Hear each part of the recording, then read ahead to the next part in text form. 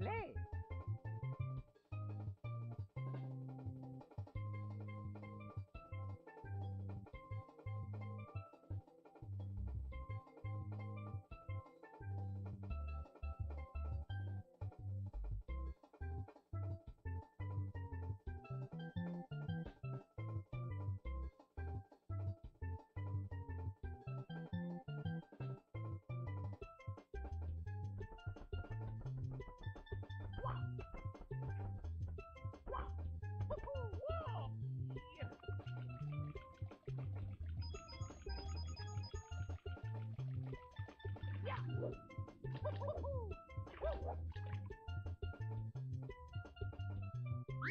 Press start to play.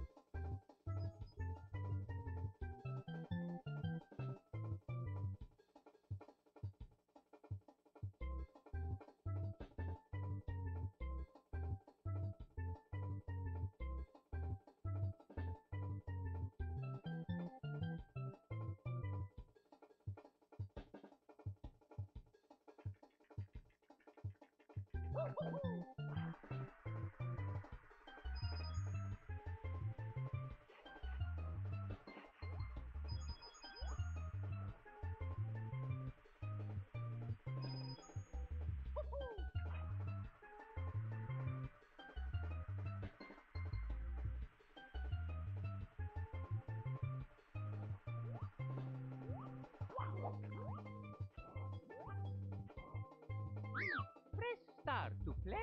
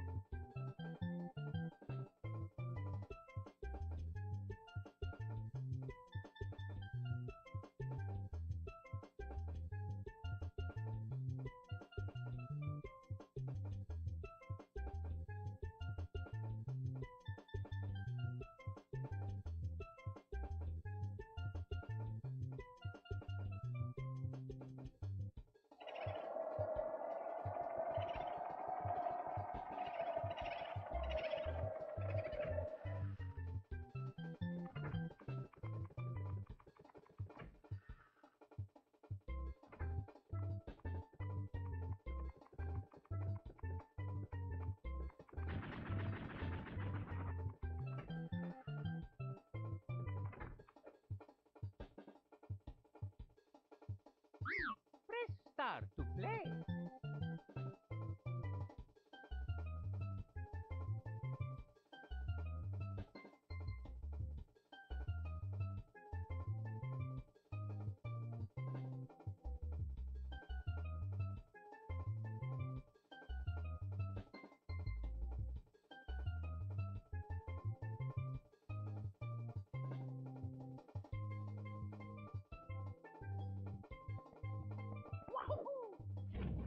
Alright, what's up, Black Raven? What is up? Start to play. Okie dokie. Oh, there's not much to go on today. So I probably won't have too many rants. If any at all.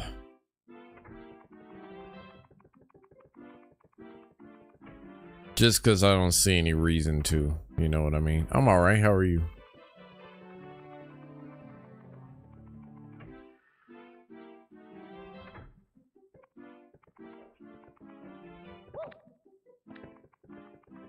Did I complete everything here? I might have. I got that. Got that.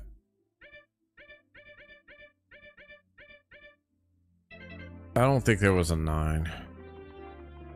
Tever.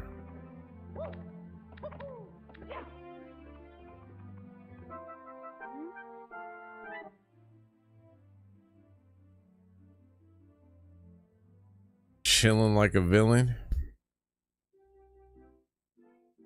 I mean, that's basically what it is today, isn't it?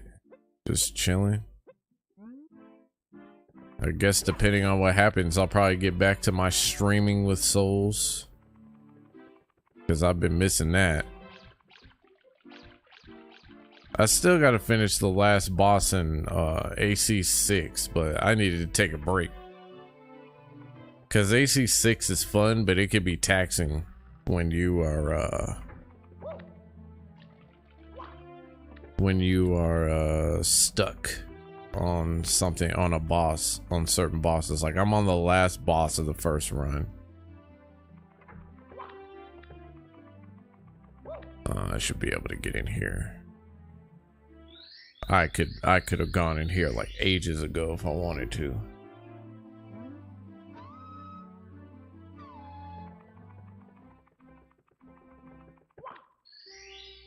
Oh, that's right.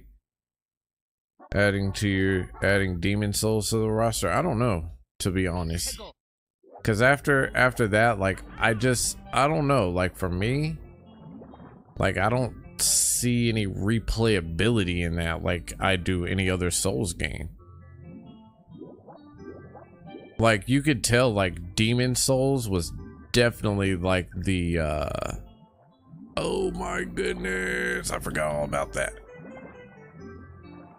You could tell Demon Souls was like the prototype of what was to come, if that makes sense.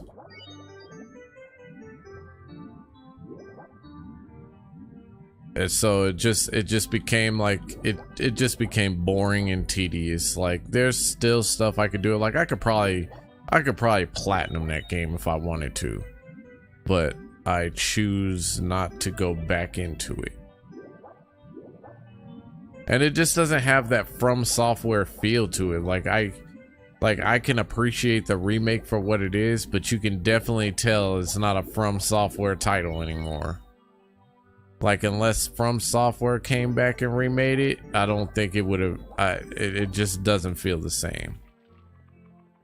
Like I appreciate what they did as far as like putting in the actual details into that game. But goodness gracious, man, if it ain't it's just not. I don't know. You could definitely feel the difference. That's all I can really say.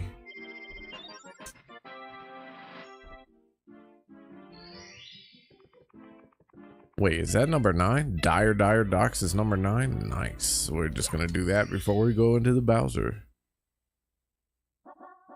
Chests in the Current. This is one I suck the worst at. I suck so bad at this. And then amidst all the like Starfield stuff going on, like that stuff's getting old now, so it's like it's no point in covering it anymore. Like you already know where my stance is on it. Like I don't intend on getting it. I am okay. Like even though I could hook up the Xbox right now and download it, I don't intend on playing it ever. Like I don't see any point in doing so. Oh my gosh, the current's gonna suck me in.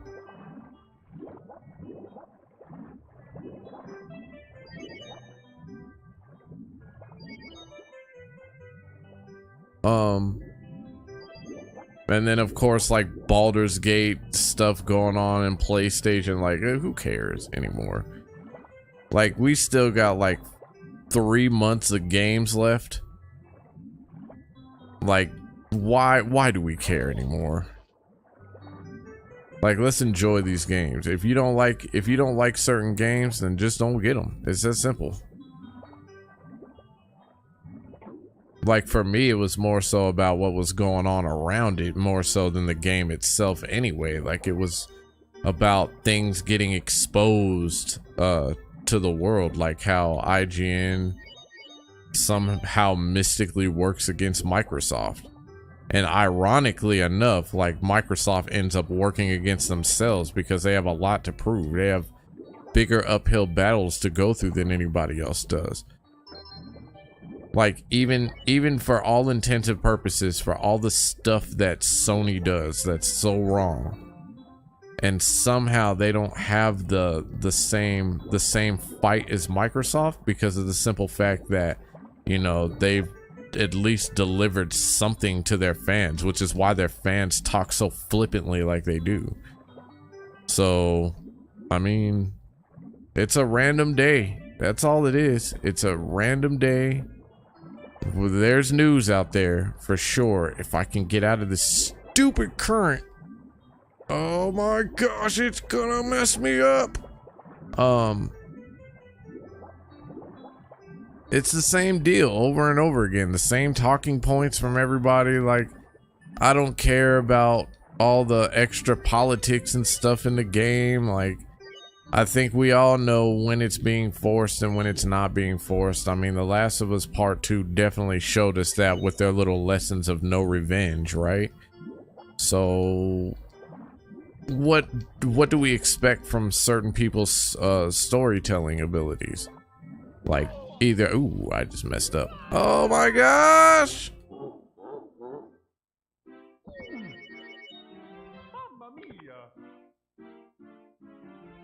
I can't believe I messed that up that bad.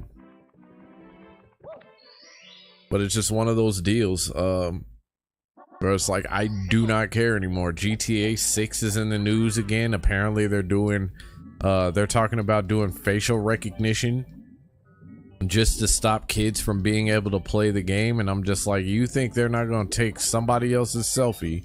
Because that's the way they plan on using facial recognition, is to take somebody's selfie and determine whether or not they're old enough to play the game. If they're not, then they just get locked out of it. And it's just like, I think it's too easy to get around that. You're better off just letting the parents handle that one. Uh-oh. So yeah, not too much in the news today. Just want to chill. I mean, there's some stuff, I'm sure, but it's gonna be a lot of Starfield talk, that's for sure, and I'm kind of over it. I'm over the Starfield talk, especially when we got great games still coming out, and it'll ultimately be overshadowed.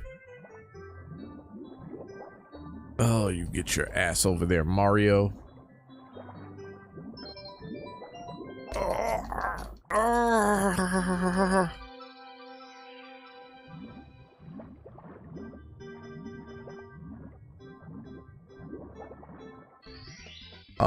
Right. There's AI, then there are people with baby faces that will never be able to look old enough. I don't know if they're gonna implement AI into that though. That's the thing. Like, we don't know how far AI is gonna go, to be honest. Like, there's a lot of mixed, obviously there's a lot of mixed emotions in there with the AI deal. Like, we all know that. There's gonna be a lot of mixed emotions, and it's gonna continue too. It's not gonna stop. Like, oh yeah, that's right. Stephanie Sterling did step in the ring.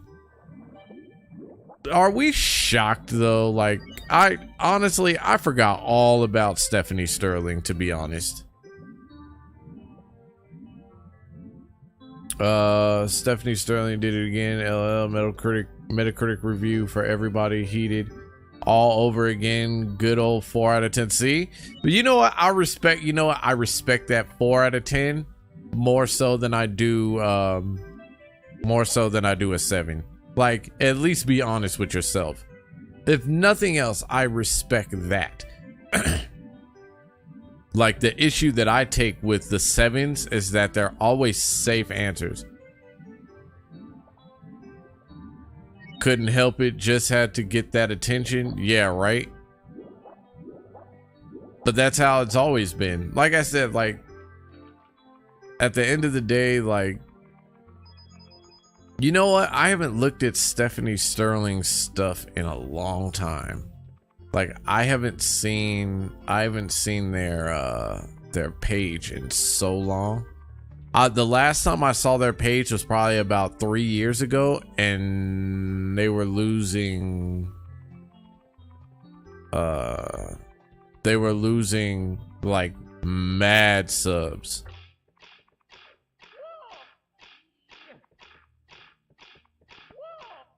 Oh my goodness, get your ass back up here.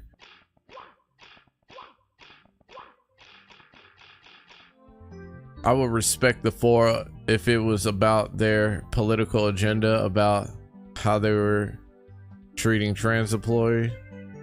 If it wasn't about their political agenda. Yeah, see, and that's the thing, right? And that's another thing, because that's so, like, when we start talking about political agendas, then we just start muddying the waters.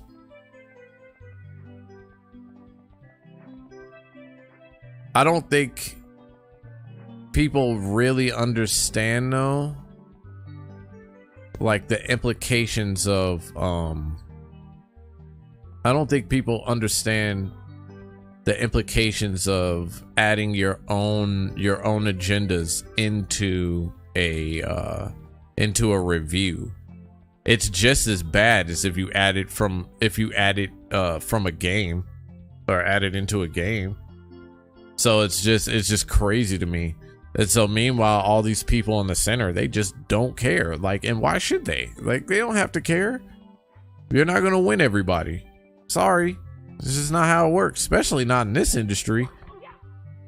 If anything, I would argue that you may end up losing people. You'll end up losing more people than you will gaining them in how you go about things.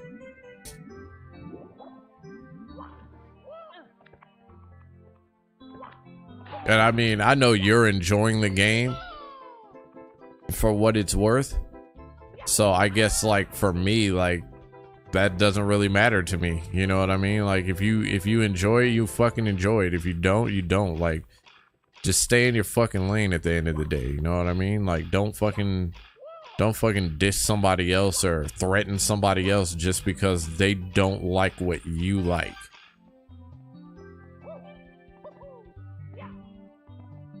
And I think that's where my thing is with that is,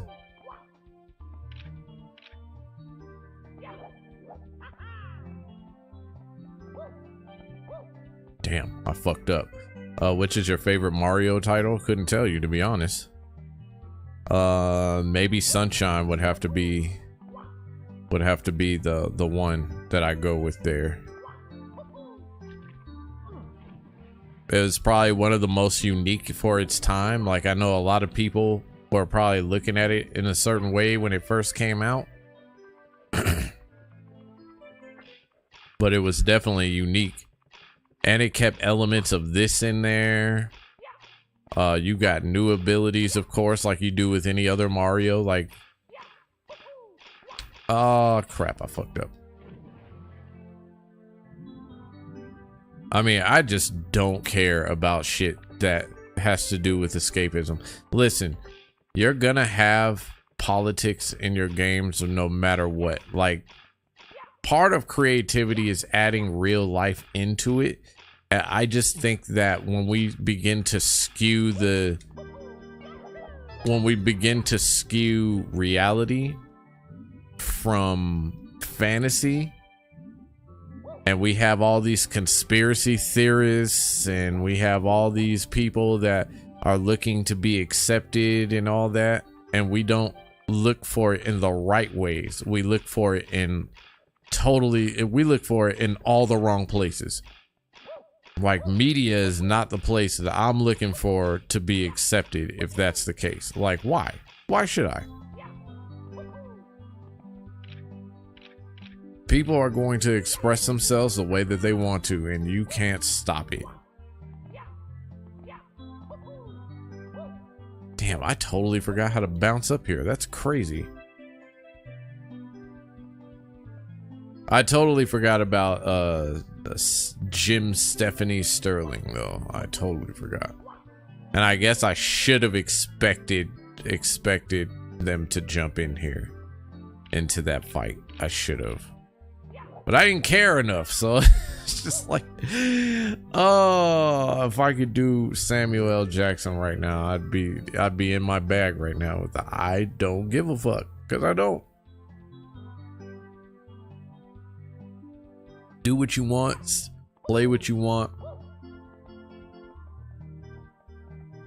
We all stay in our lanes, right? I don't even remember how to do this. This is how long it's been since I played this. This is crap. Get your ass up there, Mario. And I hurt myself.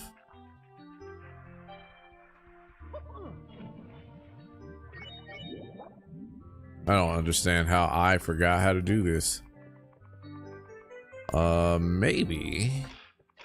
Just maybe.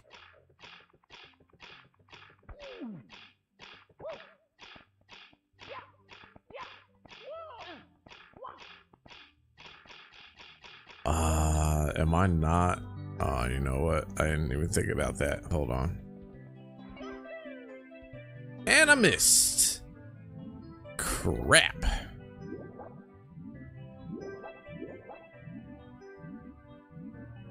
I gotta better focus this camera.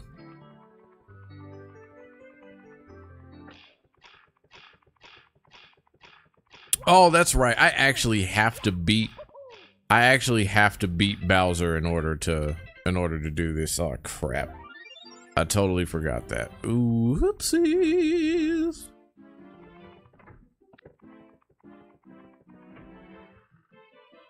But how is everybody doing? Besides all of this, all the crap that's been going on the last month, how's everybody doing? Are y'all doing all right? Roxas, how is life? How is Starfield? How is gaming period for you?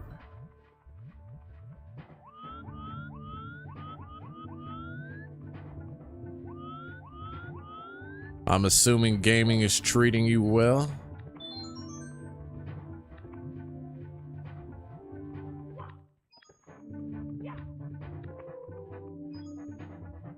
Ugh. Ah!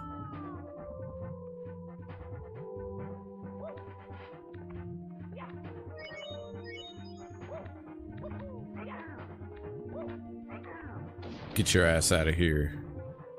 We don't play them stupid ass games.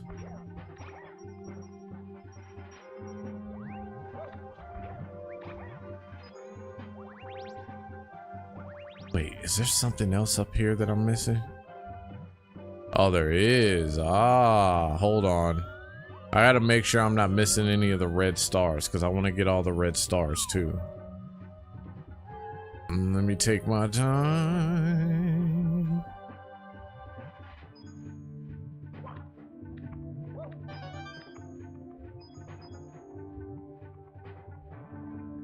Because I am not good at walking over these like very narrow paths. Like I suck at them, so.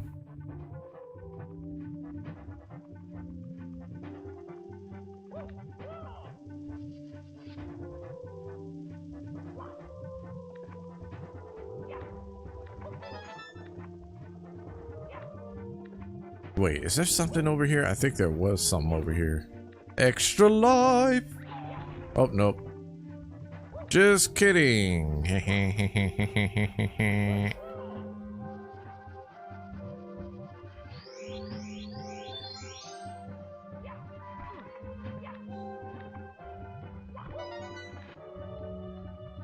Make sure there's nothing else over here. Fuck. Oh, shit.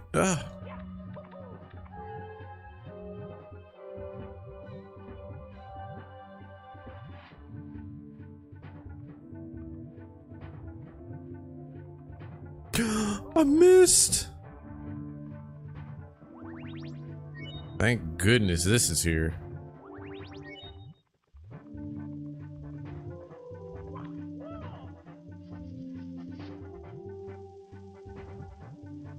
Make sure I don't miss.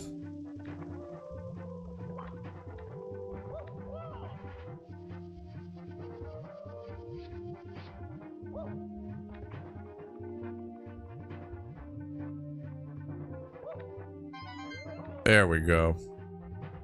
There we go.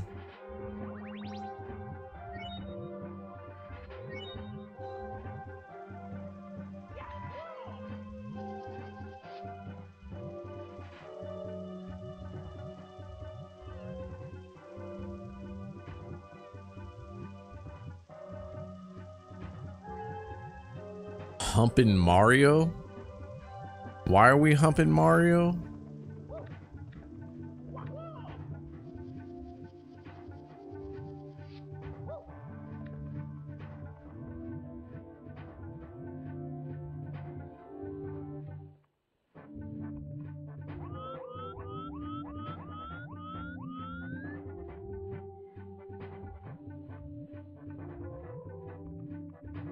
Ooh.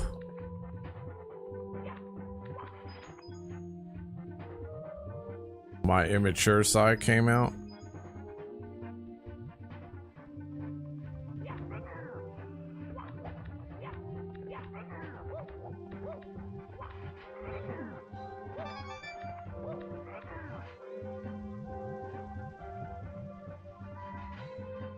He was humping when he was climbing the pole. Oh.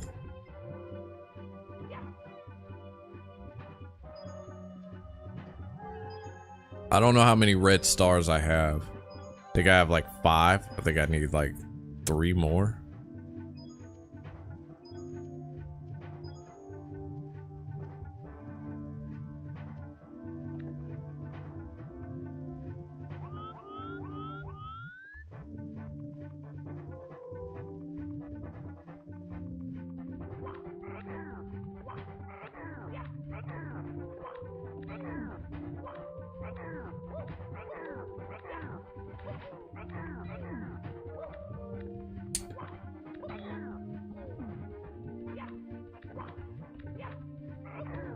I hate the bullies.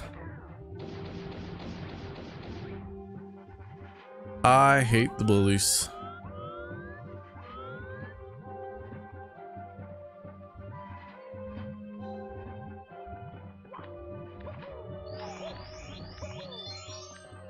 I gotta make sure that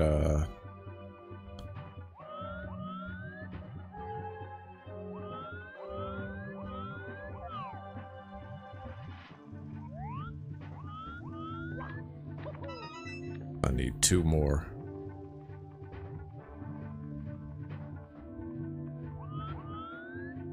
What is that? Is that Bowser's little place? I think that is.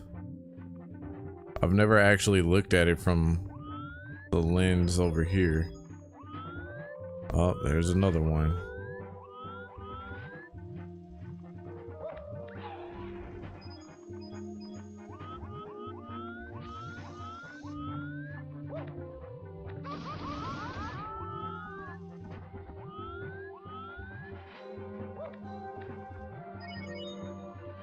Close.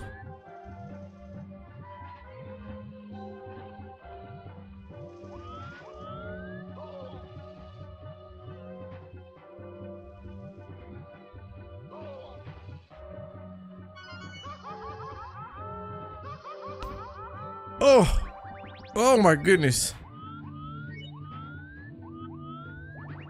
All right, I gotta sit in here for a second. I get these hearts up, man.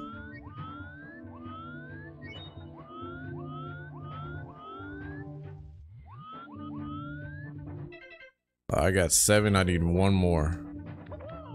Oh my goodness.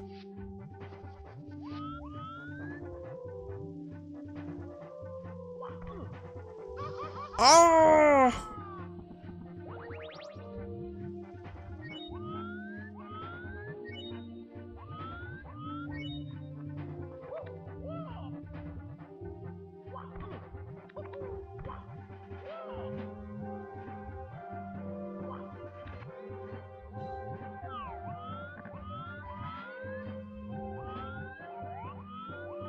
How much you want to bet the last one is underneath here?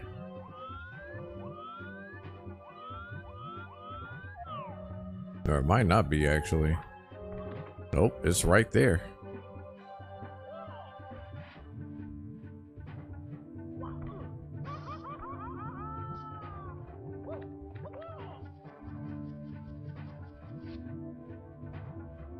All right, here we go. Last one.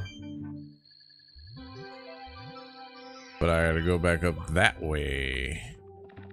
Oh my gosh.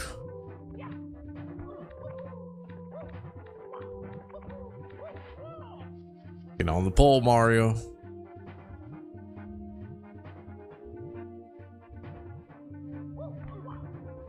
There we go.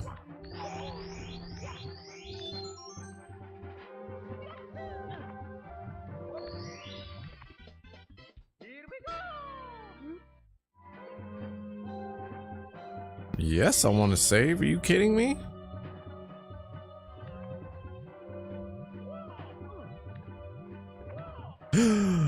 You bastard. All right.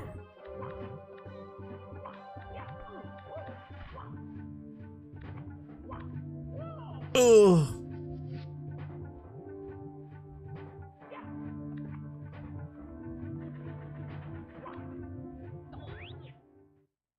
All right, here we go.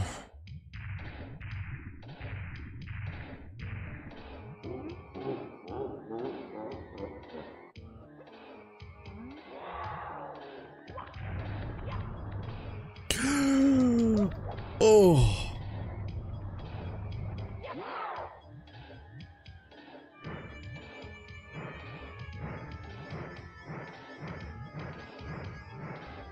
Bye-bye. Nope, I didn't get it. Oh.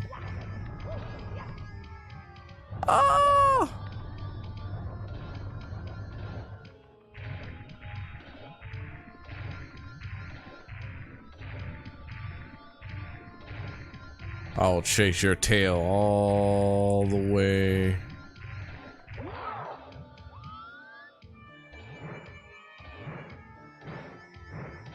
Bye-bye. Damn it. I'm really terrible at this aiming shit here.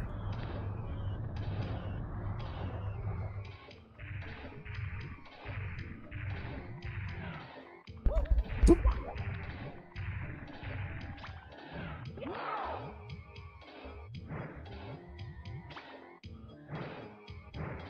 Damn it. I fucked up again. Ooh.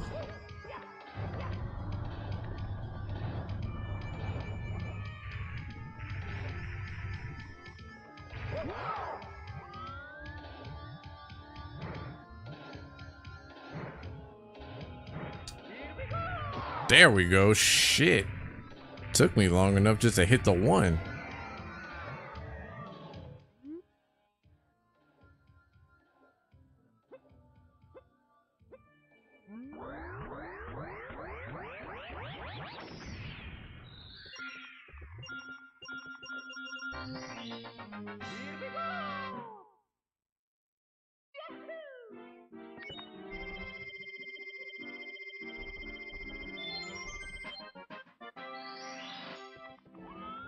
All right, let's finish this. Let's do this one. Thank you. Now I gotta hop some more poles, baby.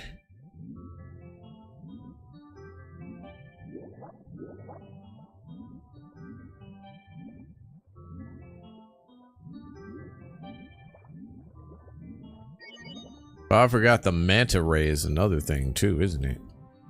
Oopsies.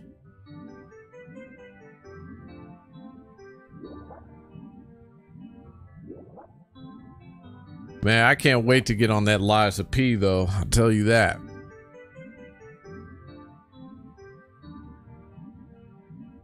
But I got another like 2 weeks till that drops.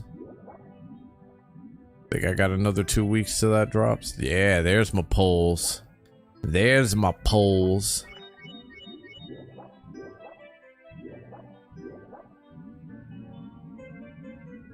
There's all my poles right there.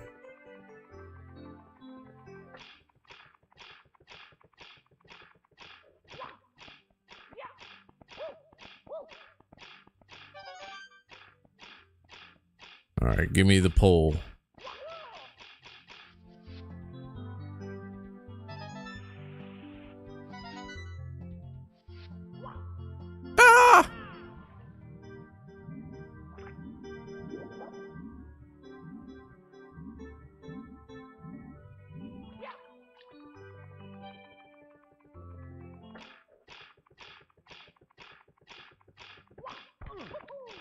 I feel like tomorrow is supposed to be a Bloodborne day. Crap! I think tomorrow is my Bloodborne day if I'm not mistaken.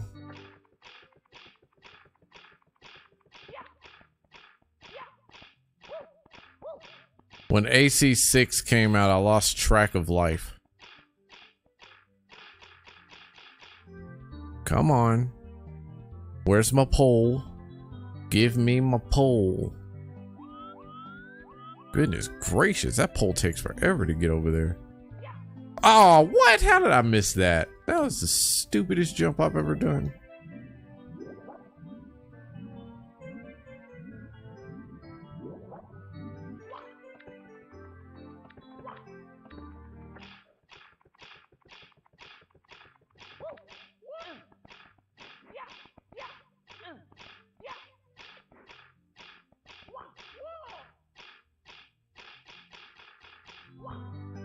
How do I keep doing that? You know what? I need to adjust the camera.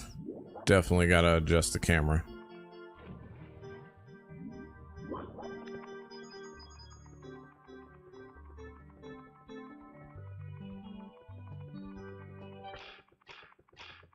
I have got to adjust this camera.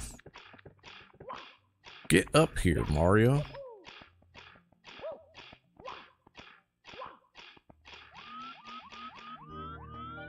There we go. I think that'll help me out a whole hell of a lot. And then from here...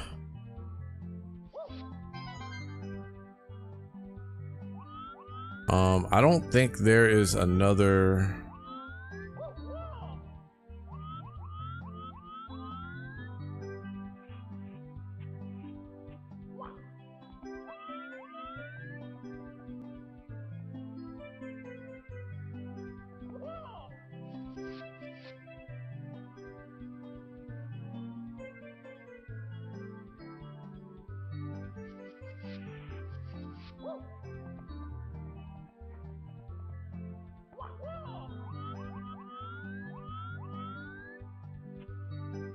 Oh, there's my next pole.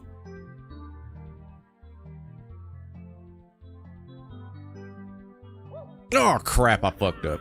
Whoopsies.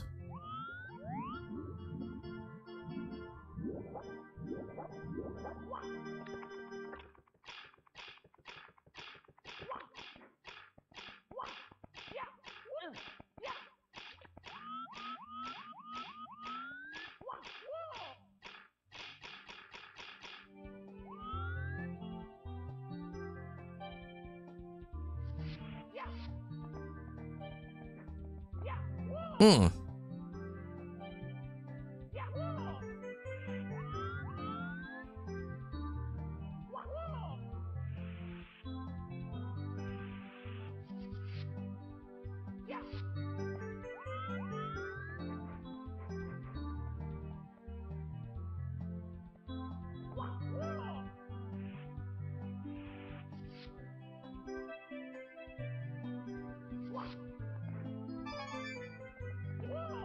All right, how far?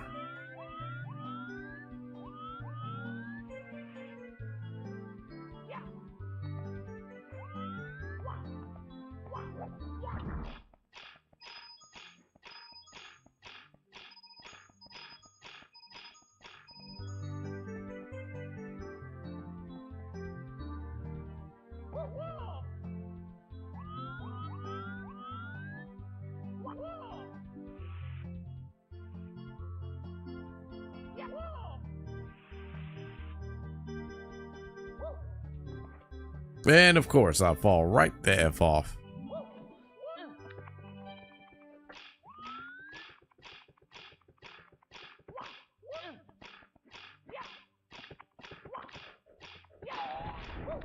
Oh, I wasn't supposed to do that.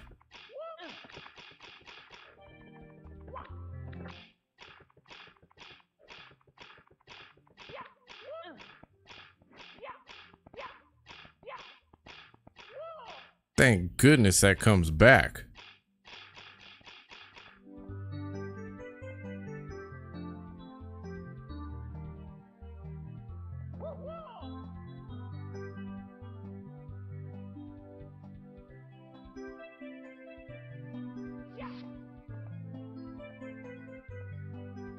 All right, this is where I'm gonna have the trouble because I gotta really adjust this camera.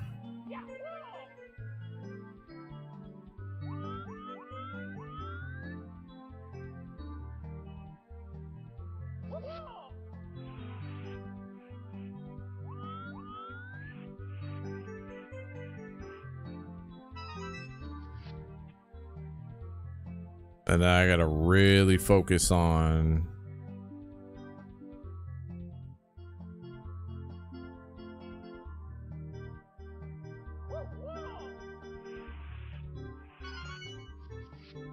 Had to focus on my jump there. There we go.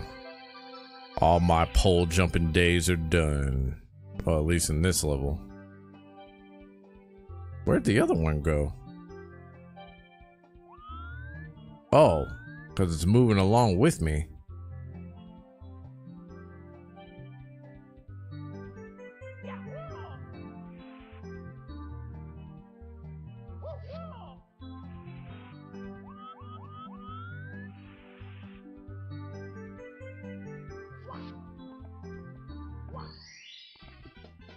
Here we go!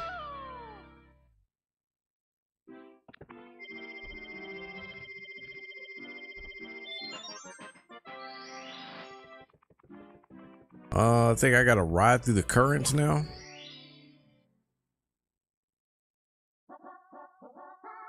Let's go!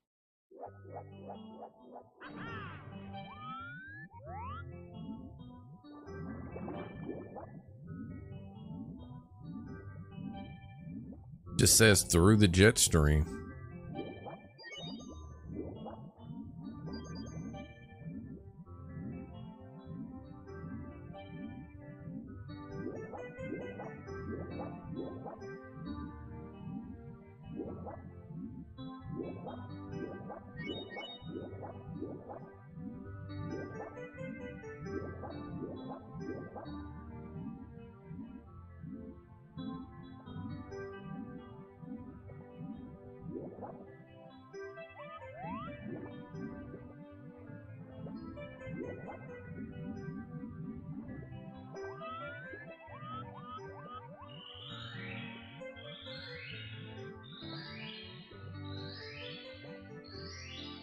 Oh, sweet.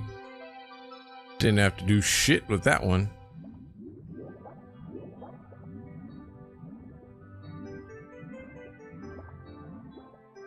Of course, I'm gonna need my Metal Mario to get this one. That's gonna suck.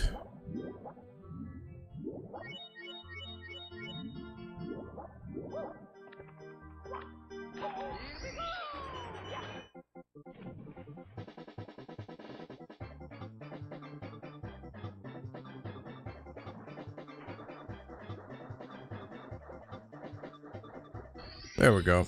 Here we go! And then the next one I gotta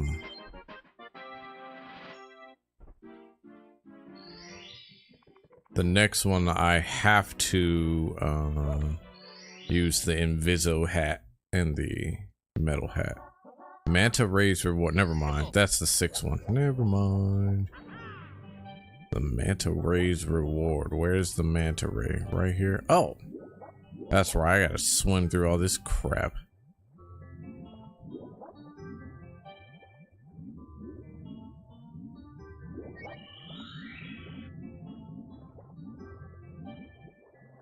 Oh, I missed.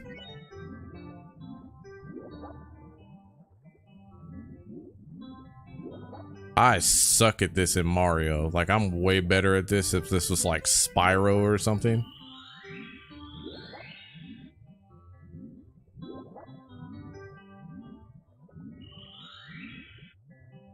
Because I gotta hit this shit like 5 times, I think.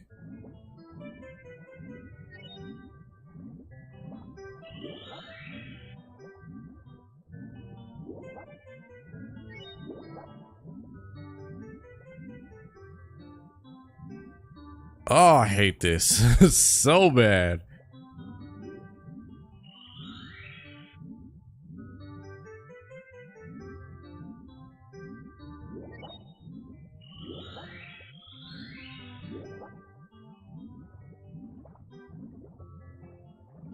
Oh my goodness, and then I got caught in that stupid jet stream a little bit. Oh, why?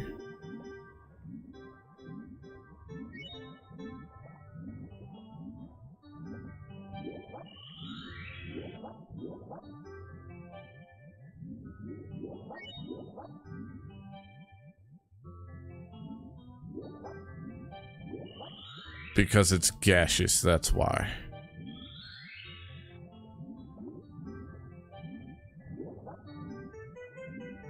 How am I missing that, though? That's...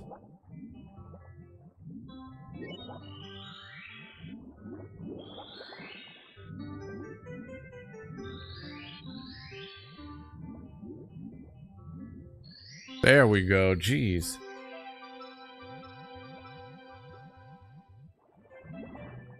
It's because it's got gas, that's why. The manta ray is flatulating and I'm supposed to just swim right through its flatulence.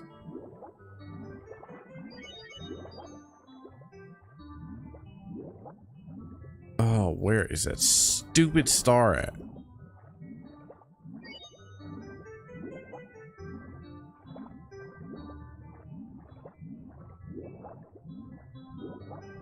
Oh, don't GG me yet, because I do not remember where this fucking star is. And it's gonna drive me up the wall trying to get to it. And I'm gonna be mad because I have to go through all that crap again. Just the camera. Thank you. It's right there. Goodness gracious.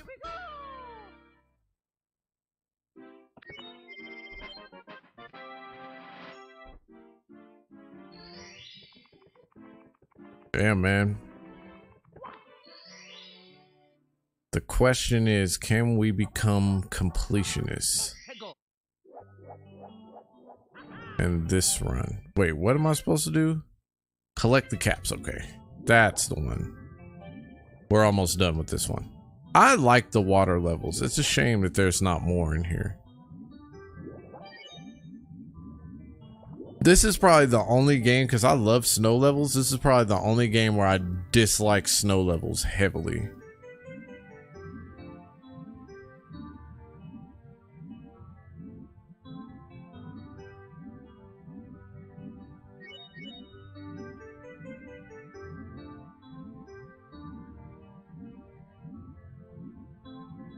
All right, come on.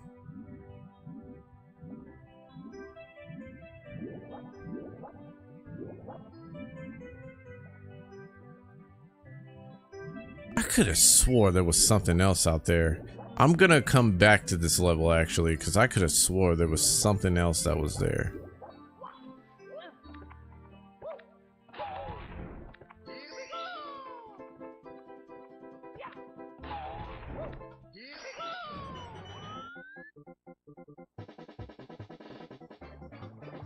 Oh, I hate how long it takes just for him to get down here.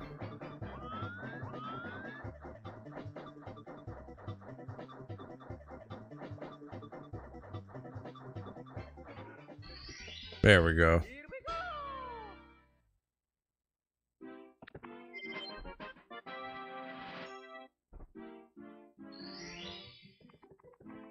But I could have swore there was something, and maybe this just leads me back to the outside, I think. If I'm not mistaken. Reach Bowser sub! Even though Bowser sub shouldn't even be there.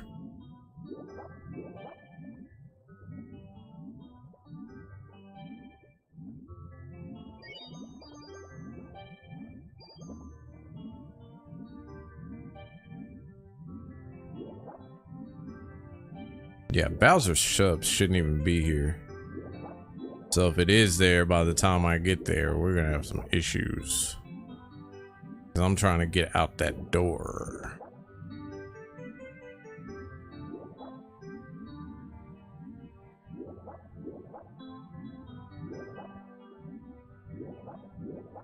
There we go. Alright, so the sub isn't there. Yeah, this just leads me outside.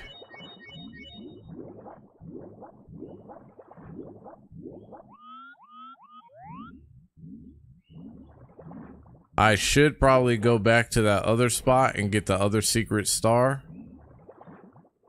But I'm gonna save that for later.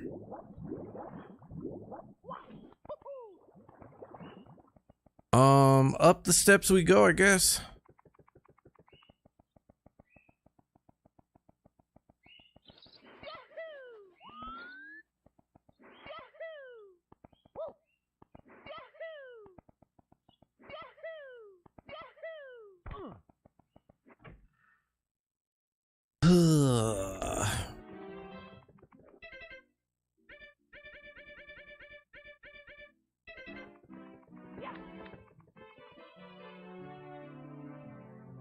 Wait, isn't that door over there like one of the ones I couldn't get? No, that's the first Bowser, right? If I remember. Very hard to remember this stuff after a little while. Which one is this one? Is this 10? Tell me this is 10.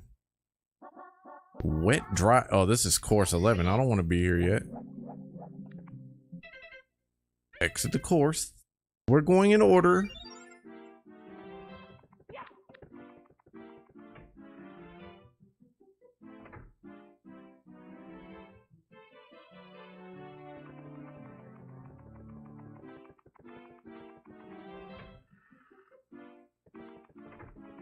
I don't even remember where course 10 is.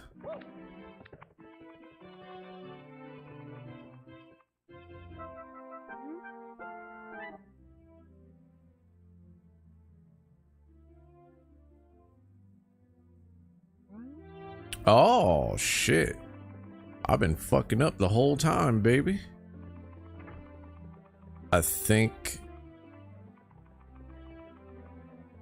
Which one is course 10? Is this one course 10? Yes. What does it say? Snowman's big head? Alright.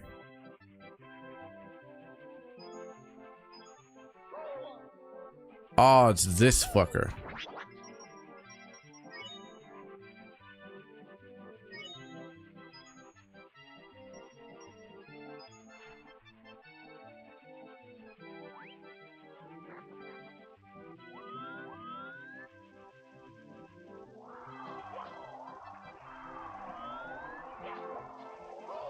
Ow.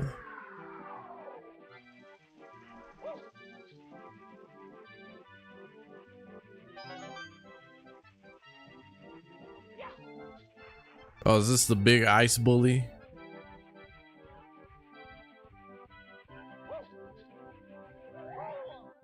Oh, I'm about tired of these purses.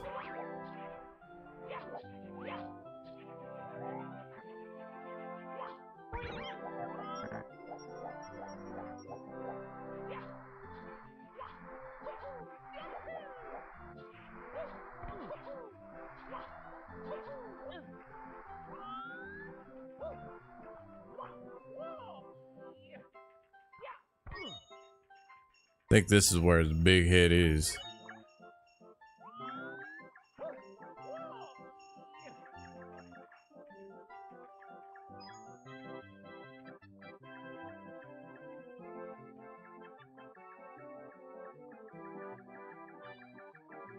I gotta hide behind the penguin.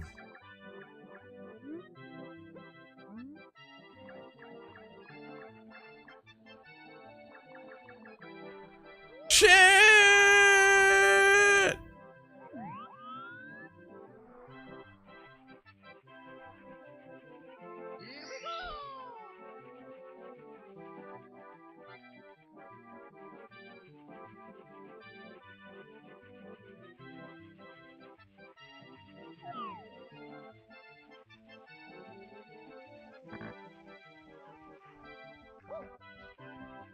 Don't want to get cool. That's the purse again. That stupid purse. Gotta love it.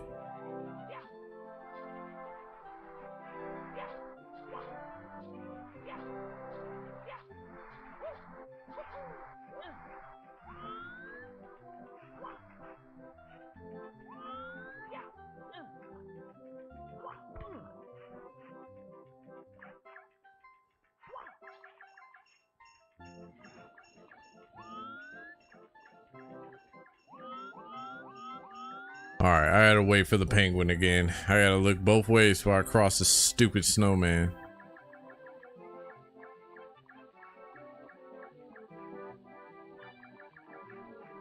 Oh no!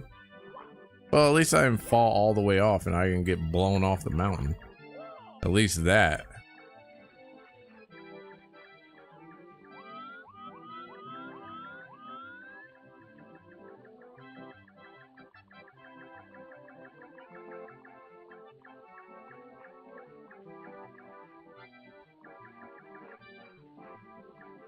Oh, it backed up! No! I didn't expect it to back up.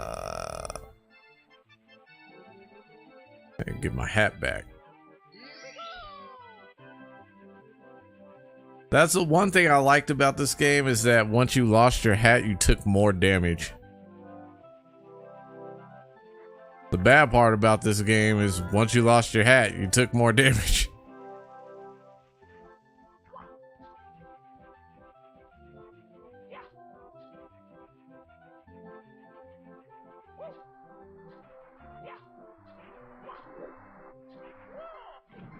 Get your ass up.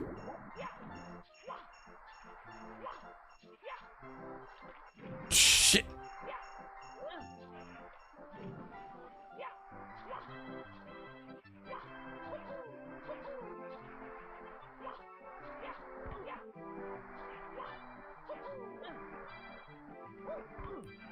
All right, goal. Oh my goodness. Get.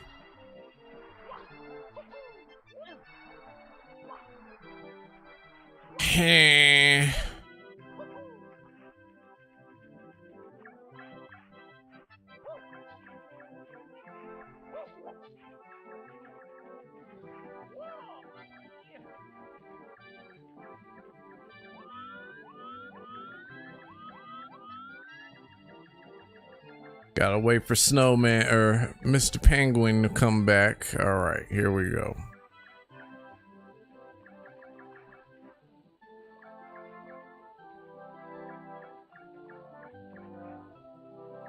Oh shit, he moved so fast.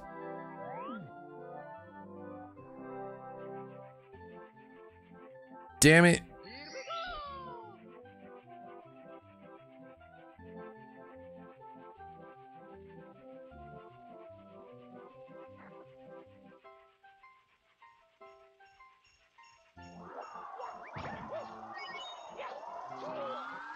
Wait, what is blowing me over here? It's just that random breeze, I guess.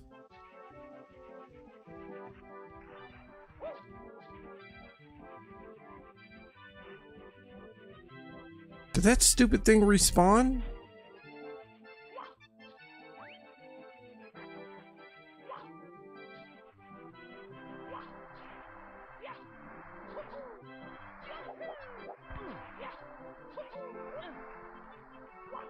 All right, let's try this again.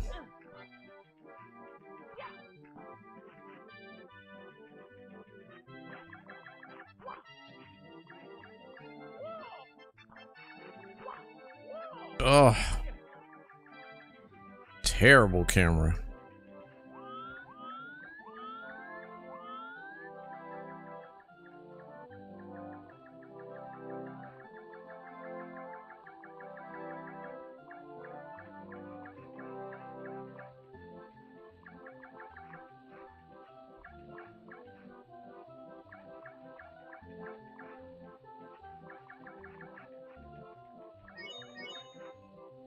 Don't blame the penguin. He's innocent. Screw this penguin. No, don't you do it.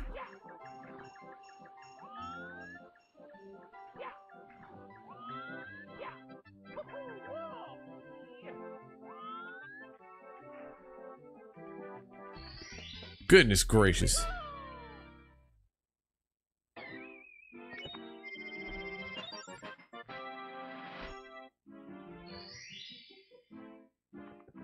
All right, so check me out, man. I'm curious. And because I'm curious,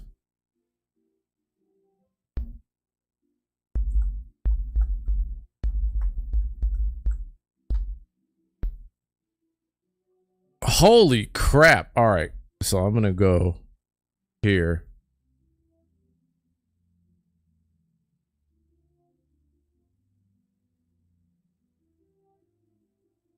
So this is Jim Sterling's channel. Now, Jim Sterling, if you are not familiar, he used to have around a good solid 920, probably a little bit more than that. And it just looks like he's gone down over the years in subs. Last time I checked 3 years ago, he was down, or she was down. But yeah, she was down to like 8 something. And now it's like 7 something. This is nuts, man. I'm curious. Like, I wonder, you know what I miss? I miss, so I miss the fact that you used to be able to see the like to dislike ratio. And I don't know when this came out. This came out like 4 days ago. I'm very, very curious to see what Jim Stephanie Sterling has to say. Older than the trees, younger than the mountains, blowing like the breeze. Country roads, take me home to the place. Wow. I belong. I don't think I need to see all that.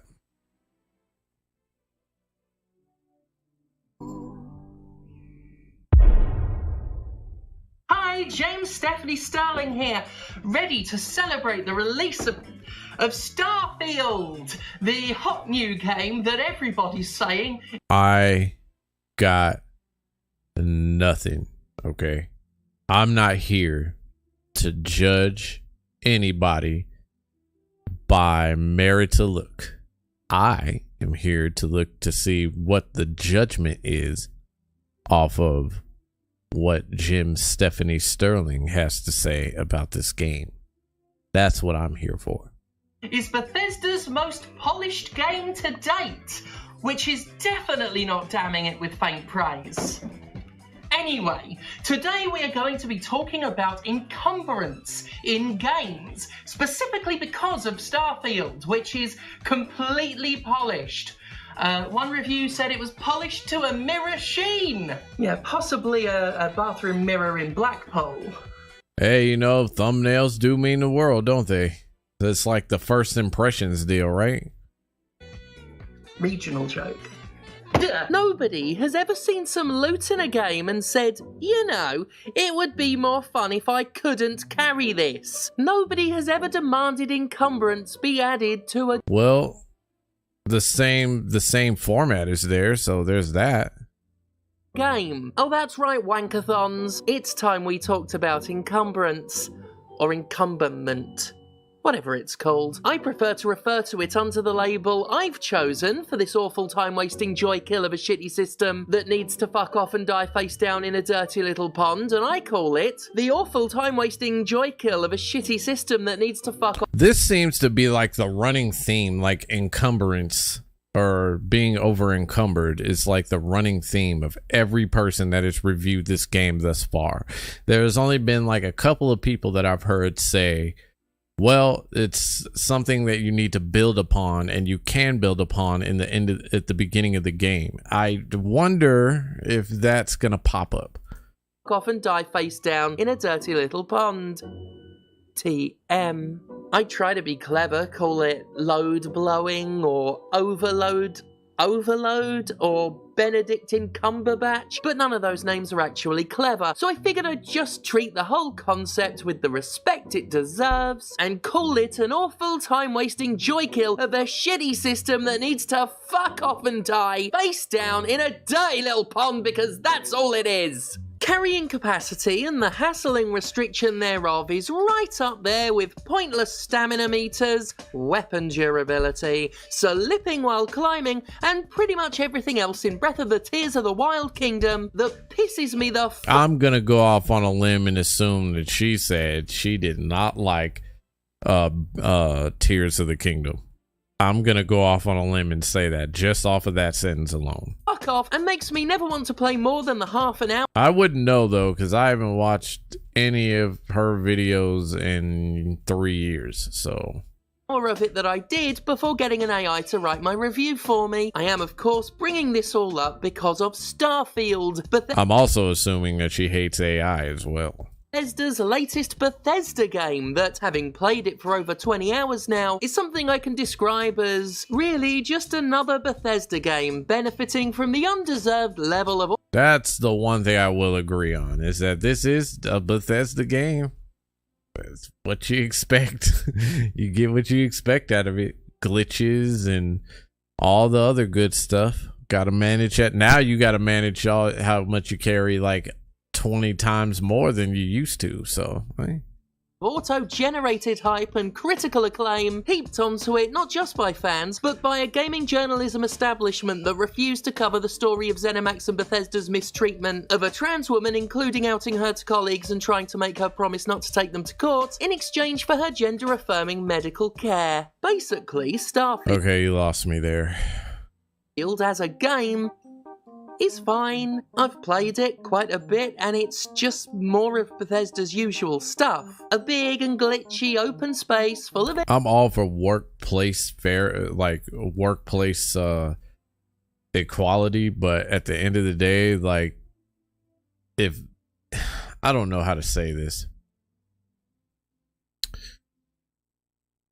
that stuff shouldn't be brought into the development, though I would argue it might have an effect on development depending on morale and stuff, for like morale purposes and all that.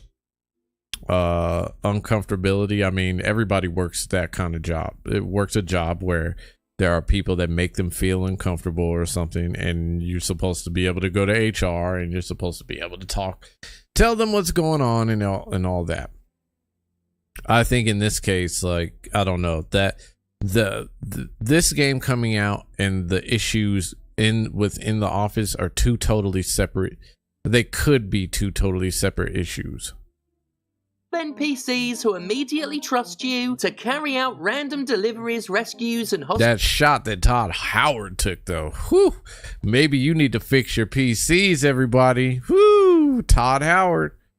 Negotiations, because they know that you're the protagonist of a world that feels like it's made out of cardboard and populated exclusively by automatons. Outside of its size and some graphical improvements, it feels like there's been very little evolution from Bethesda's other games, with so much atmosphere, gameplay, structuring, and even some assets seen as far back as Fallout 3. I really do mean, for both good and ill, this is a Bethesda game through and through. Only this time with gameplay features merrily borrowed from No Man's Sky and layered with overcomplicated and underexplained mechanics that mostly serve to get in the way of the fun. Oh, and there is fun to be had, rest assured, just because I'm not one of the millions who miraculously and conveniently forget how inept, untrustworthy, and odious Bethesda is the moment they release a new game doesn't mean I can't do my... Okay, you're just whistling the same tune that most people that have reviewed this game have, so I don't really care. But that's a lot of subs to lose. Oh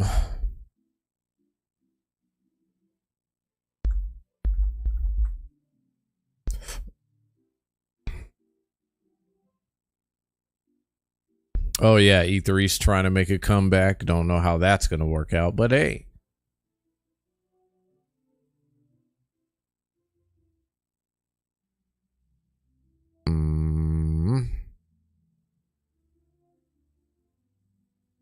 What is this? Well, when Todd Howard said that Starfield is going to be a modder's paradise, I was excited, but I don't think he meant what's actually happened today. This is a bit of a surprise video. I have no idea what's going on.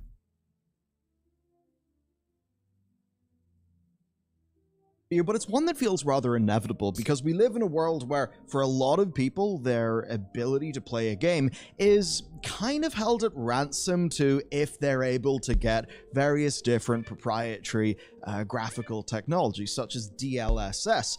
And which is a shame. That's really a shame.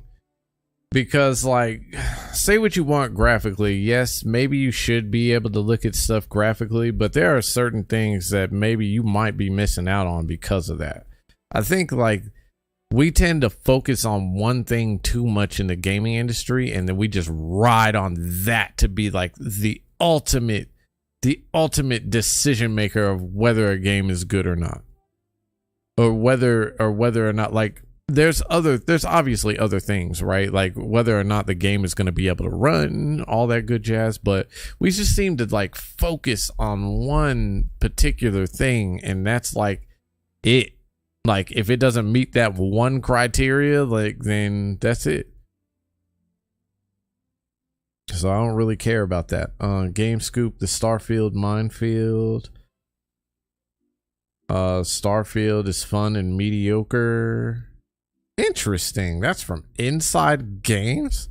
What? Welcome everyone to the Inside Games cast. It's September 7th, 2023. It's 4:02 this is an hour PM, long. which means we'll have the gamer time inside this podcast. That's very exciting. Wait, what's gamer time? It's going to be in about 18 minutes, Bruce. Oh, That's one solid minute for the gamers there. Is that gamer time? 420 is gamer time? I guess. Don't the Okay. gamers embrace 420? I mean, Not I a think thing? everybody embraces 420, I want to say. No. Yeah. Okay. All right. A moment of peace and unity throughout the world then. But especially the gamers, and especially the 420 gamers, because Starfield, of course, we have to talk about it, Bruce. It's everywhere. It's gosh. everything. It's everything. And probably the weed-friendliest game that's been released this entire year. You're totally It doesn't right. ask very much, and it just kind of like shovels goodies in your pockets nonstop. That's what I love about it, Lawrence. That's why I love it. Because it's just like, I go in and I'm like, man, Yeah, he's got mad feedback coming. Like, you need to fix that really bad. this is so dumb and so much fun. And I just sit there and like let the bad dialogue hit me in the face and let the cool like planet. I can't. What else is going on? Like, there's so much Starfield shit. I need like Starfield to like. Starfield's gonna be up in there for a while though. I could ultimately see that.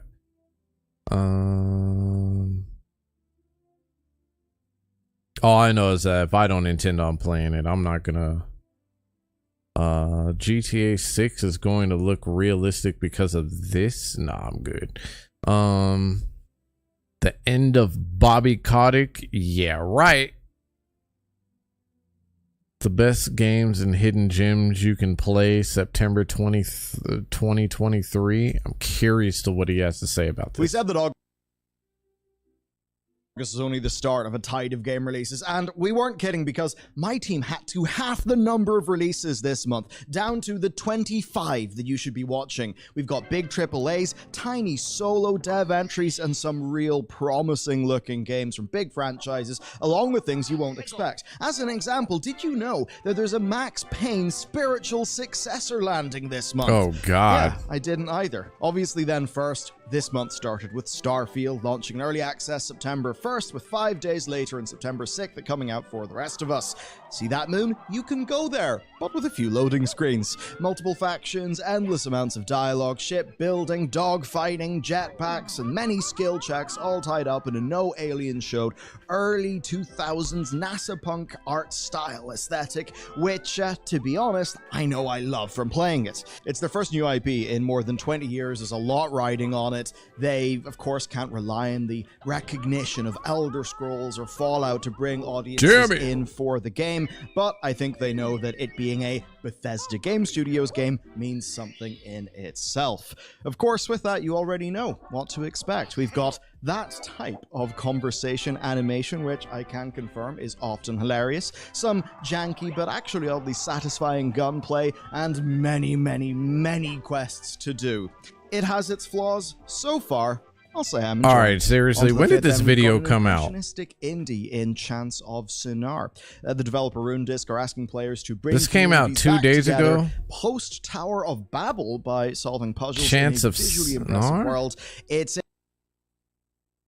Baldur's Gate 3 for PS5. Don't care. Then Square Enix brings us Final Fantasy VII Ever Crisis Oh, on the 7th. okay. This is technically another step in the Final Fantasy VII remake verse, right?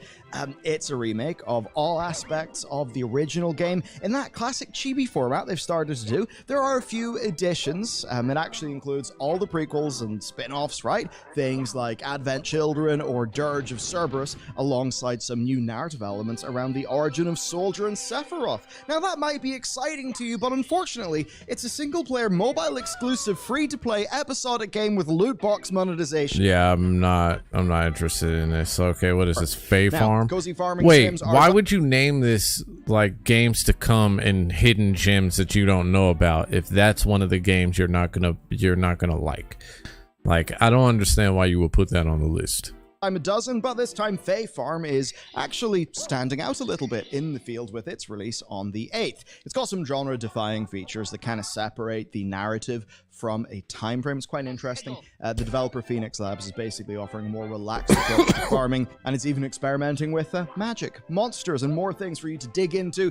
It's of course got the now genre standard co-op for up to 4 people to complete that package. Then a very different title on the 11th, Halma, a detective noir story, is a comic-style detective adventure set in Munich, fully voiced, promising detailed player-driven investigation mechanics where you're using a dedicated, like, you know, Charlie Day style pegboard to track all your clues. You're gathering through your puzzles, your riddles, and all of that. So if you like adventure games, you like doing criminal stuff, well, I think you'll really like that.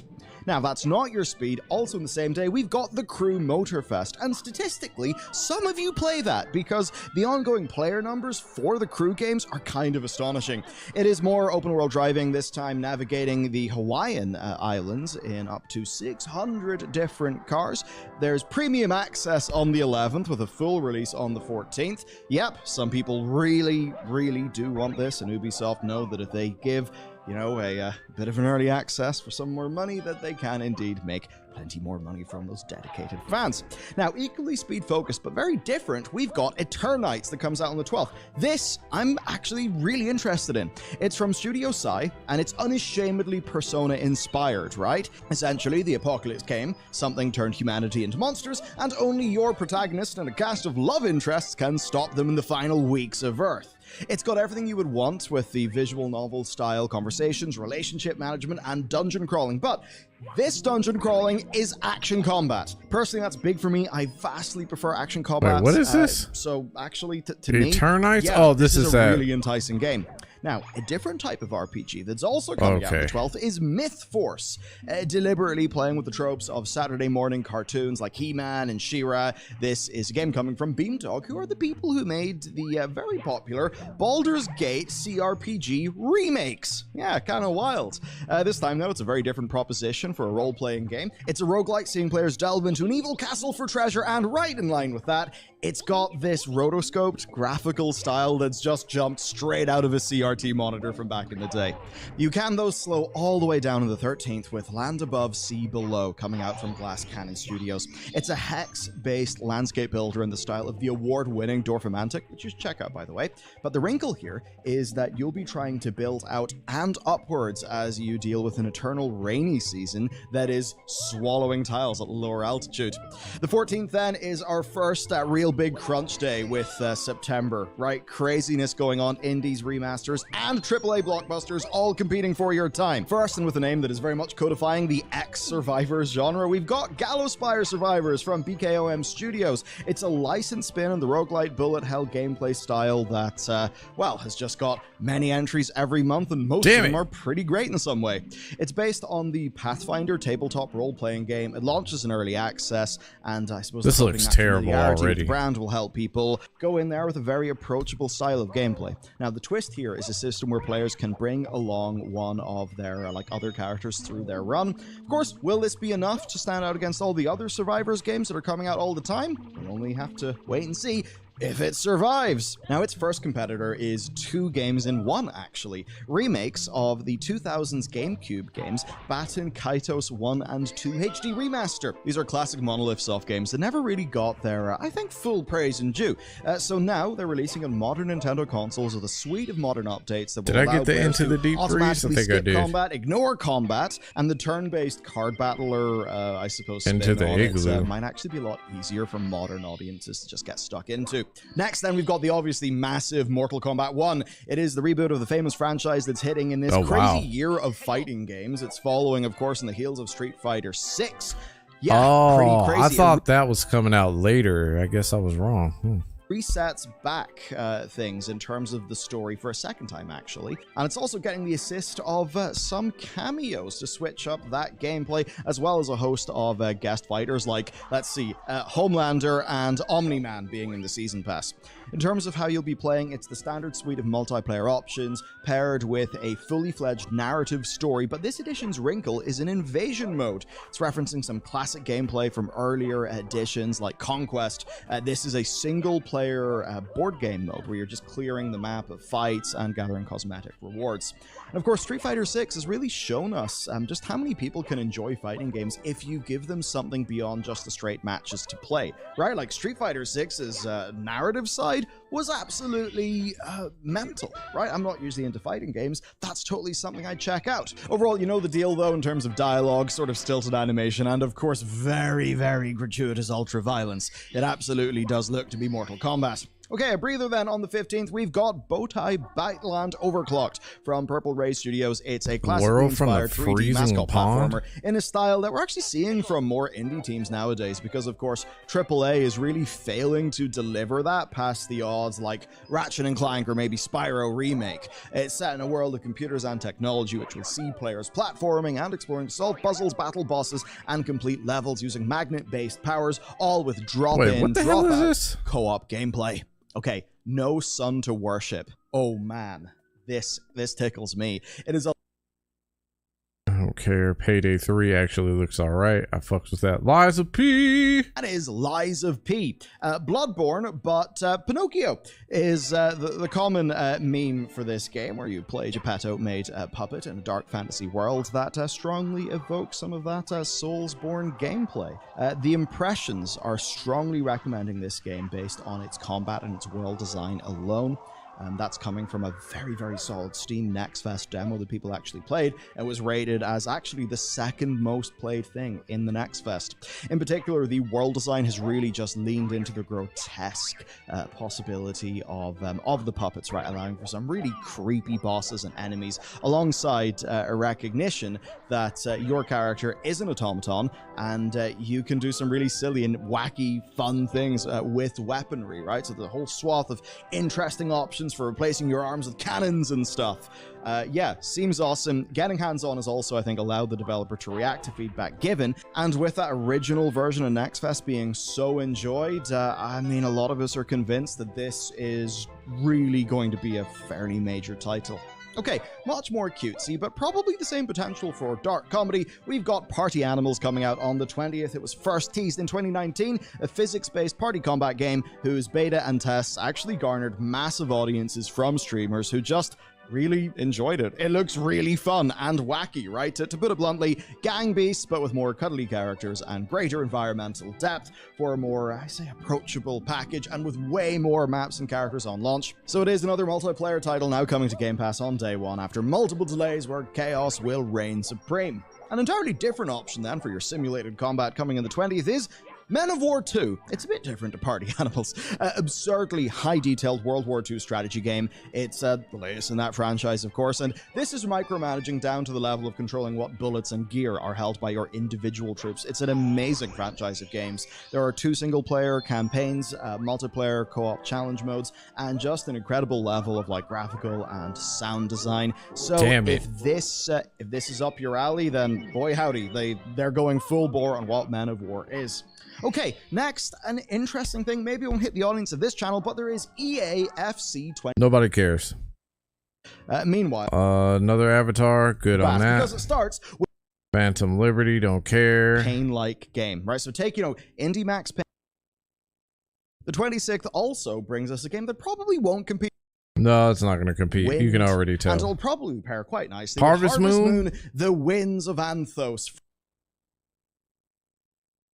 This one is a mind bender brought to you by, actually, the lead gameplay designer of Inside and Limbo. Property. And there you have it. That's us to the end of the month. The 25 games of September. All right. Great.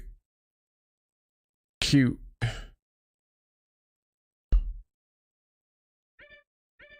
Ugh.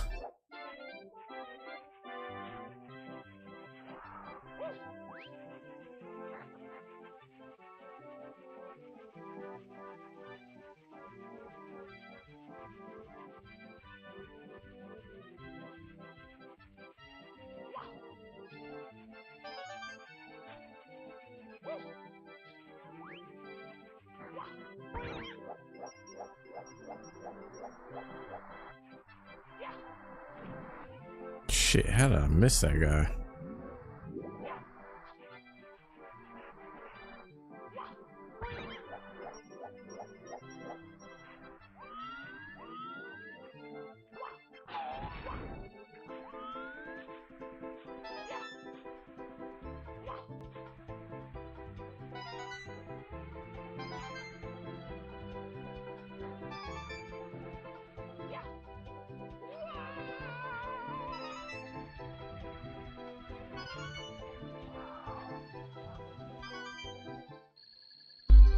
Oof.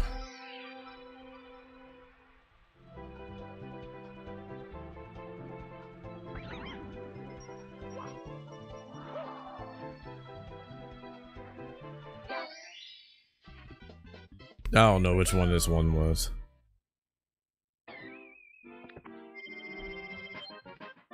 Shell shredding for red coins. All right, so then I did the wrong one. I did the wrong one, baby. Let's go.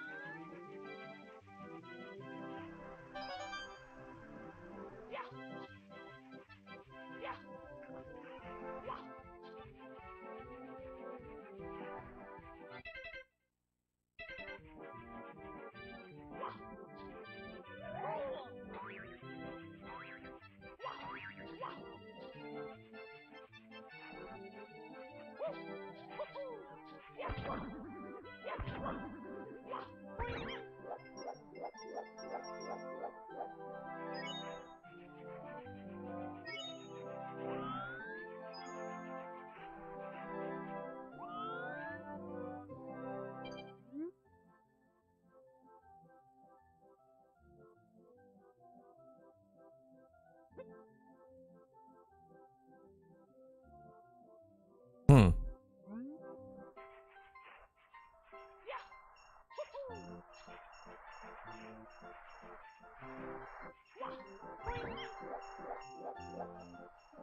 That's all it says. World from the freezing pond. So that's the freezing pond. Oh, that's it? Wow, seriously? Well, might as well. I'm glad I did the other one because that would have sucked.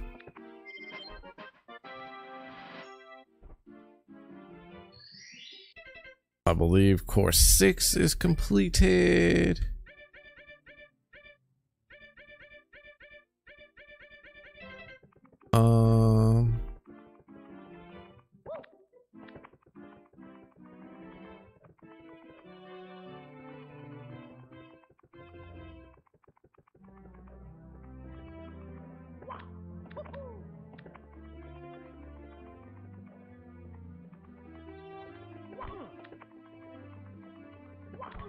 Be cool to get another one of those, but you know, that's not gonna happen.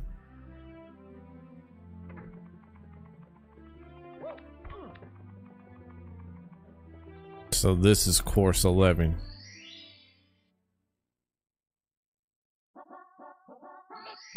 let's do it.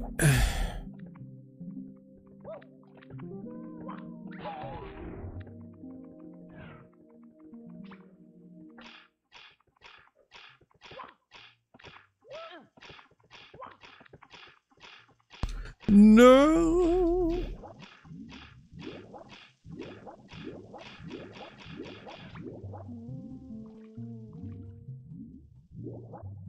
Wait, what does it say? Shocking arrow lifts? Okay.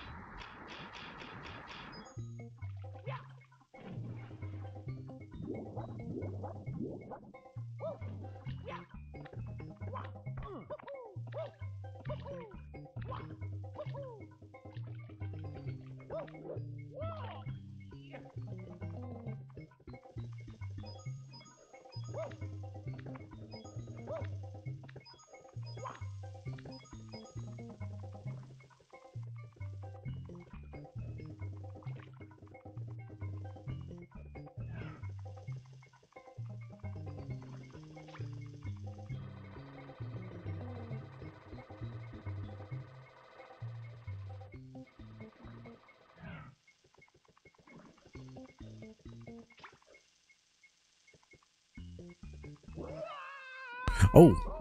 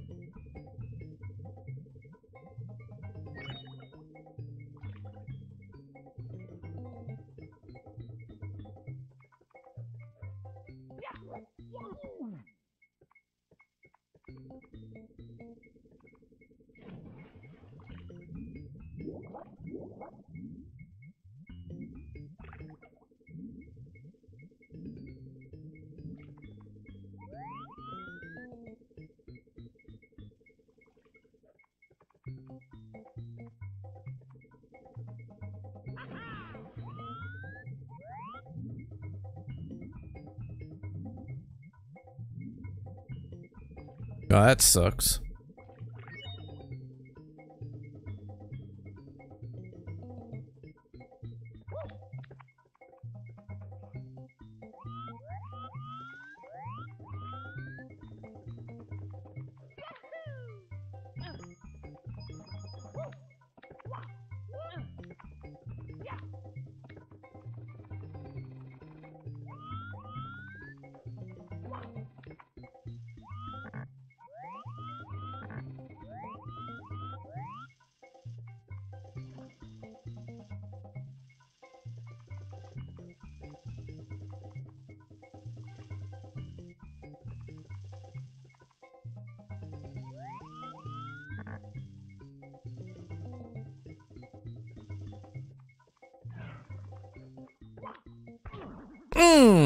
Damn it.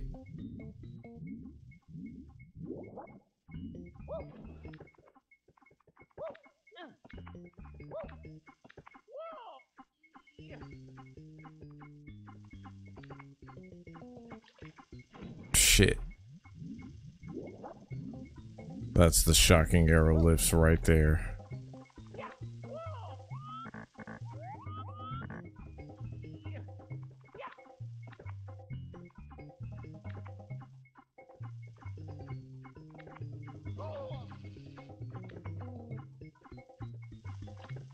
Don't care. Whoop.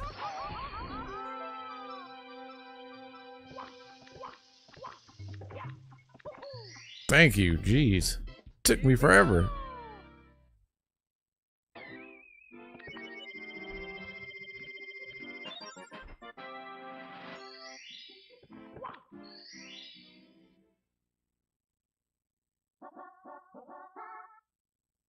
Let's go.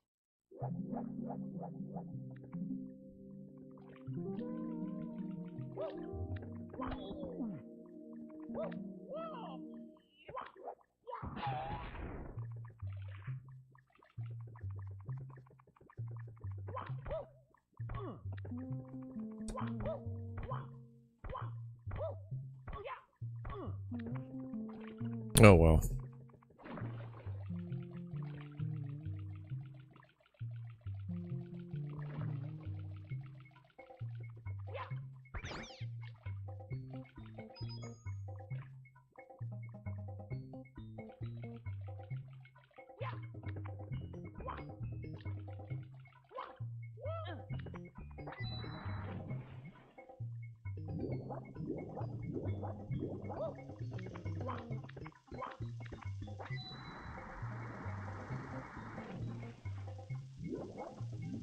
There's something I want to grasp hold of first before I do anything else.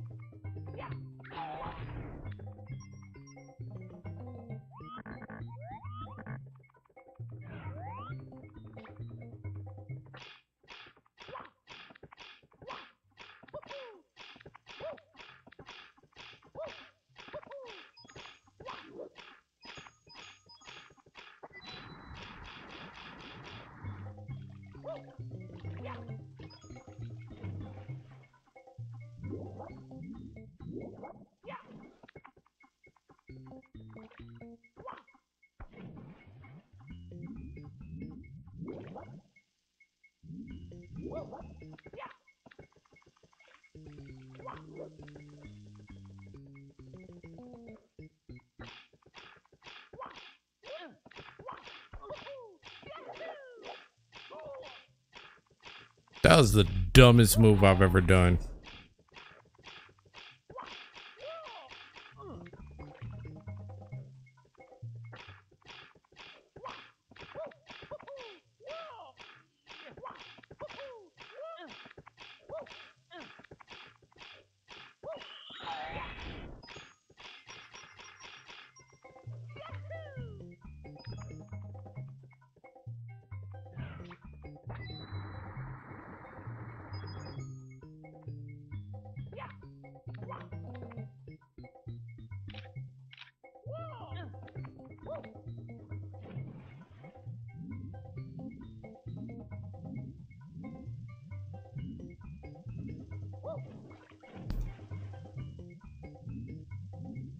Well, I guess that's not gonna happen, is it?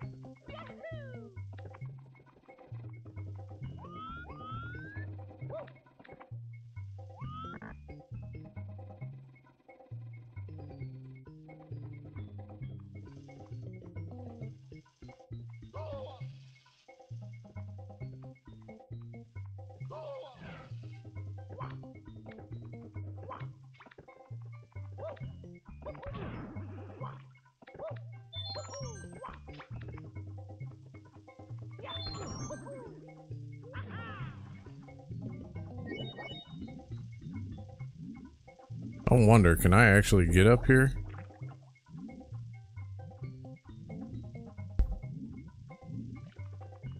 I guess I can't. Oh, but I need the... Why?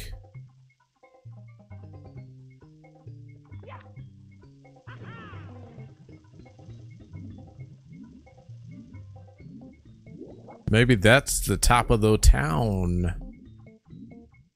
Alright, go through all that crap again.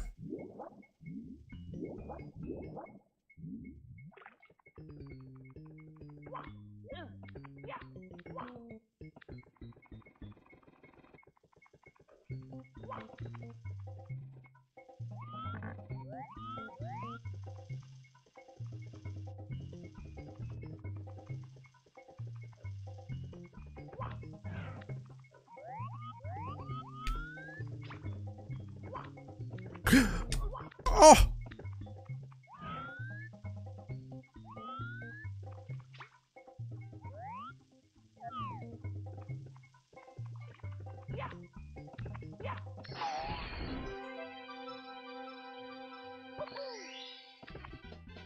Here we go!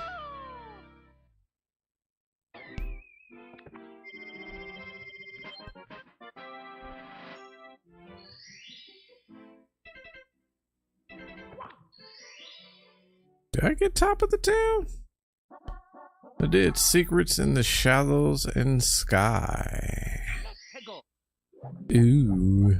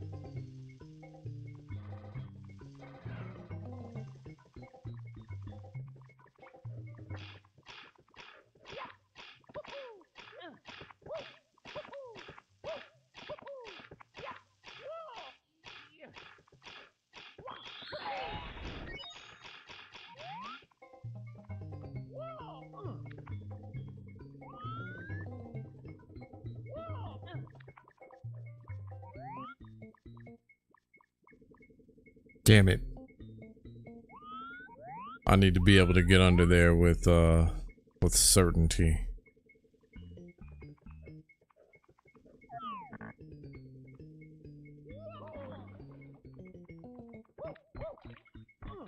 There we go. I'll take the damage if I have to. Here we go!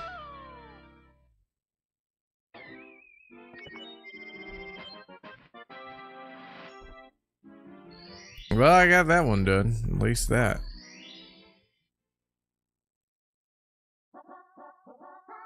And that was the next one over.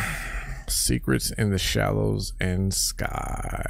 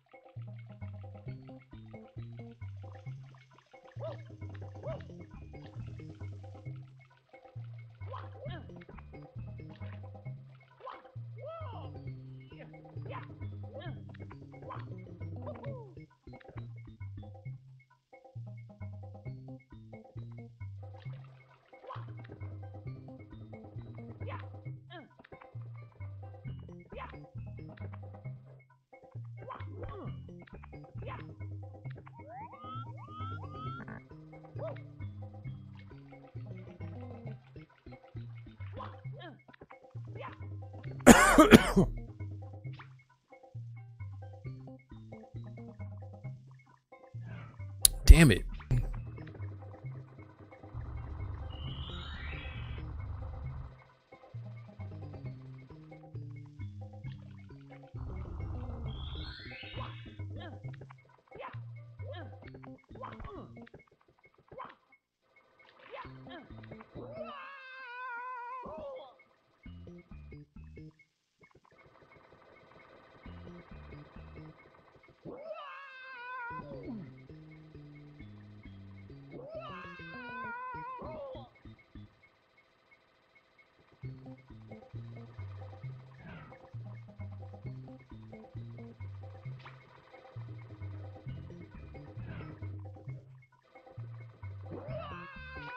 Damn it.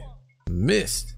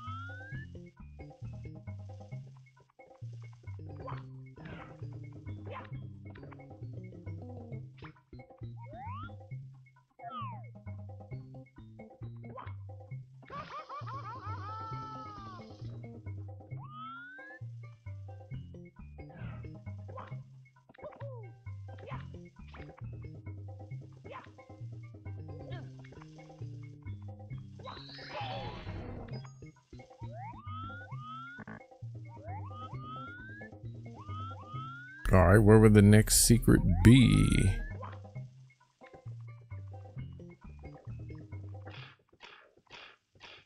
So I already got that one. Man, if I didn't save myself.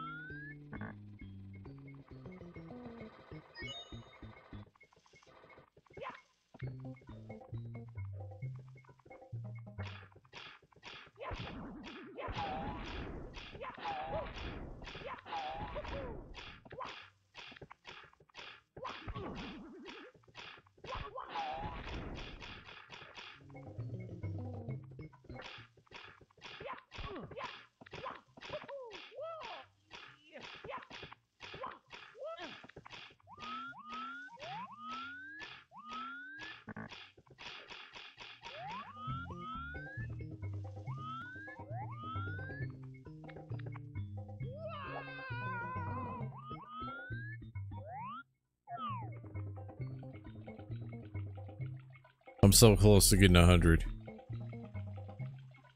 Just don't know where the fuck I'm gonna find the other 100 at, or the other 8 at.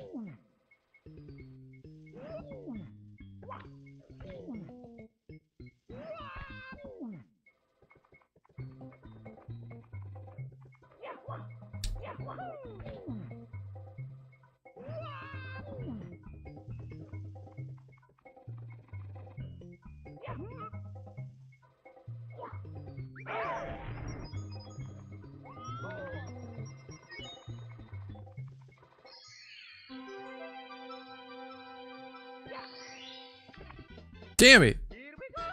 Fuck my shit up.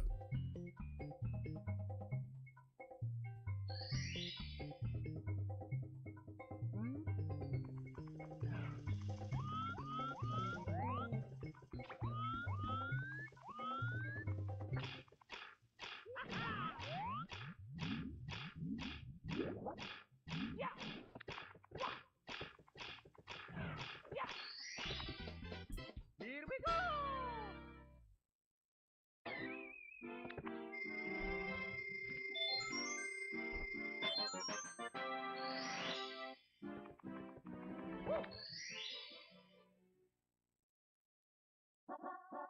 Let's go!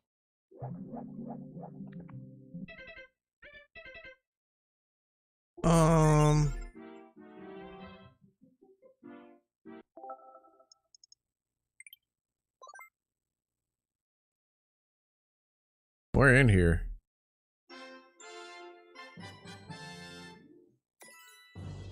I'll make sure I saved, because I gotta make sure I saved.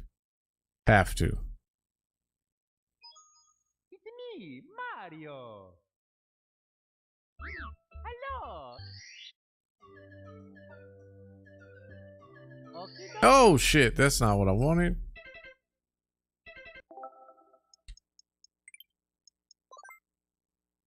Definitely not what I wanted.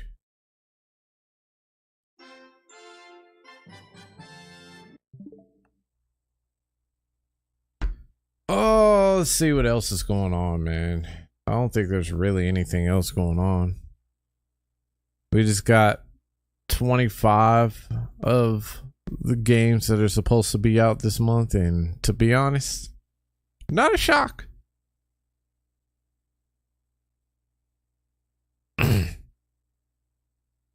Wow. Is this really a thing? That's new. Nintendo Direct accidentally leaks? What is this? Surprise, surprise, everybody. It's September, and it seems like there's gonna be a September Direct. I'm not sure that's ever happened before in the history of man. Are you serious? I think the last time we had one was probably like 2 years ago, okay? And that was for like Animal Crossing. They had like 2 of them. So they like announced the Mario movie, I believe, and then they had like a separate direct for the very last update for Animal Crossing. So why are we saying this, Derek? Why do we think there's gonna be a September Direct? Well, it turns out we have a leak of the more credible variety because it comes directly from a game developer. Not a huge game developer, and more of a... So is it really credible? Comedian, because it turns out there's a series of games from a Japanese comedian and game creator known as Nodage, and he tweeted out not too long ago that the new Nodage will be announced next week. It will probably be on Thursday the 14th. Please wait and guess what if I haven't watched it by now, I probably won't watch it, to be honest. I had plans when it first came out, but I was like, you know what, I'm good, I don't need to watch it. If everybody else enjoyed it, then they enjoyed, then I'm glad they enjoyed it. I did watch both of the Sonic movies, which was actually pretty interesting. They were surprisingly good. Like, I was really shocked, especially how the first one launched. Oof. I was or how they were planning on launching the first one. I was a little worried for a second, but they were pretty good. I'm sure the Mario movie is good for those that wanted to go see it. I don't think I need to watch it. Super Nodage will be this time. Now, these games have never come to the US, but that sounds like a direct. Yeah, these have been featured in directs before, and they typically air on Wednesdays and Thursdays, so a Thursday airtime is very, very in line with what's happened in the past. Most of the time... have you actually been looking at what's happened in the past? Because sometimes they do these shits on Mondays or Tuesdays. It really just depends. Like you can't try and predict what Nintendo is gonna do, because Nintendo could do anything. Like, they could allow a leak to happen, and then all of a sudden your dreams are crushed for having a Nintendo Direct. And for all we know, if you're getting your sources from not a very big game developer, then my suspicion would be, I would speculate another indie direct, and they're announced on a Tuesday or a Wednesday, and then air the Wednesday on Thursday, so it all lines up. And there's quite a few things we still kind of need to know about this year. Like, we kind of know the broad lineup, but when you think about games like Splatoon 3's DLC, we know diddly squat about that, and we kind of do need a presentation to tell us what is actually going on. No, the fuck you don't. Seriously, that right there, what he just said, is why we get these garbage ass fucking showcases from everybody else. There. So, given that we've had this very credible source about there being a direct coming up, we could just leave it there. We could just say, well, see you when the direct airs, or we can do our predictions right here and now rather than waiting for the official announcement. Oh, you mean like every other fucking person does? Okay, great. I mean, the only thing we don't know is how long it'll be. Yeah. That's literally the only thing we don't know. That because can be a it's prediction. September, we've always had a direct. You know, and yes, that could be a given that prediction because let's be honest, we know it's coming. You know it's coming. We know it's coming. It's coming. It's just a matter of when, and this seems to have nailed down a day, so why not have some fun and just get it out there right now? But, John, how long do you think it will be, since you said that'll be the first prediction? I think they'll tweet saying that there's a direct airing on the Thursday, the 14th of September. It's going to be 27 minutes long and have a focus on games that are releasing this quarter, despite there being many games featured in the direct with the 2024 date. I mostly agree with that. I'm going to say the 13th Wednesday, just because of Japan being ahead of time. So I'm going to say it's actually going to be the 13th for us. That makes sense. And I will say that I'm going to go with 40 minutes. Oh, but otherwise, I agree with you. I feel like it'll be beefy because, yeah, we've already got dedication to the Mario Wonder, but we still got Mario RPG. We still have, I was looking through of what we have coming out this year, coming out on the Switch. And there's still a few things that they could really talk about that are extended, and that's not even including stuff that we don't know about that could get brand new announced, and those early 2024 games. Do you know what's interesting too? A big reason we have Directs in September so often is because it predates Tokyo Game Show. And recently, Level 5 released their lineup of what's going to be at TGS. And it had, like, everything. It didn't just have, like, Deca Police. It also had Layton. And we've not really seen Layton. Do you remember they had a presentation a while back where they gave us, like, some concept art of what Luke looks like, but we haven't seen the game itself. So, I think it just kind of makes sense to show all that stuff here if they're going to have a much bigger playable blowout at TGS. So I kind of do expect all of Level 5's lineup to be here. Deca Police, Fantasy Life, Layton. Am I forgetting anything else? I probably am. They announced a lot all of a sudden. It was very surprising. I don't know if we'll get all of it all at once, or we'll just get one or two here and there. I'm honestly not. All right, seriously, I'm tired of people making predictions. That's old. That is really old. What is this? Gamers caught cheating. Ooh.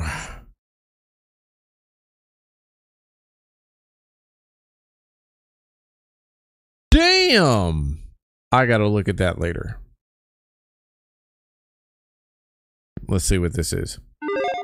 Hey, today we're going to talk about some cool, potentially unique games that were announced somewhat recently. Not like the fourth game in a yearly franchise or sequels or expected things like that. Nah, some stuff that seems a bit different for different reasons. And stuff we just frankly haven't talked about enough in other videos that we wanted to talk about now today. So we've got 10 cool games. We're going to get started off with number 10. The Precinct was announced about 2 months ago, and this seems pretty cool. On the surface, it just looks kind of like another PC top-down strategy type thing. This is actually like a really cool sandbox police simulator with a dash of almost old-school Grand Theft Auto and an emphasis on car chases. I'm not gonna lie, I might fucks with this. just a little bit. So you're in this fictional 80s city steeped in kind of like a noir thriller type of crime thing. You play as this new rookie cop, but it seems like you're just going to be able to police however you want, whether you want to get into some kind of undercover work, more action shootout stuff, multiple vehicles like different squad cars, even a helicopter. And it's the style, the detail of the city, and the cool car chases that really seem to make this feel I'm not a little gonna bit lie. different. I might have to fuck with the Precinct. When is this You coming like out? LA Noire, but maybe you're looking for something a little bit strategic. We've also seen a lot of Wait a minute. LA Noire was a little strategic. We can't play like that. You had to read the fucking... It was one of the few games where you actually had to read the facial expressions of anybody that you had in your suspect list. And you had to plan out your questioning. And there's so much, like, come on, man. You can't underplay LA Noire. I'm sorry. That's one of my favorite games. people in comments and stuff suggest that this is kind of like a classic GTA game, but you're playing as the police. It's definitely something different. It's got a lot of potential. Did we forget about True Crime, Streets of LA, True Crime, Streets of New York? Did we forget about those? PlayStation announced trailer from just a couple of weeks back really I'm still gonna fuck with this game, but impressed us, and we're keeping this one on our radar. Next, over at number 9, from an announcement just only like 3 months ago, we have Phantom Blade Zero. This one, despite having a pretty generic name, seems really sweet. While on the surface, it might look like just kind of like a Souls-like or Neo-style game with a little bit of Ghost of Tsushima. Graphically, it is downright shockingly impressive. But the biggest thing here is the combat, which, we'll be honest, we're skeptical just because it does look so unique. We actually kind of have a lot of questions with how it goes down. The combat seems really fast and crazy, and I'm gonna have to fuck with this game too. Motion captured, but it almost seems too good to be true. We don't really know how this is going to go down, like how this is going to play from a gameplay sense, but those animations are sweet, and this game looks like it has some really cool boss design. I can see a more sophisticated Souls type game out of this. That's what I can see. We know that FromSoft style, like FromSoft inspired Souls games are the thing nowadays, but this one looks a little bit different. Way more emphasis on an adventure. This has like a mixture of like Souls type mixed with Ninja Gaiden in a sense. That's what it kind of looks like. Wall running and platforming and like scripted action set pieces. We definitely want to see more of that. The main character looks badass, and if that combat can actually play as cool as it looks on screen here, like, again, we're very skeptical at this. We haven't played another game from this studio. This is a totally new thing, which props to that. But if they actually pull it off, Phantom Blade Zero could be really, really awesome. Now, next over at number 8, we have Marathon. Yes, this game is incredibly special because it's Bungie, the creators of Halo, returning to that's a right. very They've been talking classic about game franchise. They've been talking about Marathon for a while. They really essentially cut their teeth. But I don't care about that. Unique Delta on the Force. surface, it's a operative-based, free-to-play multiplayer shooter in kind of like this large-scale world. You pick from these special operators, you go out, you do your thing. It does seem like it has a little bit of an emphasis on tactics, but the interesting thing is that this is a return of an old franchise. I will fucks with Delta Squad or Delta Force. What else we got? What is this? The First Descendant? What is this? And more recently, we've gotten more gameplay trailers and big flashy videos and stuff like that. And The First Descendant seems pretty cool. This is a third-person co-op action RPG looter shooter. I mean, we were a big fan of Outriders, and this kind of seems like it's definitely... Outriders was garbage. Had potential, but it was garbage. Everything else wise. Like, if you want to talk about a game, a very hard to play game, that would be one of them. Doing its own thing. And I will say co-op action RPG looter shooter is not a unique thing. No, of course. But the reason why we're talking about this game is because, like, goddamn, look at it. The level of detail here is incredible. The animations, the particle effects on screen, the character designs. This is an Unreal Engine 5 game, and it looks like it's really flexible. We're not gonna play like we didn't make these female characters like thicker than day-old pancake batter. The Unreal Engine 5 thing. Like, visually, this game seems to be pretty nuts. The trailer from Gamescom 2023 was pretty awesome and really got some people interested because not only is there like some tight shooting from the looks of it and cool action powers, you're fighting enemies on the ground, also these big, larger-than-life creatures made out of both metal and earth from what we've seen. But also, there's just a lot of cool navigational stuff going on. Running and jumping and parkour, quickly zipping around and up the environment. It has like a Destiny look to it, in a sense. Like, with some of the character models. Kind of reminds me a little bit of Destiny. Just a little bit. Not much, but... changing verticality. And, of course, a grappling hook. So while, yeah, we don't necessarily think the world needs another co-op looter shooter type thing, this one just does look like it has a lot going on and is potentially worth talking about. Next over at number 5, we have Star Wars Outlaws, an open world Star Wars game. Yeah, I'm not so interested in this one. Like, I never was. Like, I think that personally, and this is just my take on it, I think that the more Star Wars games comes out, the worse off the franchise is gonna get. And that's just me. And that's the same thing with movies and TV shows now. Next over at number 4, we have Lost Soul Aside. This one's actually been around for a while. It was originally this one-person project that really caught people's eye and popped off, but more recently, within this year, Sony announced that it is taking on the publishing duties, and this game has really ramped up. The newest trailer from just a couple of months back is pretty awesome. Lost Soul Aside seems special because it's very much a mix of the over-the-top, awesome characters, graphics, visuals of like a modern Final Fantasy, but with some Devil May Cry style awesome action combat gameplay. Now, we know Final Fantasy 16 technically was kind of what we just said, but before that, Lost Soul Aside seemed like something really special, and frankly, it still does. It actually adds on more than what 16 had to offer. I'm sorry. 16 was good, but this looks even better. That combat looks pretty awesome from what we've seen of it. The other thing, of course, is the graphics. The graphics are absolutely stunning. From when this was originally just a small indie project worked on by one guy, visually then it blew us away, and even more so now. Hopefully after so long we finally get our hands on this one soon, because it could be a really pretty gorgeous action slasher combat game that we need. Next over at number 3, we have Blight Survival. Look at this game. I haven't really seen another game like this. It's giving Plague Tale vibes, but like you're just this badass medieval knight just fighting your way through a haunted village, killing plague-ridden zombies. That just really checks a lot of my boxes. Oh, this is a PC game. I can't get this one yet. Yet. There's a lot of games I'm gonna check out those mini PCs. Those mini PCs, they look beast.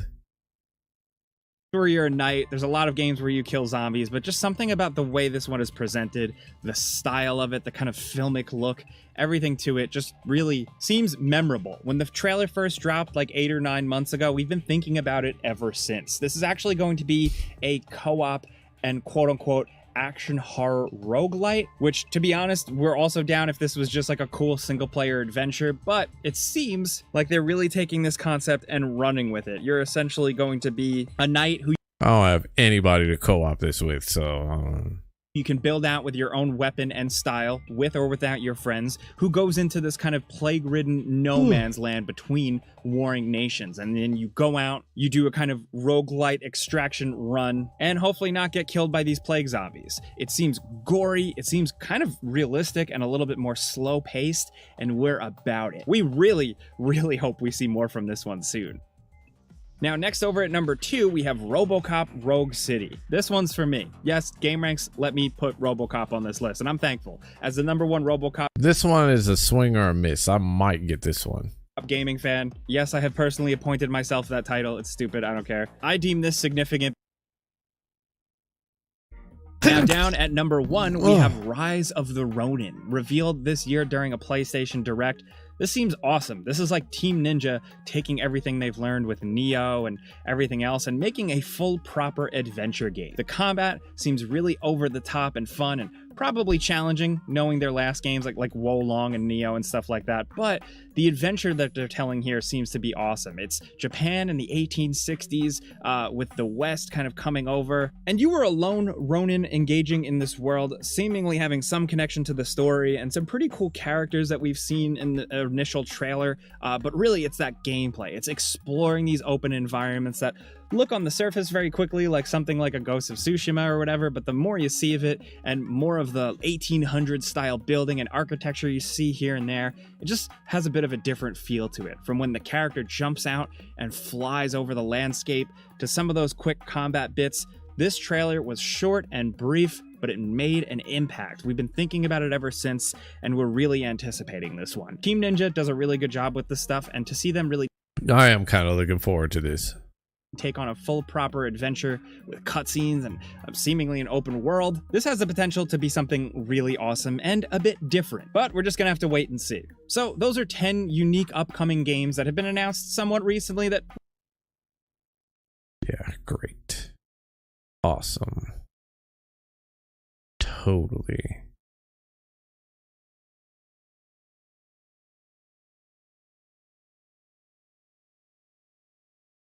What else do we have?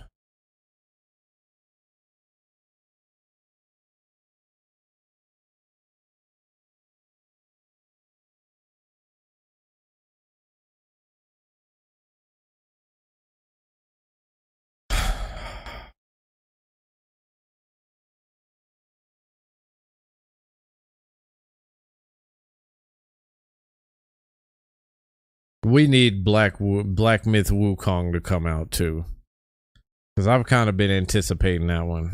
Nobody cares what anybody from IGN has to say at the moment. I can't say nobody. There's plenty of people shilling for that garbage ass company right now.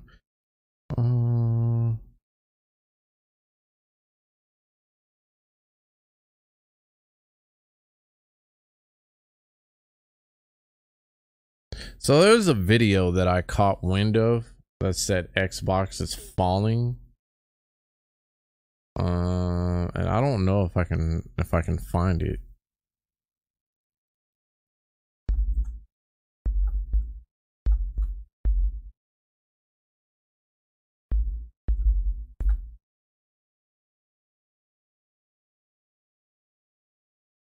See the decline of Xbox. I'm looking for something that came out like not long ago.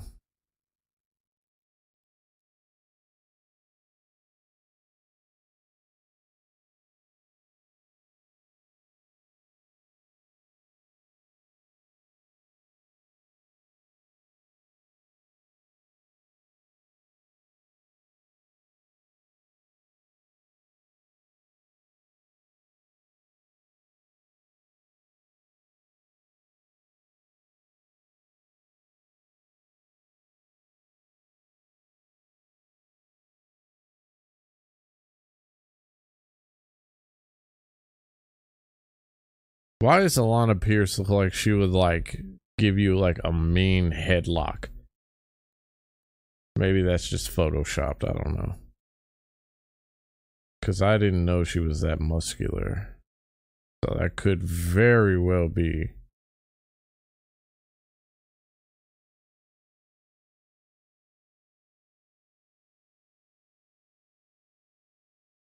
Oh, snap. Dreamcast guy is here to save us, everybody.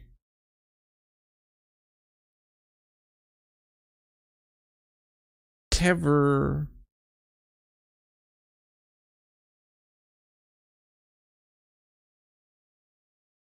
What's ruining Xbox? I don't know. I guess I'm gonna have to find it later.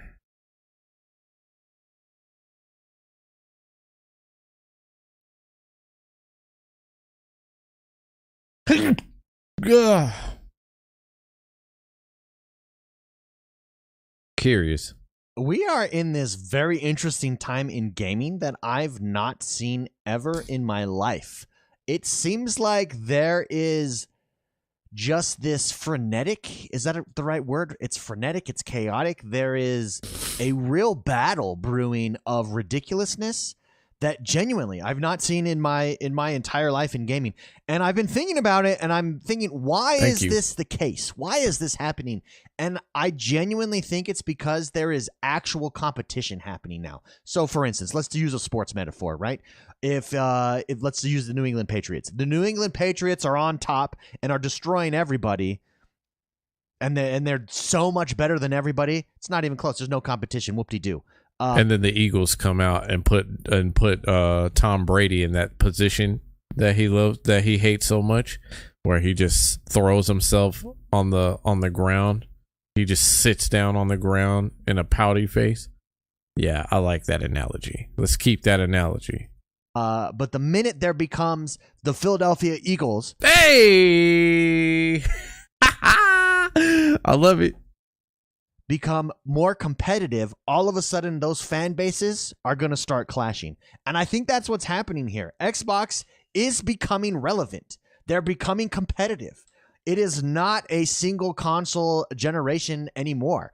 The decade of Microsoft always being second best, and they're just, we're not really worried, they're irrelevant, is done. And Starfield having so much success, Game Pass having so much success, I think that's what... Not necessarily true. No, this isn't the fall of Xbox. I think this is another fanboy. I agree with him on the fact that there does need to be a little bit more competition. It's great that Xbox finally took the fucking gloves off. I just need, like, for me personally, I need Xbox to actually start delivering games rather than promises, and stop acquiring fucking studios, man. Like, I personally don't give a fuck about whether or not they get Activision or not. I don't, because they've been fighting this fight for almost 2 years now, since they announced it, like back in, what was it, early last year. We're moving into year 2 of this shit, and it's just getting old now. And I think they just need to focus on the games. If they're gonna continue to acquire this, at least do it behind closed doors. Because I personally do not give a fuck about it. I mean, I wish more people would be like, I don't give a fuck, Xbox. I wish the fanboys would stop shilling so fucking hard on both ends for Sony and Microsoft, and just make them work. I just really wish they would do it. No, the video you were looking for? Yeah, the fall of Xbox. That's what I was looking for. But like, to sit here and say, oh, the age where Microsoft is second best, no, they're still second best, because they have the potential to be in the first seat. If you're looking at competition, if you're one of those guys that are looking at competition, fine. They have the potential to do it. You know what they need? They need the games to match everything that they're planning on doing. If they have the games to themselves, I think that their Game Pass would be a whole hell of a lot more successful. I think they would sell a whole lot more consoles. I think that they would, Sony would have a problem. Sony would definitely have a problem on their hands. Like, they're close. They're really close. Because Sony really does... Technically, Sony does have a problem on their hands. Because while they're trying to play catch up in other aspects, they're not producing the same amount of games that they used to on the exclusive side. And so they're now having to do what Xbox has been doing for the better part of a decade and rely on AAA space to keep them afloat. And they need a miracle. They need to get Jim Ryan out of there. I am on the fence about Phil Spencer at the moment. I just need a few more things to see before the one thing I wish Phil Spencer would do, and I said this yesterday, put your nuts on the table. Put your fucking nuts on the table. Sitting there when they ask you, so this is only exclusive to Xbox. Well, multiple people are going to get it. No, motherfucker, say it straight up. Yep, it's exclusive. It's exclusive to Xbox. PlayStation players are never going to fucking see this game. It's never going to fucking happen. It's just never, just do what Sony does. Because that's what you motherfuckers want to do anyway. Like, both sides want to do this. Come on, man. Why don't you just, if you're all in it for the theatrics, then at least make it interesting. At least say some shit like, man, we're gonna drag our dicks across the foreheads of Sony. And then Sony could come back with a witty comeback, hopefully, of their own. And, it wouldn't be any difference, Just saying. Todd Howard straight took shots. That was great. I'd love to see more of that. Where Todd Howard's like, it is optimized for PC. You just need to fix your PC. SMD, you suck. Your PC sucks. That's basically what Todd Howard said. That's why we're seeing so much, honestly, so much ridiculousness that we have this Starfield getting review bombed on Metacritic. And I want to take a moment. It's Friday, so I thought, let's have fun today. Let's go through and read some of these reviews. It's so obvious when someone has not played the game and they're just reviewing out of pure spite. Also, if you're one of these people, what are you doing? Why are you wasting your time? If you're someone that's done it for past games, like you've gone and done it on a God of War or a Last of Us or something, you're an idiot. What are you doing? Go get a life, bro. Get a life. Hey, get off the internet, go outside, and touch some grass. That would be my advice to you. But let's take a look. So first of all, before we jump into it, it's not all negative. This is what I'm talking about. 6 million players. This dropped yesterday. Bethesda, congratulations. 6 million players on Starfield, which makes it the largest Bethesda launch of any title of all time. So well done. Congratulations. Well deserved. But here is you can see the user score is down to 6.2 now, and it's been declining, and it seems like September 7th, so yesterday, That's like a very small fraction of 6 million players, though. I don't know why this is such a big-ass deal. The fact that you even have 6 million players is a feat in its own, and that's just nuts. And that's pre-release, mind you. How many people actually paid $100 to be able to play this beforehand? And then this is post-release, all combined, I imagine. So what does this score even mean? I don't think it's really that big of a fucking deal. Let them fucking review bomb. I mean, how many people actually pay attention to Metacritic anymore? How many people actually pay attention to fucking IGN anymore? It shows how much IGN struggles, or a lot of the games media, period, just struggles to hold on to fucking public attention, because there's just too many other ways to get there's just too many other ways to get your information about your games now. We don't need that, and we never did. So what's the point? So now we're sitting in a position now where he's saying that they need a life, which I agree. You do need a life if you're just going to review bomb shit. But I'm not going to discount those that are going in and actually genuinely having played the game either. But I do agree that if you are review bombing and you've never played the game, then just fucking go outside. Go fucking do something. Go touch yourself. Do something.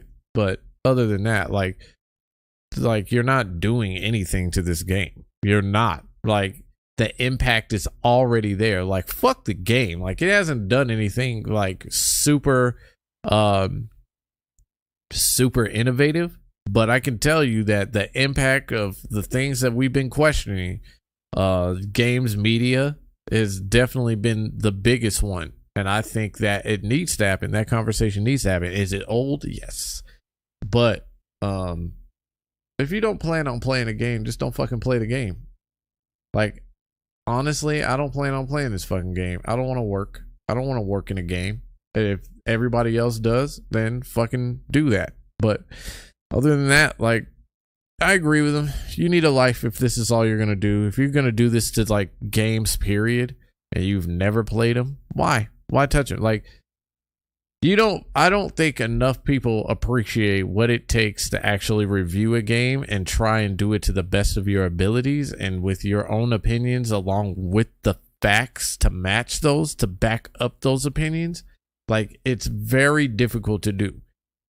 So when they go in and you have a site like Metacritic, which I wholeheartedly believe needs to just be shut down altogether anyway, where it basically allows you to fucking rate shit as you see fit,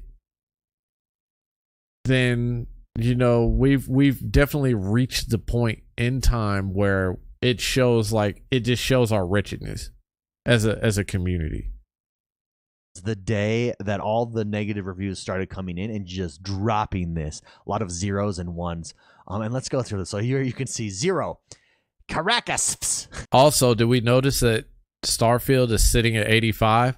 So 85 is also in the trash bin, as people would love to say. Like, seriously, when did 85s and 7s become so bad? Like, did IGN really fucking did we really give IGN this much fucking power, as Alana Pierce would love to say, like 3 years ago? Did we really give them that much fucking power? Because if that's the case, then maybe we just need to stop giving them attention altogether. And this is the problem with online, and I think social media is... It would help us to create the new rating system too, to get a new metric if that's the case, because we definitely need a new metric. It's too safe. Starting to... I will never stress that enough. I can never stress how safe that fucking metric system is. Understand KYC. So KYC is know your customer. You have to have KYC. Anonymity on the internet, especially like on a review site like this, it just doesn't work. It enables people to review bomb stuff. There's no consequence for your actions, so it enables you. Anonymity can be good in some situations, but overall, I think it makes stuff like this. If I was Metacritic, I would make you have to register for account, verify. Woke agenda. Do you see this top comment? I don't know if you can or not. Oh, that sucks. You can't see it because my face is hiding it. So this top one is basically uttering the same thing that it looks like they've watched in a video, which is boring, full of bugs, does not offer anything new, combats are horrible, constant FPS drops, PS3 360 graphics, the voice of the character, which that's bullshit. Because having watched this in 4K, I can tell you those are not fucking 360 graphics, my dude. I don't know where the fuck you got that from. Maybe you need a new TV. In my best Todd Howard voice, you need a new TV. The voices of the characters do not match the movement of the characters. And incredible, since when has any fucking Bethesda game ever done that? Like, why is that a big ass fucking deal? Like, that's what we expect out of a fucking Bethesda game. Come on, get the fuck out of here. An incredible amount of animations just to go from one planet to another. So basically, he means loading screens, from what I understand. I understand there's a lot of loading screens.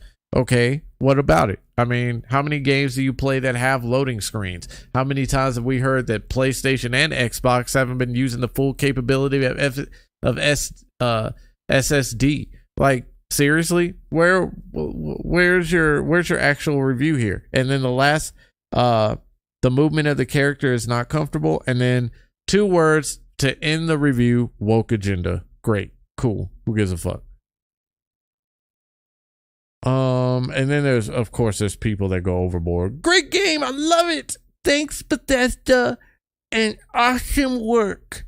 I recommend this game. It is beautiful and full of detail. Wonderful game. Cool. It's just really bad. Like, there's no room. It just seems like there's no room to be in the middle of this. Like, to be fair, to actually be fair. Like, he's talking about the review bombs that gave it like zeros, but then I'm looking at these 10s here, and I'm just like, it's equal amounts. It's almost like they're trying to balance out the playing field. Like, you want to balance out the playing field. Let's just be honest. If you enjoy the game, enjoy it. Enjoy it. If you don't, you don't. If you've never played it, shut the fuck up. It's that simple. Your ID, and then you can leave reviews. Only then. Like this. I'm only here to preach on the soapbox about how stupid all of this shit is. That's it. Obviously, I'm sure they. And I am never gonna. Even if I played this game, I would never fucking review it. I would never do it. It would take way too much fucking time. That is too much time and effort that I am not willing to put into this particular title. And there is a lot to learn from what I understand. And there are some things you won't learn until like later on in the game. And it's amazing watching people talk about it, because it's just like people who have played through the game will sit there and say, well, I played this way. And then the other person was, well, damn, you could do that? Like, that's what it is. Like, how can you review a game like that and think, and especially in such a shorter time, and think that it works, that it's actually objective, that your word means anything in that short of time? They have something on the back end to completely to help battle this, but as of right now, so this is today. Caracas says boring, full of bugs, does not offer anything new. Combats are horrible, constant FPS drops, PS3 360 graphics. So far, that entire sentence is wildly incorrect. The entire sentence. The voices, because remember, this is not the PC review as well, because some people could say like, well, maybe he installed on a PC. No, this is the Xbox Series X review. I've played on the Xbox Series X. That's all that I've played on. None of this is true. The voices of characters do not match the movement of the character. Also not something that I've experienced. An incredible amount of animations just to go from one planet to another. The movement of the character is not comfortable. Woke agenda. This feels like he just saw any negative review and he just compiled it and said, let's go throw it on. Let's just go throw it on. Zero. A zero. Do you know what a zero of a game is? A zero? I don't think any game is, just by existence, you at least get a 1. So 0 for both of these. This review contains spoilers. Click here to view. Nope, not doing that. 9s and 10s. Okay, let's go back to this one. Terrible game. Don't listen to all the fanboys trying to... I don't like the fact that he skipped over the 9s and 10s, because that needs to be discussed too. This game is probably good to some, and that's great, but objectively, can we look and say maybe this game isn't that much? It doesn't deserve that score. Review bomb the game. Don't listen to all the fanboys trying to review bomb the game. It starts slow and sadly doesn't get and better. Check your spelling, bro. Banking Republic. If you're going to review bomb something and be an idiot, at least have correct spelling and punctuation. It doesn't get and better. Worst game I have played in the last 20 years. Yes, it's the worst game. It's really pathetic that there are so many people trying to shield this game because it's not on PlayStation. Well, what are you doing, bro? What are you doing? I just said bro like 4 times. What are you doing, man? Again, if you're going to critique, check your spelling. Here's another one. Have 74. Todd is considering. That's not how you spell considering. There's an S. Hint, you forgot an S. My RTX 3060 outdated and needs to be upgraded. I'm considering. There we go. He spelled it right the second time. This game is bad. Also, like sentence structure. Did Sony play? 7.5 to 8 if I had to fall into a score trap, but I don't. But that's fair, and I think that is. I'd even go to say is if you don't enjoy the game, I'd say 5 to 6 if you didn't enjoy the game. If you enjoy the game, I'd say 7.5 to 8 is pretty fair. That is fairly fair if you enjoyed it. but like I don't think it deserves like all the way zeros or all the way tens. Like that's crazy. Pay for these? Are these bot farms? I don't know. Should I fucking play in fact, this game? This is the first and only game that is Should I play this? I feel like I'm gonna put it down if I download it on the fucking on the fucking from Game Pass. I feel like I'm totally going to put it down. I don't know. I'll wait for a response while we listen to this dude talk only about the negative reviews. My PC, even at lowest settings. Perhaps this one may be real. This one may be real. I doubt it. Though. Watch An this RTX video. 3060. It's probably not. See a 6. Let's read a 6 so that we can see the difference between a 6 and a 0. A 6, in fact, and without prejudice, the plot is lame. Third-party quests are mega boring, and artificial intelligence of the game of the 2005 model, and of course, loading after loading screen. I'm afraid that there are things that Starfield will never fix. I'm sorry to all the fans of this genre. I'm silent about the lack of Russian language. Thanks. Oh, so they're Russian.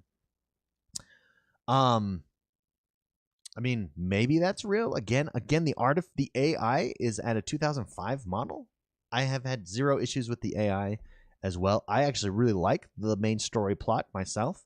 So this one, at least this guy's trying. Rami Ramsey, if he is review bombing it, at least he's a 6. 6 is a fair, if you're not a fan of it. I don't think that's unfair. If it's genuinely your opinion. Let's see a 3. Let's see what a 3 gives us here. Lucas, this game is already the great disappointment of this generation. Like, see, it's making these sweeping declarations. This is the worst game of all time ever made, bar none. I don't understand why people even play this game. Yet it sold 6 million copies. It's one of the most successful games. It's the most successful Bethesda game to ever launch. But you're right. You're right. It's the worst game of all time. The worst game of all time just happened to sell the most copies for any Bethesda time. Okay, so I want to touch base on that. Like, there is no fucking way we are going off of just that alone when we make our arguments, right? I think we can be a little bit more pragmatic than that. Like, when we start talking about just because a game has made like super amounts of sales, that is a success to the company. It does not mean that the game is successful as a whole. That means you can sell so many copies off of hype, and I think we've seen this before where looks good, don't care. We've seen this so many fucking times in the industry where we get so hype, which is why this is even a conversation in the first place. We've seen this conversation so many times where a game makes so many sales and it's great because it makes all the sales in the world, but then what happens? Like, people end up disappointed. So I don't think that we should just automatically just write the fucking fact that write off the fact that people may have purchased this game but they're having a terrible fucking time with it. Like, but I don't think we should write off the fact that other people that played that fucking did it, or the other people that whatchamacallit, that purchase it and that are enjoying it, we shouldn't write that off either. So making a sales argument means nothing, because you can sell as many as you want to. If it's not good though, and people are returning this game, he's gonna skip over that fucking fact. We don't know how many refunds, because they'll never fucking release that. They'll never release that fucking bit of information. Oh, this is only 101 gigabytes. Holy fuck. But they'll never release that amount of information. You're looking at only one spectrum here, and there's a lot that comes into it, the actual success of the game, because the object here is not only to make a sale, but it's also enough to put impact, to drive impact, to create sales for future titles. So you can't just say that this is good just because it's made a certain amount of sales that is great. We've seen plenty of games that's made sales. Anthem is a perfect fucking example. You can go right back to Anthem every fucking time. You can go to Anthem and look at how many sales that it had and how much it died on fucking impact, like because of how bad it was. Like, it's just crazy that we pick one spot and that's all we go through with our arguments. Title. It was just a marketing trick. Everybody in a week or so is going to say, I'm going to agree with you, Lucas. I'm going to agree with you. Let's see what another 3 gives us here. I wanted to love this game. I love space exploration as a concept. Amen, brother. Amen. I love RPGs and the kind of firm science fiction tone this game uses, similar to Mass Effect. Problem is, this game experience is frustrating to say the least. Exploration is tedious because Starfield's universe is largely empty, especially when you deviate off the beaten path. This was really surprising. Okay, I don't want to. It feels like this feels like a real review. Okay, well done. This one feels like a real review. Maybe not for him, but there's details. Yeah, if you're gonna review bomb, at least put in some effort, like Casimir's. Yeah, I agree with that. Like, at least he was telling, like, he was giving an honest critique. Like, I wanted to enjoy this fucking game, but I couldn't because there was a lot. Casimir's.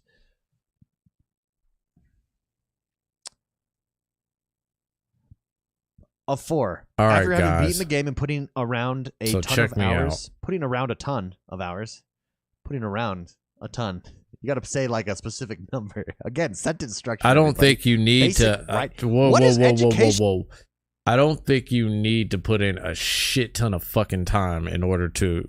I don't think you need to be specific with your time in order to figure that kind of shit out. You know what I mean?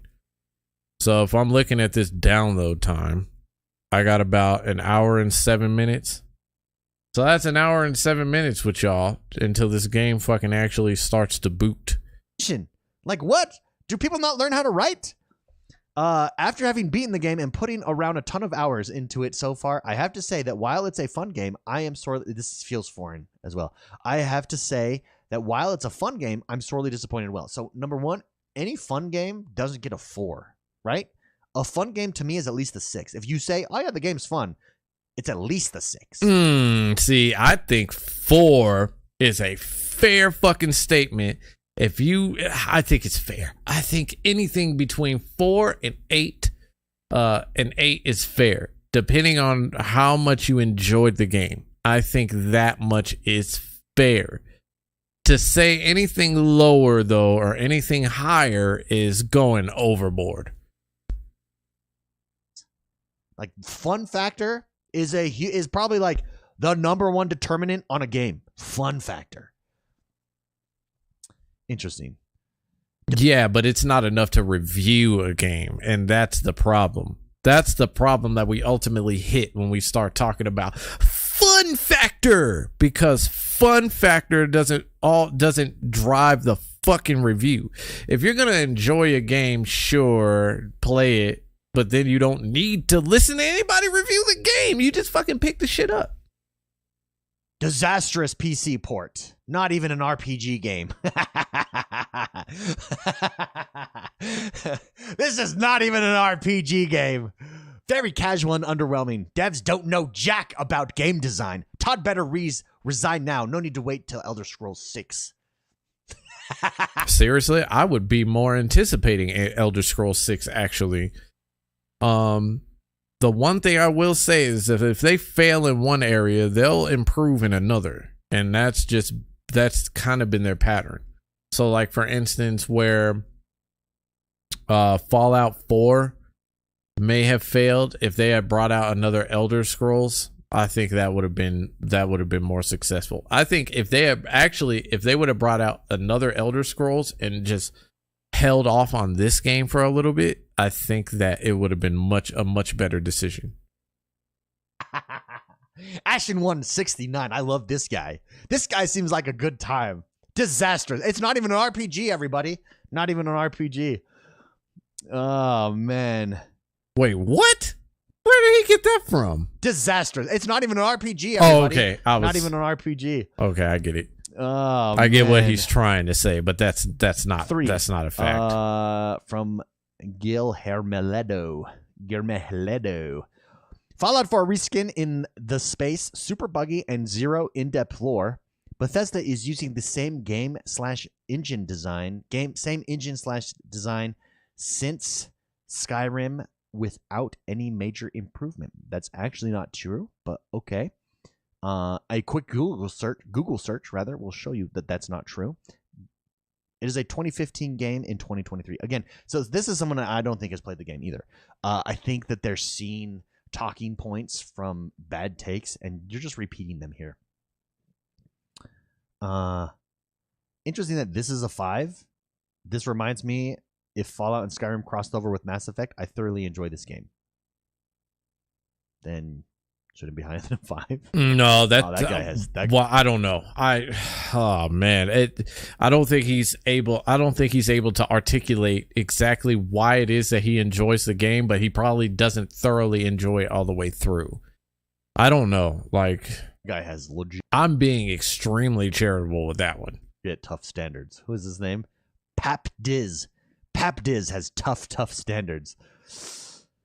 People are allowed to have those standards though, man. Like, come on. Like, where's the industry been at for like the last decade? Okay, so I took an entire vacation, says Paranoid Android. I took an entire vacation just for Starfield and finished the main campaign in under 18 hours? What? That's not possible. I heard this is at least 30 to 40 hours. How the fuck did you do that? What happened to Game of the Generation? This game will be lucky to even be named Game of the Year after all of Todd Howard's lies! Exclamation point. He did lie a lot. That much is true. He did lie about quite a bit. He's a liar! I can't believe after all these years of waiting for a new Bethesda RPG IP, they still managed to screw this up so bad. Terrible NPCs, AI companions. We don't need to expand. Again. All right, so I'm pausing this real quick. I'm showing you this because I can't fucking take this shit anymore. I am only doing this. I am only fucking doing this to give an unfucking biased fucking take during, okay? This is it. Now you are my witness that this is what is happening. You all got an hour and 1 minute before I get on this shit. And I am putting my streaming with Soul on fucking hold for this stupid shit, okay? And it's free for me because I have Xbox Game Pass still for now. But that's it, okay? You get my unbiased answer and look onto this shit. False. Like to me, if you're not going to enjoy this game and you want to be a real review and you don't want to look like you're absolutely fake, it's a 5 or a 6. Right? That's it. Look at how many. Yeah, there's definitely a troll farm here that someone's paying for because look how many like no Russian language. We've seen that a few times here.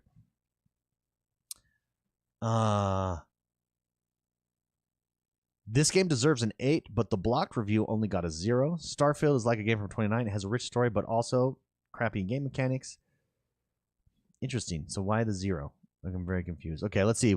Let's finish with Nova Visper. Here's another thing too. What happens if you hypothetically enjoy it? Then I give my fucking honest take on it. Like, it's my fucking regular fucking rating system, not this 9 or 10 shit or 5 or 4 shit. Like, I'm not doing that shit. I'm also not gonna sit here and fucking make a whole fucking review video on it either. Like, that takes way too much time. I told you, I'm not gonna full blown fucking review this shit. It's impossible to do. Well, it's not that it's impossible to do. It's just a lot of fucking effort. Russia, maybe a bot farm. I don't know. I'm just saying. No Russian language. No hesitation on my part. 0 points. No hesitation. 0 points. Terrible optimization with outdated graphics. Again, see this right here. This is just not true. Play the game. Freezes again. Again, if you're gonna leave a review, that's not how you spell freezes, everybody. Freezes with an I. Also, that guy watches way too much Dragon Ball for the for the record. He spelled it like Frieza. Whoops. I before E except after C. At least he got that right. Freezes and bugs, endless download simulator. How is it an endless download simulator? I've been a big fan of Bethesda since childhood, but now I'm very upset. Well, sounds like, honestly, obviously, you've never played Fallout 4 or Fallout 76. Honestly, my take on Nova Visper sounds like you need to get a life because that's just wrong. I don't have a problem if you don't like the game. But again, like, it's these zeros. It's the clear review bombs. Like, see these 5s? I have 0 problem with these 5s. If they're real. I have 0 problem with clearly someone who has played the game and doesn't enjoy something. I have a huge problem with these 10s, though.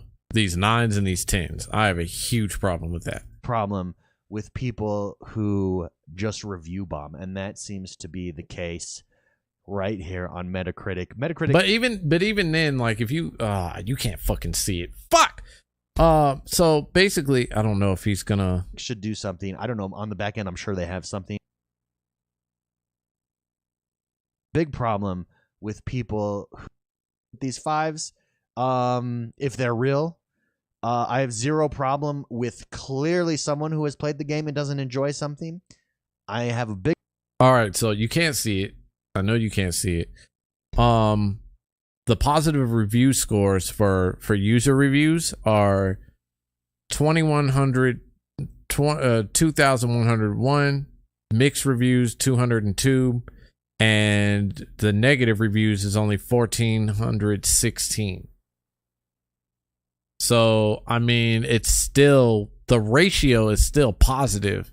It's still a positive, but that's only because, like, there's nothing but 9s and 10s for these guys that are sitting here like, oh my god, this game is so wonderful. I guess I'm gonna find out in the next like hour, right? Well, actually like 54 minutes. In which case I am probably gonna take like a half-hour break towards like the halfway point where this is almost downloaded, and I'm gonna take like a smoke break, and then I will get back on this shit. Instead of my intermission screen too, I will put up the loading, the download thing, and then we'll just fucking get into it, man. Like, I cannot fucking deal with listening to people talk about this shit and then talk about the impact and not play it. I know I said this shit like for like streams ago, like I would never fucking touch this game. I'll never touch this game. But I cannot deal with shit like this. Problem with people who just review bomb, and that seems to be the case right here on Metacritic. Metacritic should do something. I don't know. On the back end, I'm sure they have something. I think that you need to verify your ID. One account, one review, one ID. They will never do that. This is not that kind of site. It is this. You're putting way too much effort.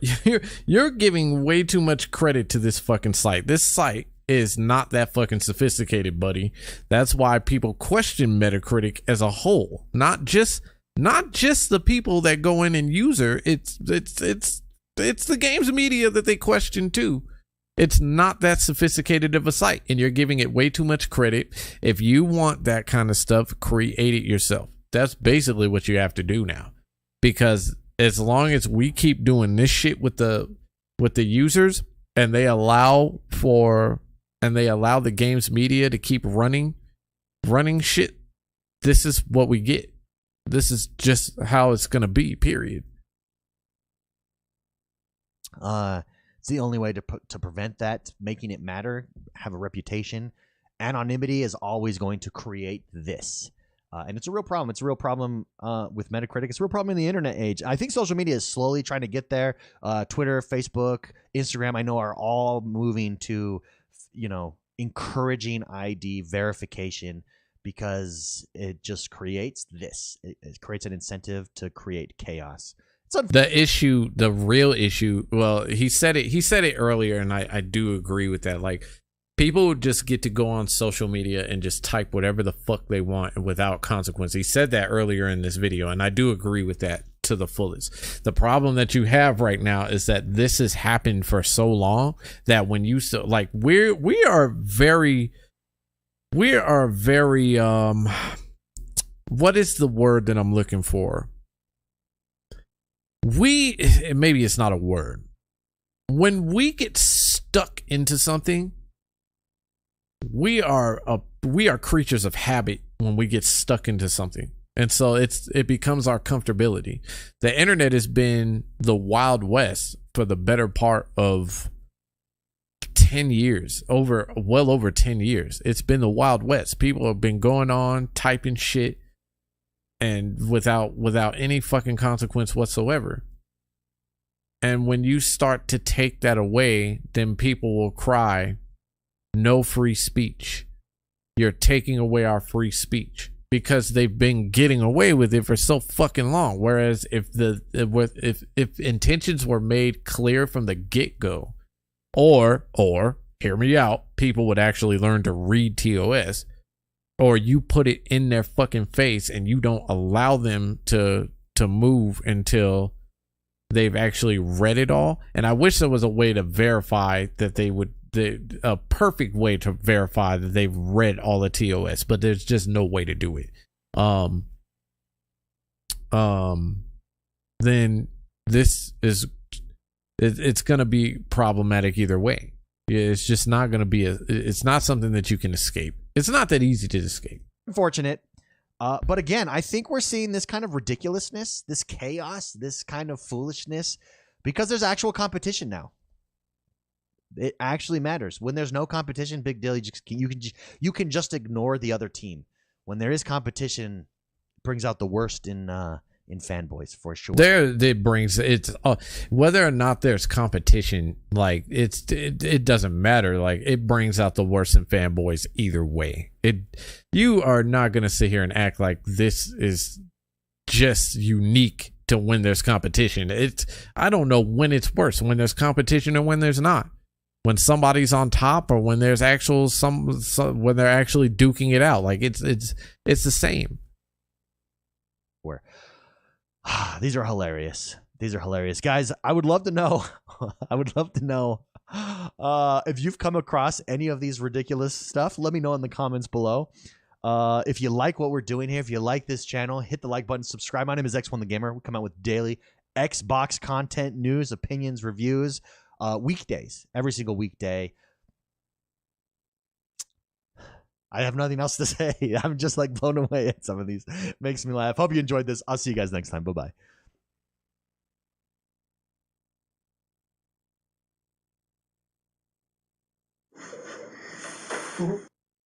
We are in this very interesting time. All right, you said look in my Discord. Let's see.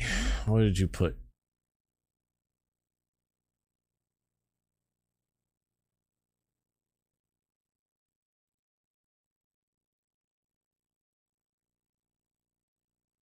I'm very lost.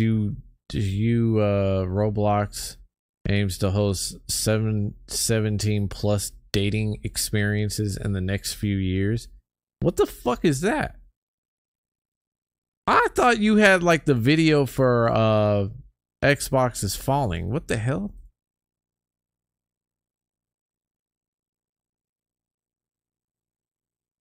So basically they're gonna be doing what fucking every other site's been doing.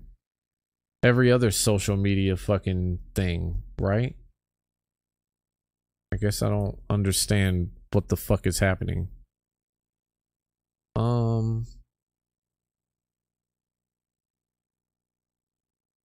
Where are we at? Did you find the video? Or did you not?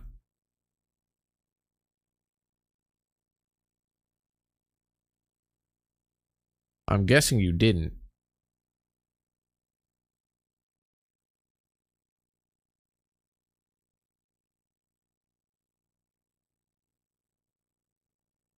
Game Pass update September 2023. It won't let me copy the link.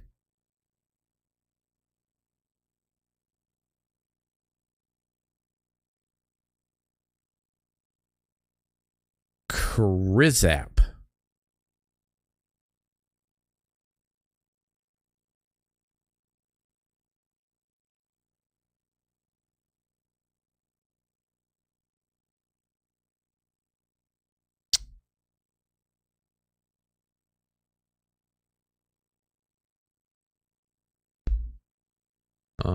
I'm gonna do this real quick because I think I can find it this way.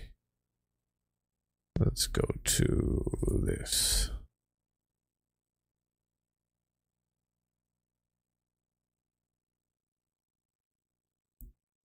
Did I not? Oh, Xbox is dying. That's what it is. Hi. It's a somewhat uncomfortable truth that extends beyond just the existence of Starfield itself. This is a complicated situation years in the making where we're reaching a point where the current status quo will likely burst. So can Starfield save Xbox? My simple answer is no, it can't. That's not to say it won't delight players and garner a robust modding community. It will likely have plenty of staying power if it ends up like anything else mainline Bethesda has made in the past. But at its core, Starfield is an anomaly within the structure that it exists within, and it's very likely that we'll never see another release of this magnitude on Xbox for years to come. One of these reasons is that Starfield was very obviously meant to be a multi-platform game. It was originally in development long before Microsoft went ahead and purchased the entire Bethesda brand. So naturally, the game was not designed for something okay, got you. like Game You didn't Pass find that one. originally anyway. That being said, it also comes down to simple economics as well. Starfield is a massive game, costing around $200 million to develop over its 8 years of development. Just speaking from a money perspective, a game of this size and budget can't exactly recoup its costs over something like a subscription service. No, but that purchase can. That was a $68 billion fucking purchase. So they have more than recouped what it took to develop that. And I think that they could have put a little bit more fucking money towards the development of it. It's also why PlayStation's higher-ups already confirmed they would never consider releasing their big-budget AAA games onto PlayStation Plus day one, since financially it would make zero sense. For comparison, as of August 2023, God of War Ragnarok has crossed 11 million copies sold. Let's just say, for simplicity's sake, that each of those copies were sold for full price. That would mean Ragnarok made almost $800 million in revenue since its release last year. If Ragnarok had released on PS Plus day one, sure, it would have boosted their subscription rates for a time, but generally speaking, the amount of money Sony would have made versus selling Ragnarok as a premium game is nowhere near as profitable. I don't know about that. That one is a mix. It is a huge fucking mixture. Only because, like, while I'm not too big on subscription services, the problem with this is that they want the longevity of their subscription service period, and in order to do that, you have to have some kind of incentive to offer in order for the audience to want to get into your subscription service. For instance, right now, if they were going to heighten the price like they did for if they were going to heighten the price like they did on their PS Plus service, then they should have offered more than what they have right now. As of right now, playing on PlayStation, there is not a lot of work has been put into their cloud services or anything else besides like maybe their monthly games, and that's about it. Like, they have a lot of work that they need to do. There's a lot of Roblox news right now. I do not give a fuck about Roblox. I mean, I guess on a personal level I should care because We have reasons to look at it, but I'm not gonna do that here. I do not give a fuck about Roblox. I've never touched Roblox. I don't understand it, so I'm not gonna touch it. Forbes.com, we have this article that states Game Pass may have more subscribers than the lower tier streaming services, like Peacock, for example. Despite this, Microsoft has been pretty quiet on their subscription numbers, which isn't only worrying, but it's sadly expected. In 2022, for example... No, they haven't. They have released some of their numbers, actually. Actually, with all of this court stuff, they were actually forced to release their numbers. So I don't know where you're getting your information from, but you do need to check out some of the... So if you're going to say that, follow the FTC shit. They were forced to release that in order to say that they are in second place to Sony. They are in last place to Sony. Again, I don't put Nintendo in this fucking conversation. For example, Game Pass subscriptions fell short of their projections, with only a 28% increase when Microsoft was projecting at least 73%. While this may seem fine still, since they have roughly 25 million people subscribed to Game Pass, the unfortunate truth is that the subscription bubble is going to burst across the industry. I don't mean just games either, with streaming platforms like Disney Plus, for example, hemorrhaging money at staggering paces. Because of subscriptions in general, it's not only diluting the content being made, it's causing customers to not invest as heavily as they used to. In Disney Plus... No, what's actually happening is it's that the content that you're being charged a shit ton of money for lukewarm content. That's what's happening. Is that these companies are actually milking your pockets while they give you certain kinds of content that they think a certain group wants to see, or they're trying to pander to a certain extent. And what ends up happening is that when you don't satisfy everybody that's in your subscription, for one, then you're going to start to lose people. Another thing is that this Hollywood writers' strike is something that needs to be fucking covered, because it's going to have more implications. It's already having implications. It's already having an impact on the video game industry as we speak. Due to the writer's strike and the actor's strike. So it's gonna continue to trickle down, and when you find out that people get charged more than what they pay, it's crazy fucking talk. That's why I say, like, it's tricky to say that it's not sustainable, but I think that there is a way to sustain the fucking subscription service and keep people interested and still make the companies money that need to be made. But when you have such a young business model, it's in such a fucking rut right now that people are scrambling, trying to figure out what everything means, what everything is worth, and how do you fucking determine that shit? It's hard to determine something that is not tangible, because you don't have to worry about the same distribution and other costs that you used to. Now it's a brand spanking new cost. Now you have to constantly maintain whatever servers you're running your streaming service on.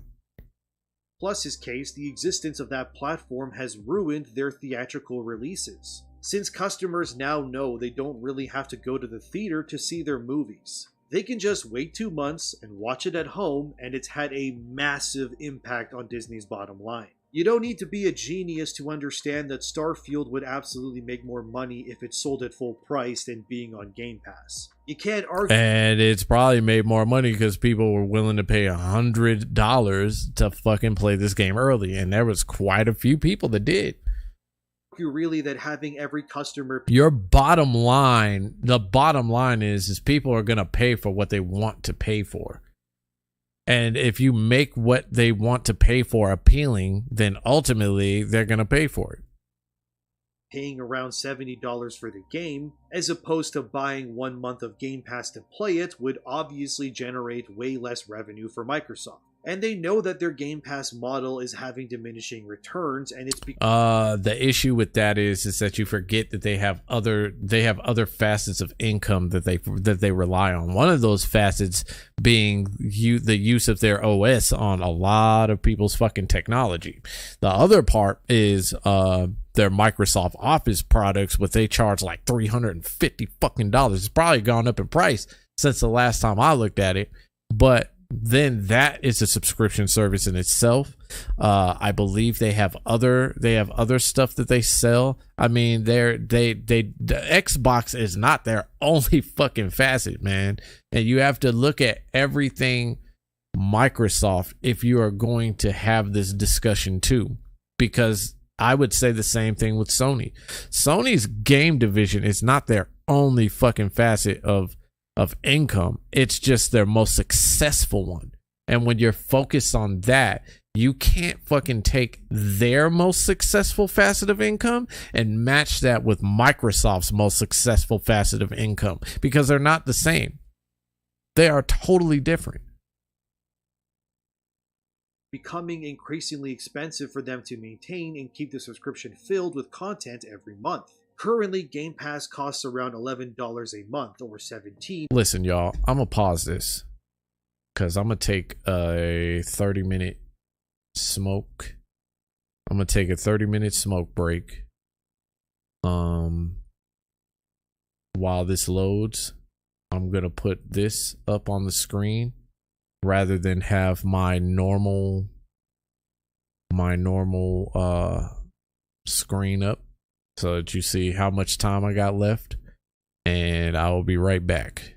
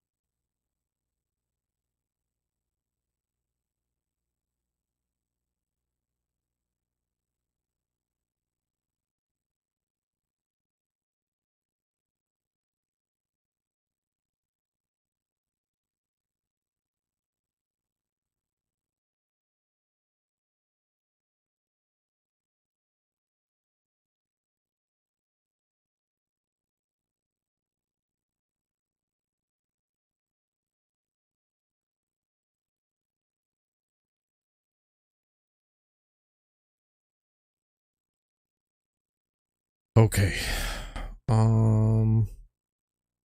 I got 6 minutes left. We're close. So we're gonna get back to this video for a little bit.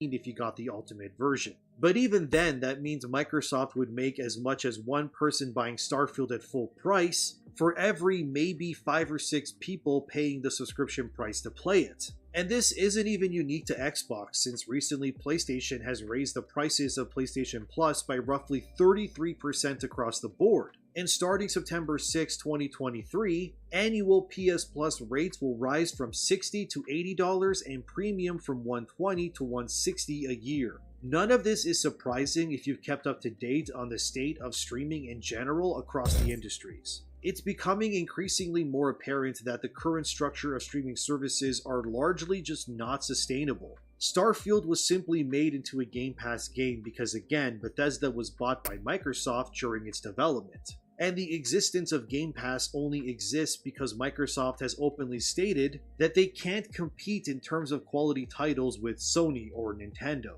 The simple but really sad truth is that Game Pass is having diminishing returns across the board. And outside of Starfield, there really isn't much coming that could save Game Pass or Xbox. It's unfortunate as well because I think a strong Xbox ecosystem is necessary for the gaming industry. Not only because of its ownership of series like Halo, but because without Xbox's existence, it gives PlayStation and Nintendo very little competition or reason to innovate. After all, PS Plus... Which is very, very true. Which is why when fanboys start saying, it's the end of Xbox, it's the end of Sony PlayStation, then, you know, you kind of miss the mark there. With little to no competition, you don't even get a choice of whether or not, if PlayStation starts to slip through the cracks, for instance, then where do you go? You go to Nintendo. Where if Nintendo starts to slip through the cracks, where do you go? You go to PC. But if all three of those slip through the crack because of one missing player, then ultimately you're just in more of a rut than we already are, than we already have been in the last 10 years. Because that's how they sound to me. That's exactly how they fucking sound to me. You can't tell me you don't go on Twitter and you don't read these tweets in that voice. There's no way. Because that's exactly how they sound. They sound just like this whenever they start hyping up stuff that doesn't need to be hyped up, or talking bad about something that doesn't need to be talked about, or they start talking about stuff that they don't understand. Like, nah, man. Like, that's how they sound to me, ultimately. Being completely rebranded and offering new titles. We're like almost Sea of there, Stars, by for the way. I got example, about 3 it only minutes. exists because of Game Pass. And if Xbox staple titles like Halo Infinite couldn't save Game Pass, Starfield unfortunately won't either. Realistically, Microsoft would need a Starfield level release every 2 months at least in order to keep building its momentum. But that's something I've always said, though, because Microsoft has the potential to be so much more, and it's just that one component that they are lacking, which is that steady, consistent, that consistency to release games at a decent time. It would actually put them far ahead of PlayStation if they were to be able to do that. They'd have more of, I would argue they'd have more sustainability to their subscription service. I'd argue that again, they would see more console sales than ever before. But it's really hard when you have your focus on one individual thing, and you're not delivering the thing that you're not delivering on the seeds that you planted. They planted these seeds ages ago to be able to release during the pandemic. I've said this before. The pandemic, they would have nailed the gaming industry had they just capitalized on every opportunity that they had during the lockdown phase of the pandemic. But because they didn't, they're suffering. They're ultimately suffering, and their Bethesda deal was great and all, but there's still contracts that need to be fulfilled. And when you're fulfilling those said contracts, how are you taking a large developing company like Bethesda or Activision for that matter without anything to sell? And when you don't have anything to sell, then you're just kind of left on the drying line. Obviously impossible, especially when a game like it takes almost a decade to make. Subscriptions in terms of games anyway largely only seem to be profitable for basic level stuff like playing online, or when the subscription model is paid for one single game, like Final Fantasy XIV Online for example. But when you have a community of customers who all want different genres and games, it's impossible for Game Pass or PS Plus to ever really meet the expectations of their consumer base. They could meet them. Both of them could if they had everything prepared. Like, I always argue this, that even though Microsoft planted seeds to be able to capitalize on a lot of the things that took place in the last 3 years, I'd argue that Sony did too. Like, if Sony would have just given into the PC earlier, they wouldn't have had anything to worry about. If they would have thought to create a subscription service of their own a lot sooner than they did, they wouldn't have as much to worry about. Like I said, they're raising the prices, but they don't have as much incentive to raise those said prices. If Xbox were to raise their price right now, and they had a consistent flow of games coming, like, they would be unstoppable. They'd be unmatched in that realm. Like, we wouldn't be having the same conversations that we do right now. So to say that the subscription services aren't sustainable isn't true. It's just you have to really take a step back and look at what your ecosystem actually looks like and plan better to help sustain it. Like, if I were to put, like, for instance, I'll say this. If I were to put out a game day one, I would never, personally, I would never, ever leave it on my subscription service. It would be a limited time offer. My day ones would ultimately be limited time. And that's just how it should be. Especially if you want to see the return on everything that you've worked on. We're in here now, so let's do this. Let's get this going. We're about to find out what the hype is all about. We're about to get a real insight into what the fuck. Ugh.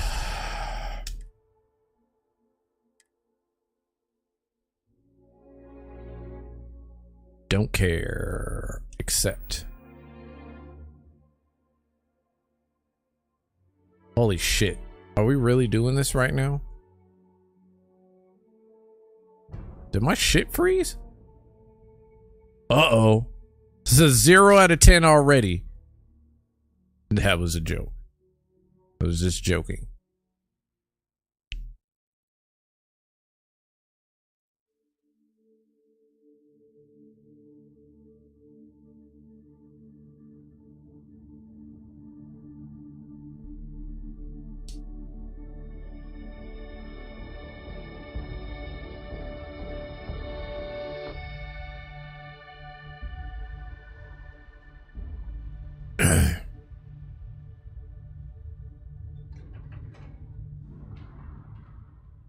In the distant past, and yet somehow millions of years into the future.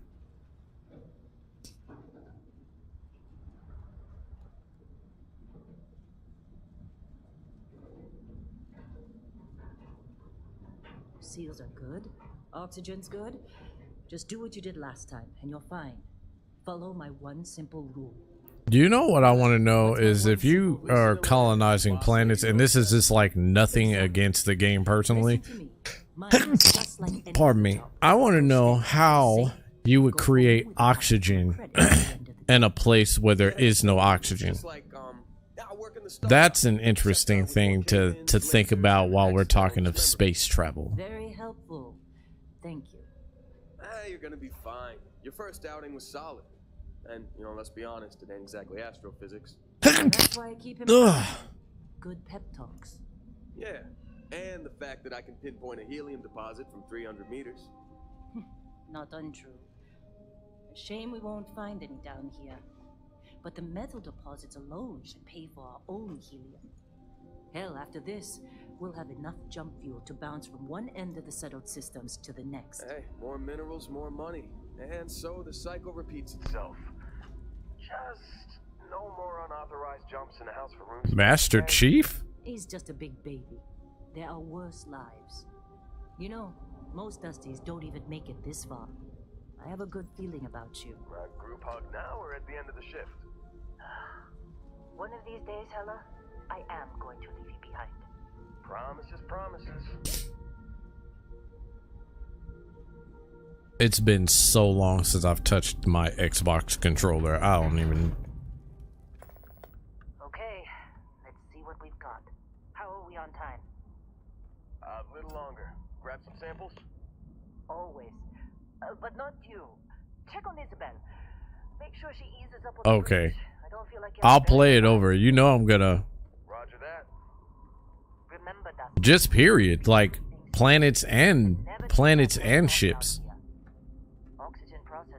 Because obviously in this game you have to have your helmet on, right? So this rock has a breathable atmosphere. A job like this in the United Colonies?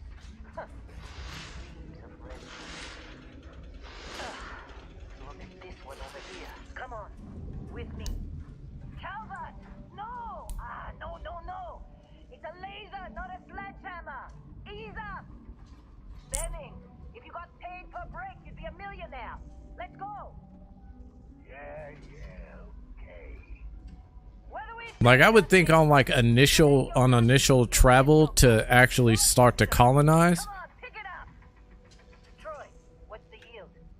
I would imagine like it would be a struggle at first. What do you think? Stay the course?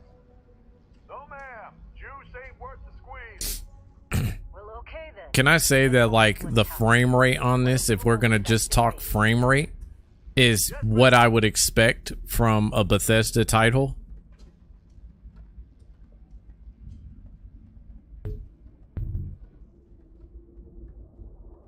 This is normally what happens in a Bethesda game too, like this slowness right here. Let's go. Metal deposits are in that cabin. I'll shout out when I need you. Open the damn thing. Let me take this thing, please.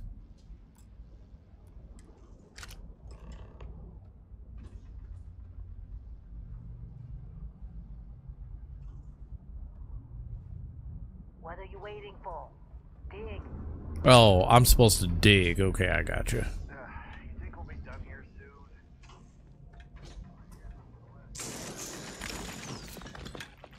How they sucker you to doing? Fall for the fancy pamphlets? I'm busy. Anyone else bother?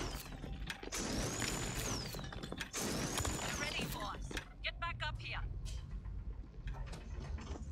Holy shit, I will say he moves fast as fuck.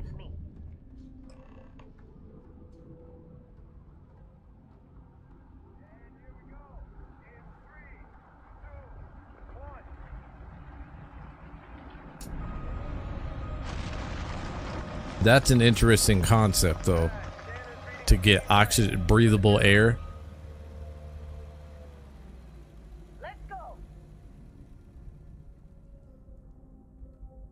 Ella, get the readings. Yeah, about that. Problem? Not if you consider a spike in gravity readings a problem. I don't. You don't? What we're after, it'll read as an anomaly. That's what I was told anyway. Okay, now you're starting to freak me out. Relax. It's just another job. Come on. And the slow walking. All right. Getting close, I think. Yeah, everything is just... Lynn, seriously, there's something really effed up about this. I do have an issue with that in all of these types of games, though. So I'm not holding that against this. Something goes wrong in there, we'll come get you.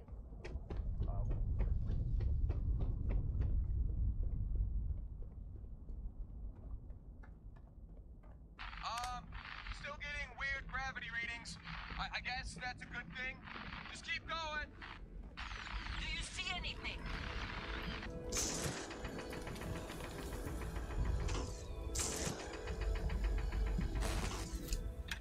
Can I jump?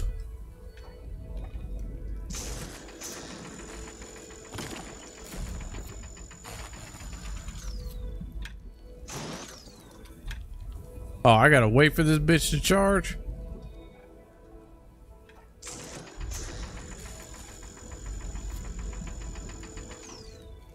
Oh, am I doing this wrong?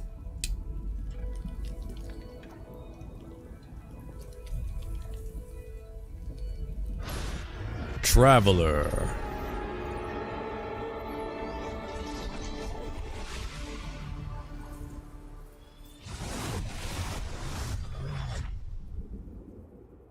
Dusty, snap out of it.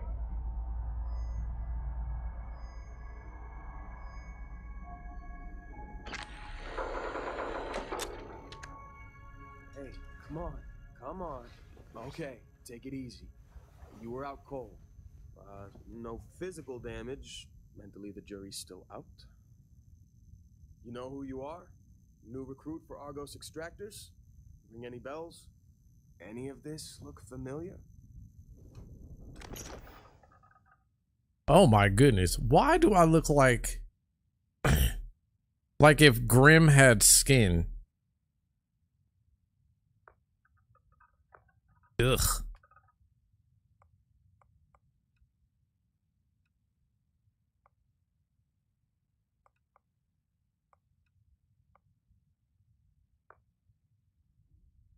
Oh my goodness. This, oh, holy fuck, what is happening here?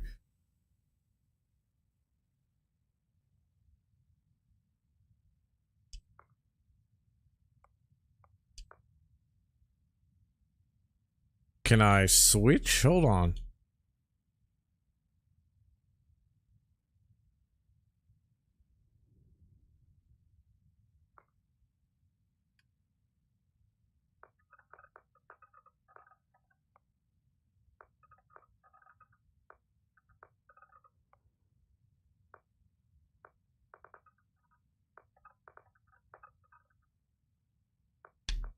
Maybe I should make James Brown.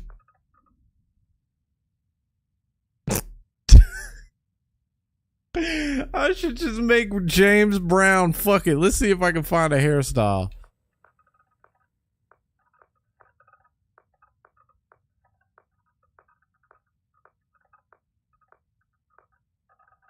Oh my goodness. These hairstyles, though.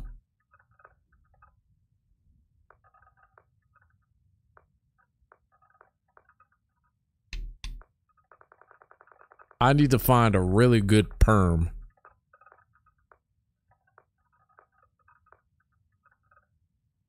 That looks like a James Brown hairstyle. There we go. I gotta change his face shape.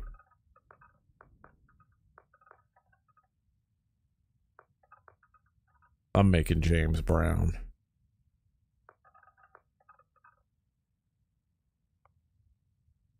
My friend, that would be Little Richard. He didn't have no facial hair. Skin tone. Gotta be dark, just like that. Okay. So I got the perm. I need to do eyes. Can I do eyes? Let's see.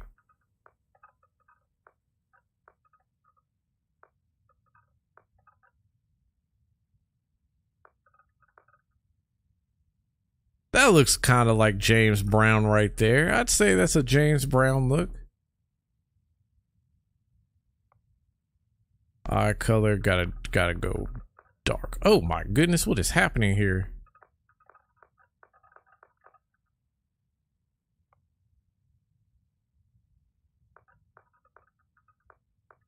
did James Brown's eyebrows look like? What does his eyebrows look like? Let's see. James Brown. I'm gonna look it up.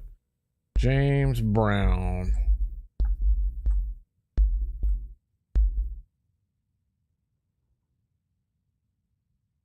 Let's see if I can get it right. I need images. Give me images of James Brown.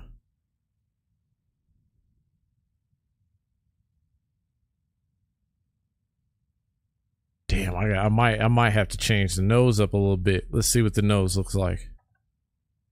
You got that.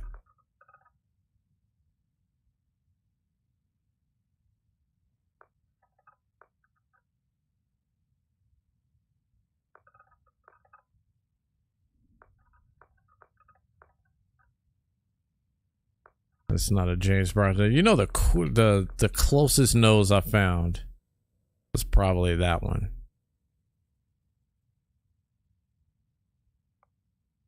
Ears. Can't really see the ears behind the perm. Cheeks.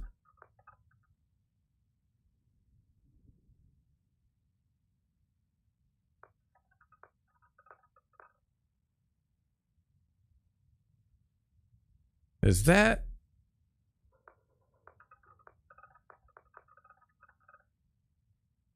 That's pretty close. All right, let's. He's always smiling though. I need one where he's not smiling. Oh, where he's not going, hey!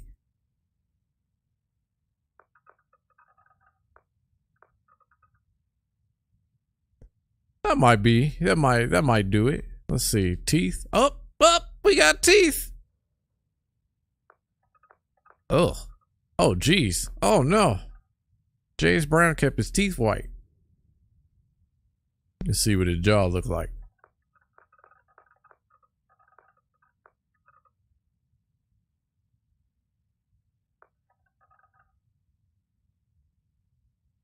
I'd say it's pretty close, I guess.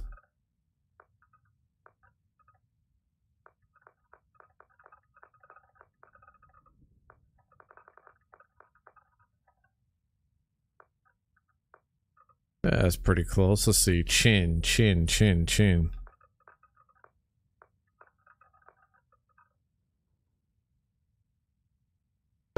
That's a James Brown chin right there. Neck.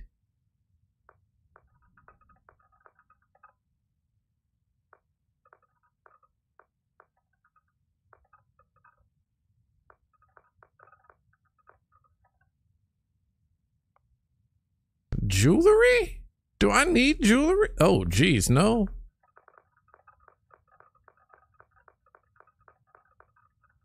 James Brown ain't have no earrings. All right. What is this? Derma? What? What the fuck is this? Oh.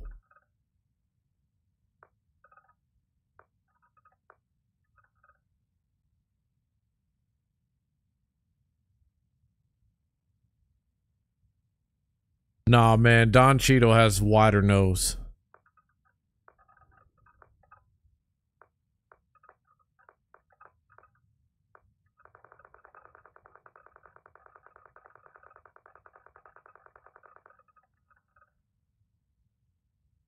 I need him a little bit darker. Oh, geez. Oh, what is happening here? What is all this? This is, ugh. Scars? He doesn't have any scars. I need to fix some eyebrows, though, for sure. Cheeks.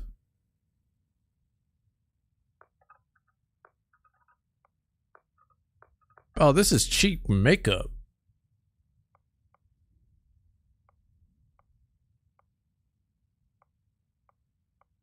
And give him a little bit of eyeliner there. Nah, that don't work.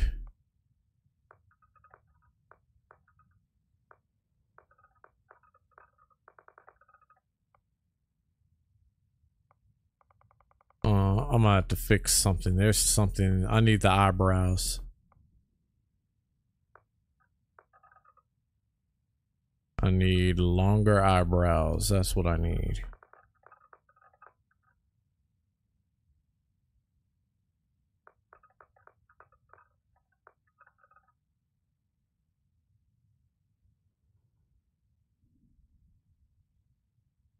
Damn, I wish I could show y'all. Hold on.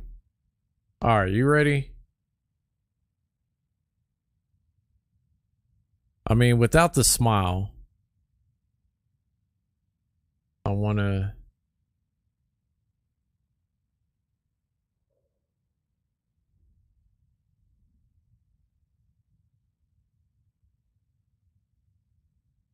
Do I kind of got it? Kind of? Maybe if I fix the nose?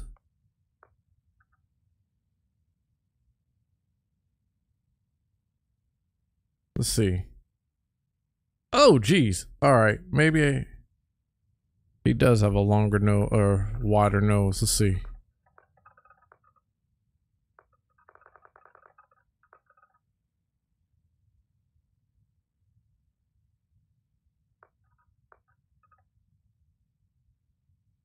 His face is long. Yeah, let's fix the face then.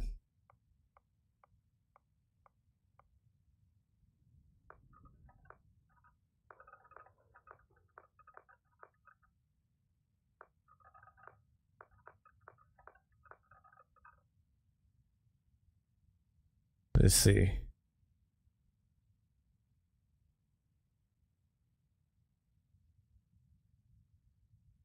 Turn him to the side. He's got... How do you...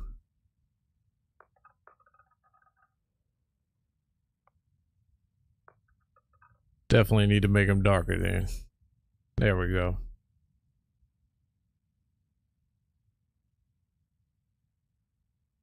You got the perm.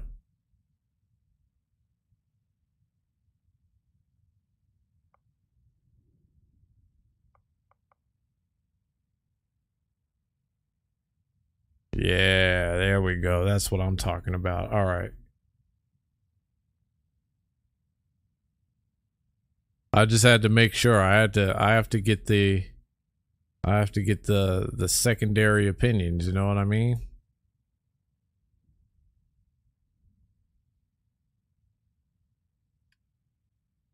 Beast Hunter, let's see. Holy shit! What the fuck? Beast Hunter from the Ashta and Aquila to the hey!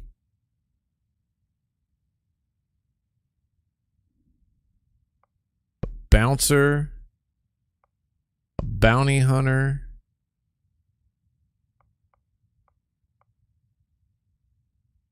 Targeting Control, Piloting, Combat Medic, Cyber Runner,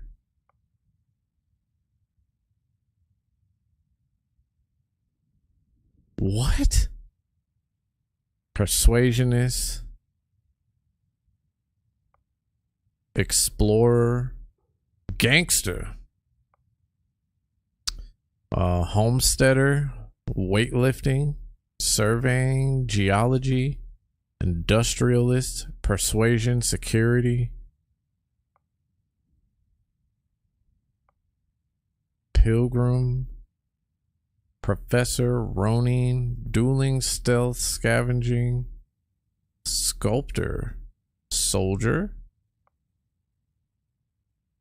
a Space Scoundrel, Xenobiologist, File Not Found. Can you create your own thing in here?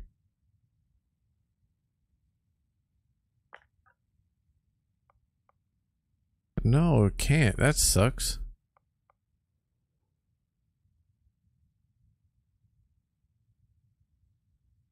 Fuck it, I guess.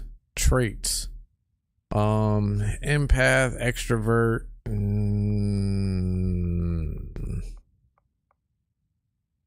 Wanted.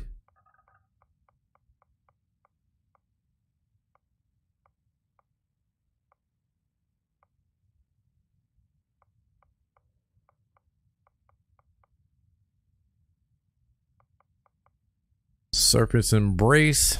Grav jumping provides a temporary boost of health and oxygen. Kind of feel that. Lone Wolf, what's going on? Spaced.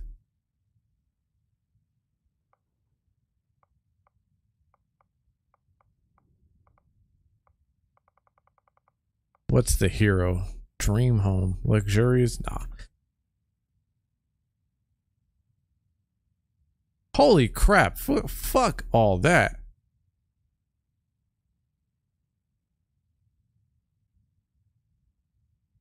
So you're still stuck on that one? Yeah, it was a hard one. That was definitely a hard one to get through. Hero worshiper.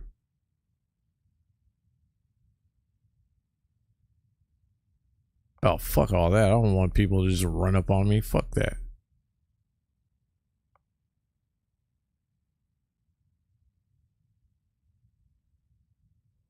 Okay, whatever. Wait, what's my biometric ID? Do I get to name myself?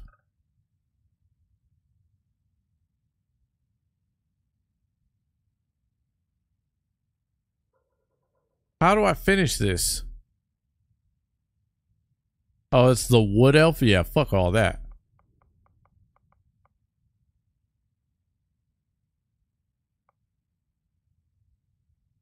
How do I finish?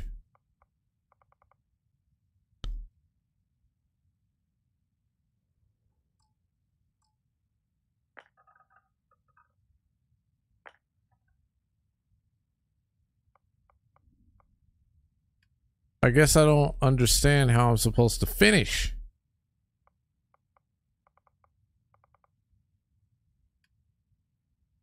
What the fuck? 0 out of 10.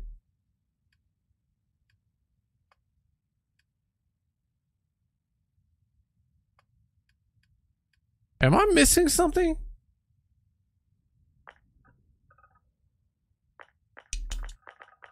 I'm hitting X. I guess I don't understand. The fuck?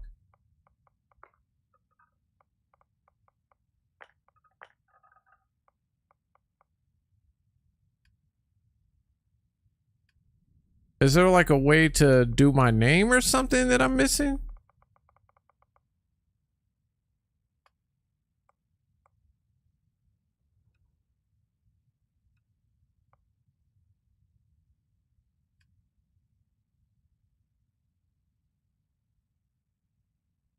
I guess it's not. Oh, X. Oh shit. I'm so sorry. I was thinking that this was still my PlayStation, so that was my bad. I was hitting A the whole time.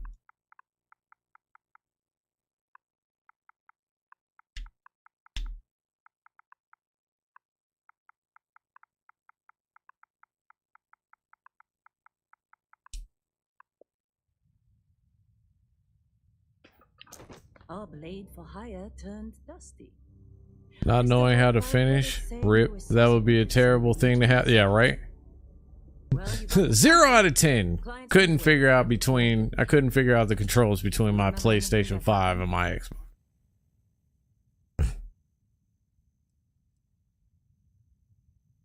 There was this light and music. Hey! That's for sure. Everything else, probably just your brain playing tricks. Either way, we got what we were looking for. All this trouble for that stupid thing? Huh, sure don't look like much. Never mind what it looks like. It's worth more than this mine has pulled in all month. We'll be... I'm not gonna lie, that whole pronouns thing, I didn't notice. I don't see. I guess I don't understand this. Let's get a good view of the perm. Hey! I feel good. Our constellation contact is Staple gun. Wait, the Explorers group? I thought they were kind of a joke. Not a joke. You're just too young to know better. Hey, I'm just saying they got a reputation. Hell, I bet half the crew here doesn't even believe they really exist. Half the crew doesn't believe Earth exists, but it's still there. Same with Constellation. Yeah, please. Come on. To be real with you, even if Sony Oh my suddenly goodness. announced that Spider-Man Shut up. Already got complicated enough. Not to them, apparently. All right, Dusty. Airlock. Put your helmet on. Wait, how the fuck do I do that? I was supposed to put my helmet on.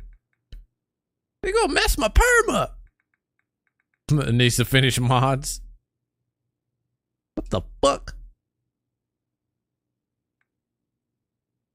Select the area in the lower right.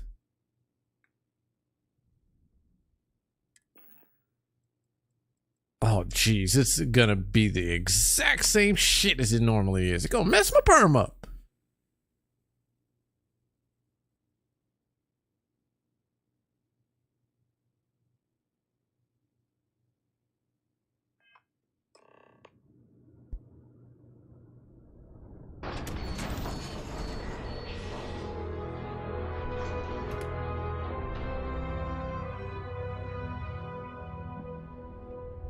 Oh, I'm supposed to still be following her?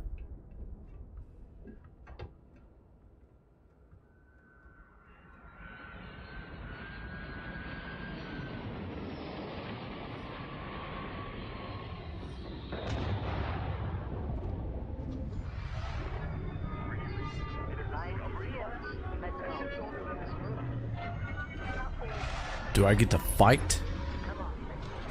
I am a wanted man.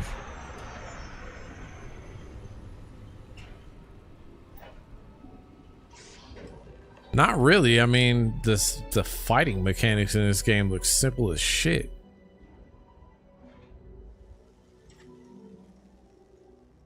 Oh, damn.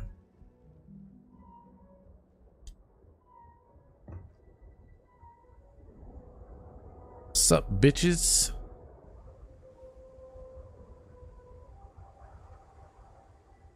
Seriously, you're just gonna stand there?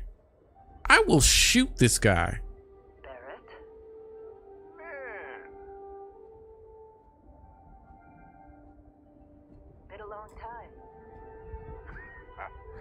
Yes, it has. That mine on Bendy, right? Kazal, hellhole, like this place. Rare mineral contract. The tastes are a bit more sophisticated now, huh? If anything, they're gonna have the James Brown pucker fluster. The new guy found it. That's right. And everything went cool? And everything went cool. Kazal, and no Barrett, not cool. He passed out after the extraction. Woke up saying all kinds of nonsense. Is that right, cowboy? Went on a trip, huh? I wish they had the option of I feel good on here. Oh man, I would love that.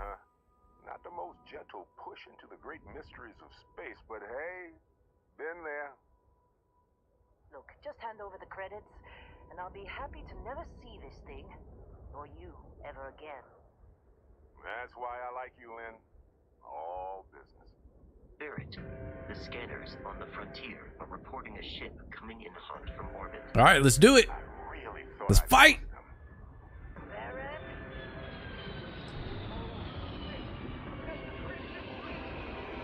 Hold off the pirates. Oh, I can't use this bad boy. What is this? What is this? We're gonna take that. They're really about to make me switch weapons like this, huh? Ugh. Yes, I get it. Okay.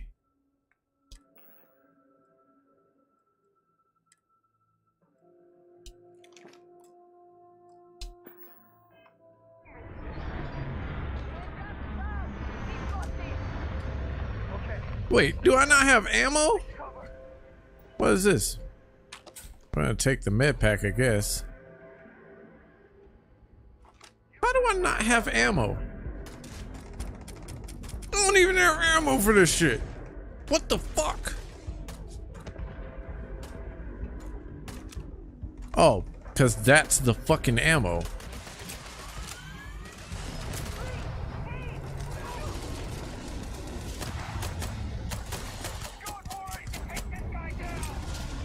Get your ass over here. You a level 2?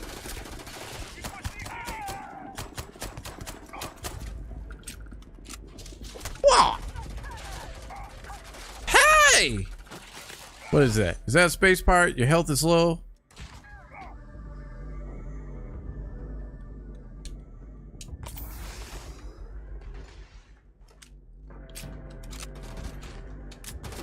Ugh.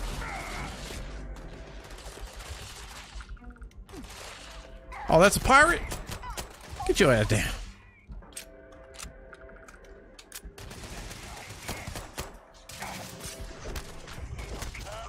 Oh. Signs of life from the enemy.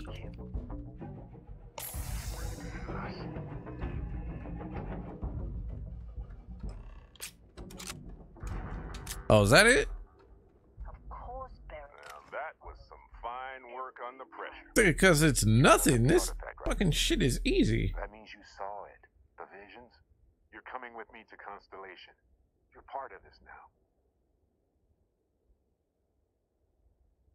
Whoa, hey!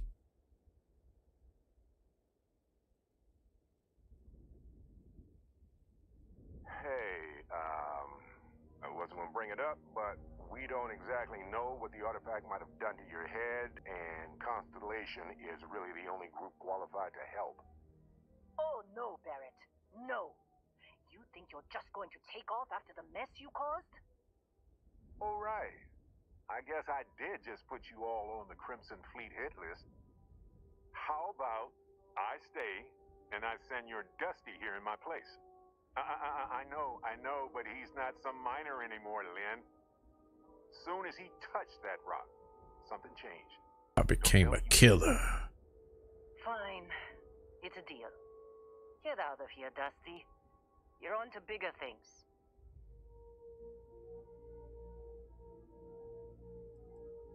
Now that we've been attacked, we've got to pack up and move on. Argos will come for the rest of us. You get going. Just go.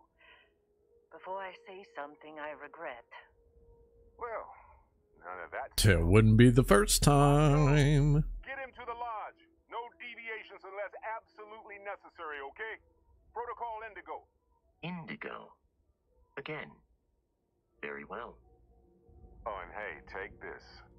You'll find it very useful out there. And it even tells the time. Ooh, a watch. Hey, look at that. The watch fits you perfectly. Now, questions?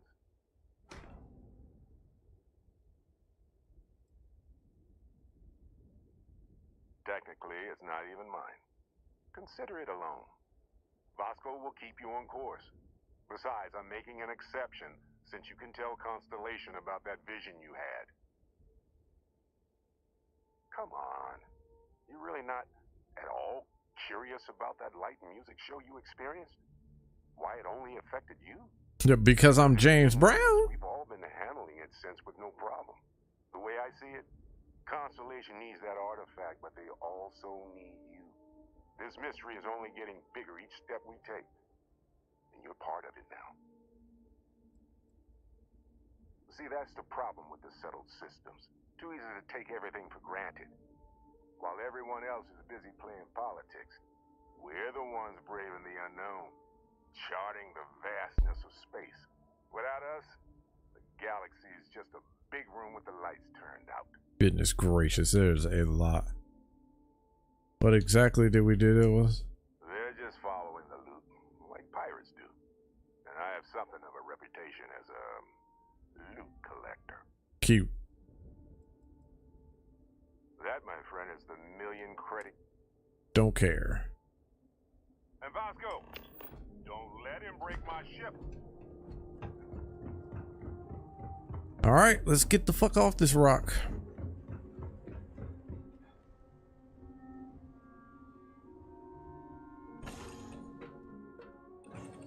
Wait, wasn't this dude saying that he couldn't figure out how to get on the ship? Okay. You know the drill, Vasco.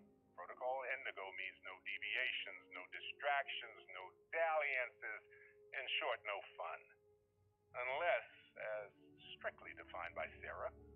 deviations, distractions, and dalliances are completely necessary in getting this fine vessel, the Discovery-class starship Frontier, back home in one piece. I guess I'm still technically borrowing it from Constellation, even if I have no intention of actually giving it back. Class A starship, as Barrett likes to say. Then I have no intention on giving your ship back. I will attempt to boost the shields. Alright, I assume this is where I learned how to fly in the vacuums of space. The rest is up to you.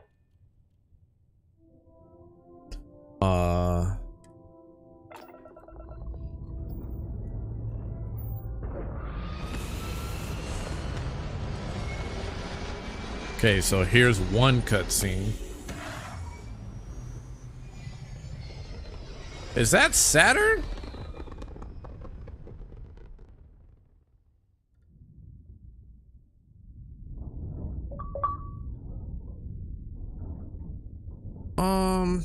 Alright, how the fuck do I access the map? Now that we are in orbit, it might be wise to test all controls and systems to ensure they are not on the verge of catastrophic failure. I can step you through the entire process, or if you're already an experienced pilot, just power up all the systems, and we'll be on our way. What? Use to select the ship system. Select a ship system.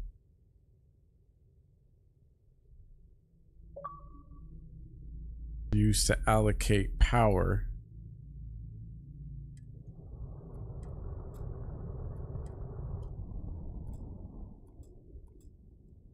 I am so fucking lost here. Each system on a ship requires power. Allocating power is under your direct control. What the fuck? Let's go over the engines. Oh, wow. Maximum speed. Try Okay, hold on. increasing our relative velocity. Okay, holy shit, man. A ship's engine has a sweet spot for better handling during turns. So this is the engine. Attention to the HUD. You'll notice a speed indicator in the lower left with a gauge that goes up and down as you adjust the throttle. Try to center the gauge so that it lines up with the center of the vertical bars to its right. I have no idea what the fuck is even happening.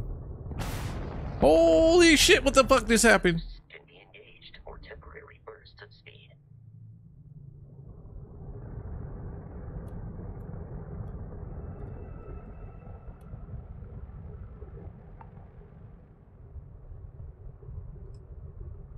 What is that?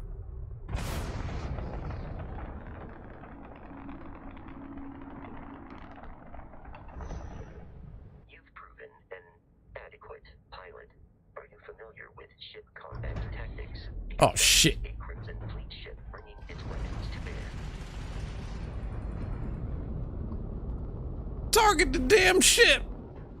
We will need to disable their shields. Laser-based weaponry is particularly effective.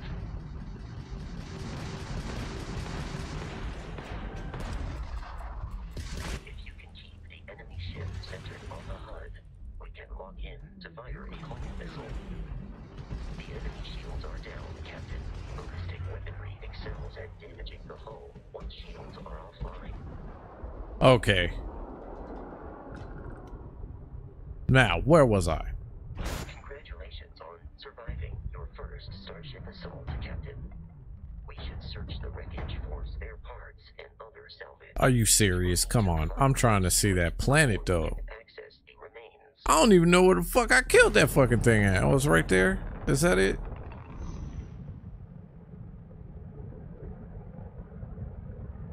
Oh, that's gonna take me a minute.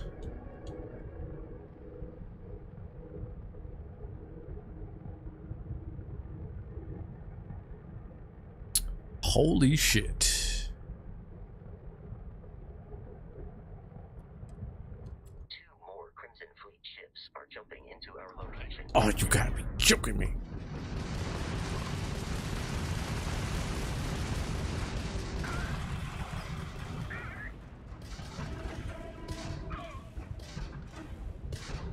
Do I need to... Is there a cooldown time?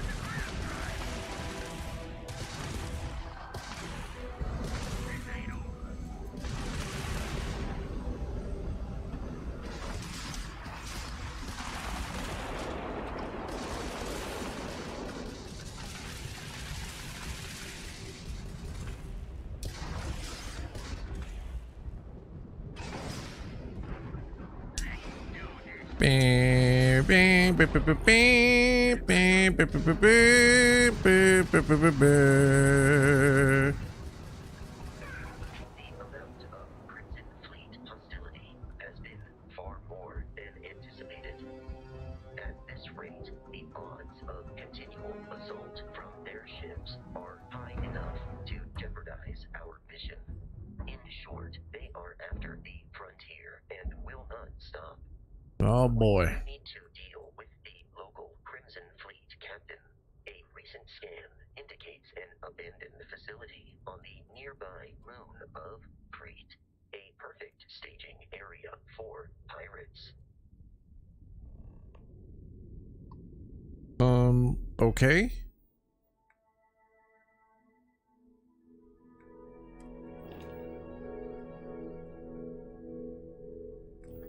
Alright, how the fuck do I loot this motherfucker? Do I need to be closer? I'm about as close as I can get.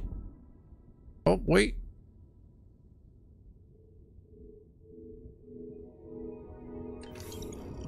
Oh, okay, I get it.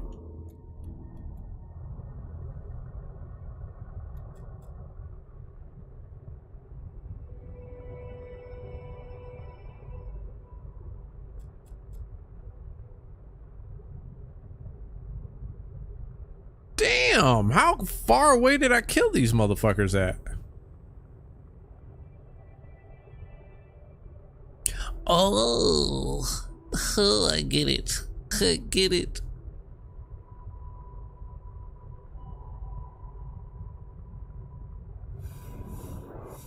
All I gotta do is point and click. All right. Oh, that's easy.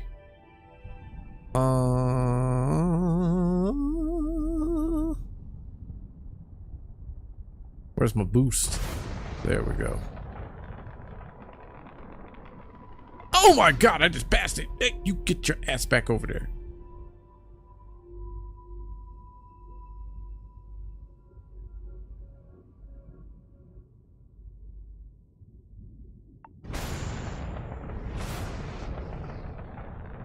I keep passing it. I just want to grab the stuff. Give me the stuff.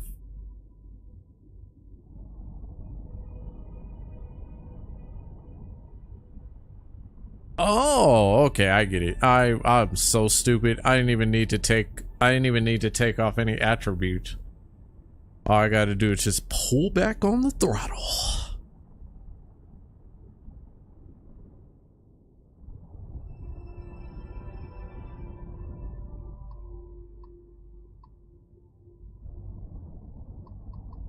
Why is it not letting me grab shit?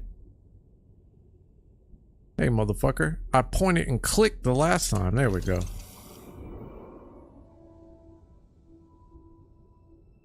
You know what? I don't give a fuck too. Where's my Saturn looking planet? Where's it at? That's not it. Where the fuck did it go? All these fuckers made me lose my Saturn planet. Where did the planet go? Why? The planet is gone. It's gone forever.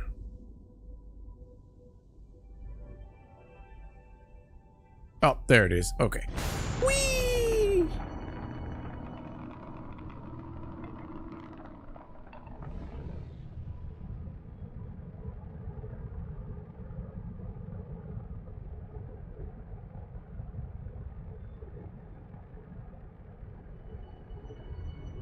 This is probably gonna take me forever to get to this motherfucker.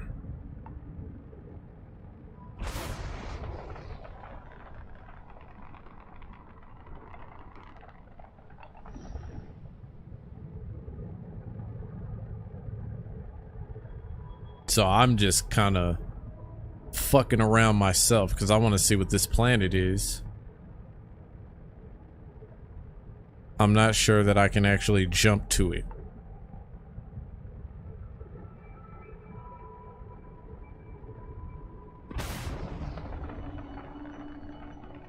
But I'm gonna try. I'm gonna do my best. Now, from what I understand, like, these planets move in real time. So I gotta plan everything out. I gotta plan it correctly and how I'm gonna actually hit this motherfucker. Assuming I actually do hit this motherfucker.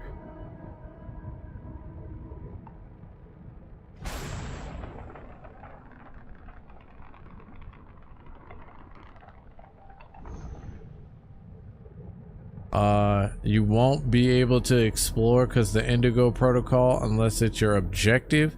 So I can't go to this planet yet? Are you sure? Hold on. Let's see. I want to see something real quick. How much further away from this?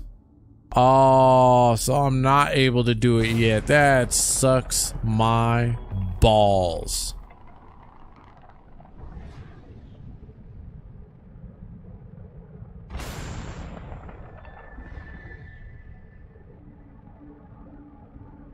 Wait, is this thing like super far?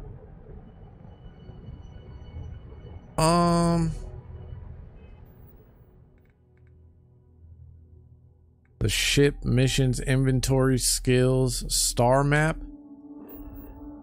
Travel between the stars. So where's my mission at?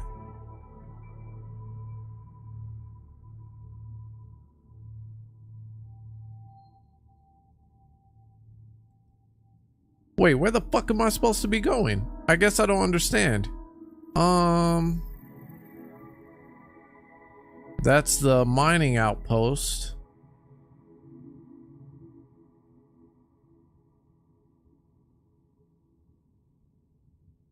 I am so lost at what the fuck happened. X to set a course.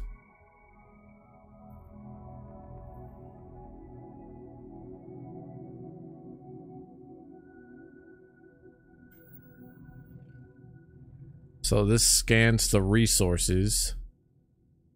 Interesting. Oh, gotcha. So I actually am.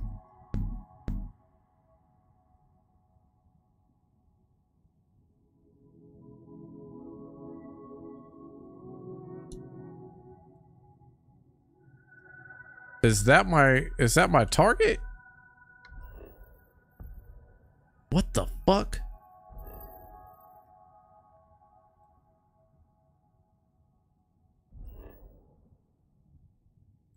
Oh.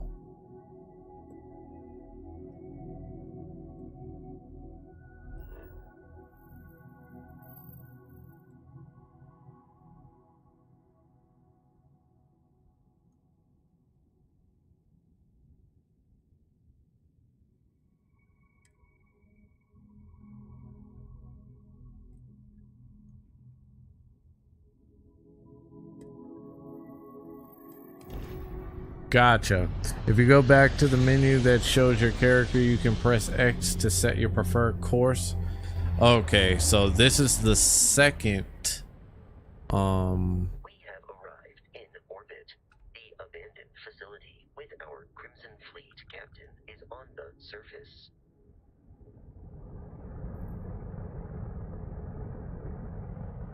Oh, all right. So apparently we got to deal with that fucker. All of a sudden, Alderaan chunks everywhere.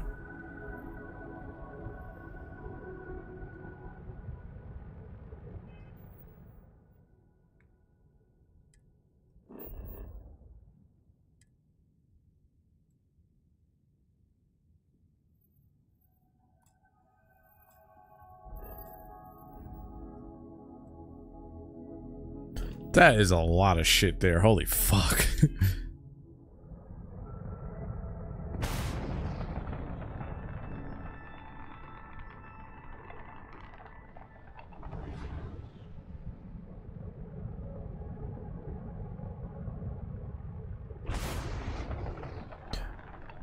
It's just so big. How am I gonna reach it?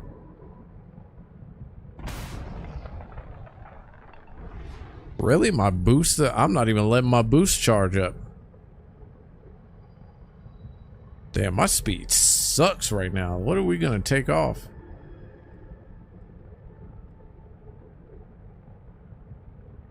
I see why people upgrade their ships though.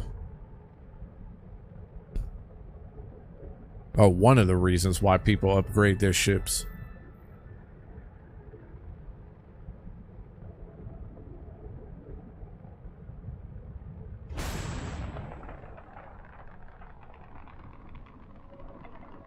Damn, how long does it take to land on a motherfucker? Press A to lock on the planets?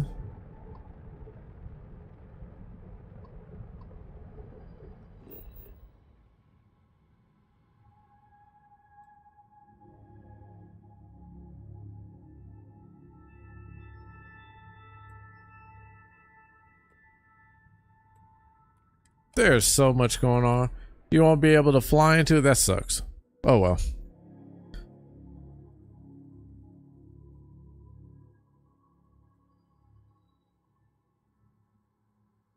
I was trying to do that while I was fighting the Crimson Fleet.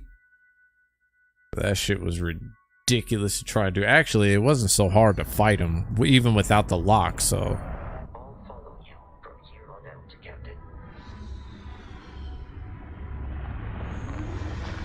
Alright, here we go.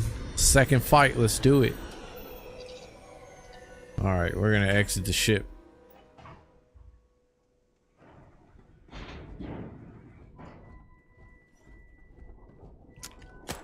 Whoops.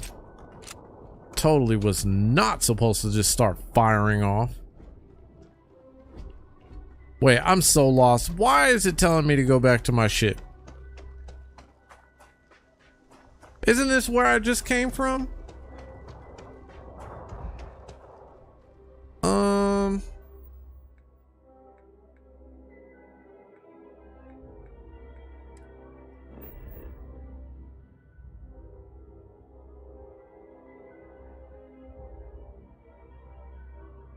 Yeah, that kind of sucks. Surface map. That's what I need. So, what is this? Unknown, unknown, unknown, unknown. What the shit? My ship.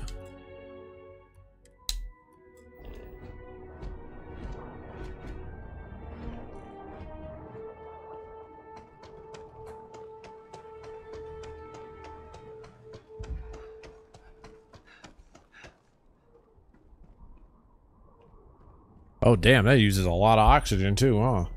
You gotta pay close attention to all that oxygen you're using.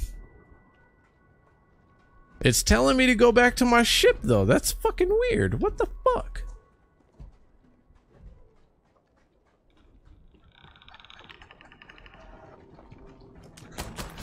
You know what? Let's just kill these things.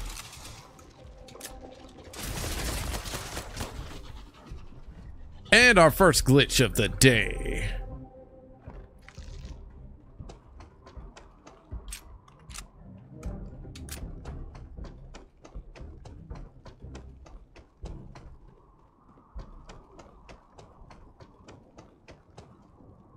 Whee! Whee! Oh shit.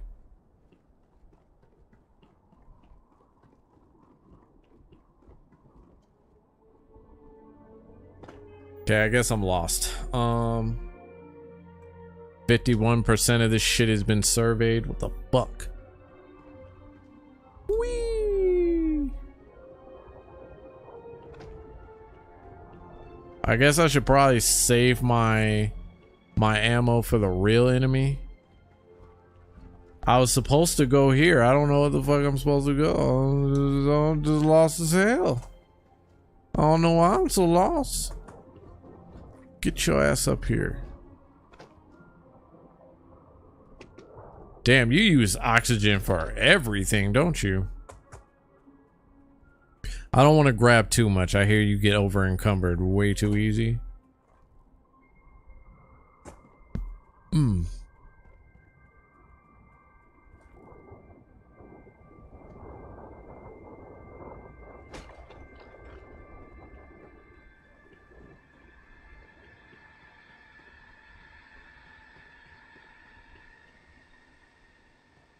Is this where the Crimson Fleet is?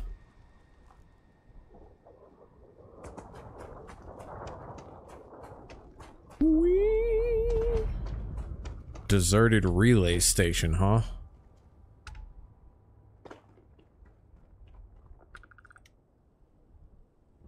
Let's see.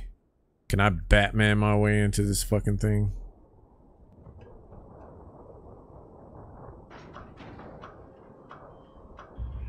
Oh shit, pirate! I'll take your gun.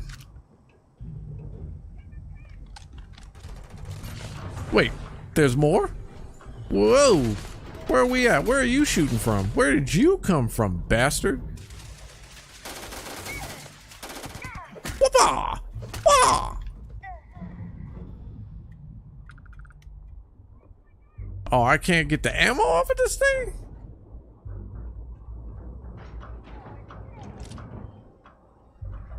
What is this?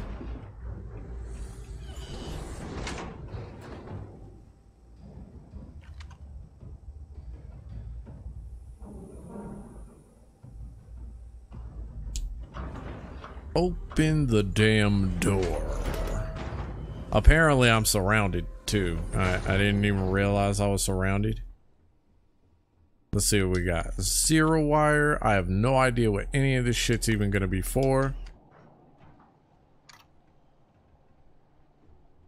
Here! Over here! Shit. Can I switch weapons?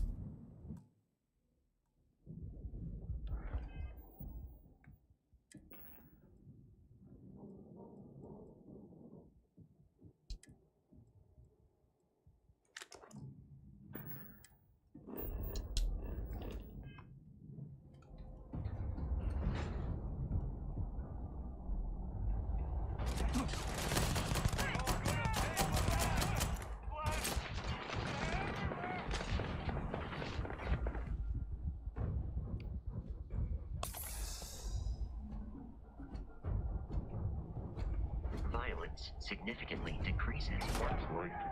What just happened? Wait, what did I just get killed by? What the hell happened? What the fuck just happened? James Brown does not die this easy. Somebody want to tell me what just happened? I just stepped down the stairs and that was it. What the fuck just happened? Oh, and then I gotta go all the way back.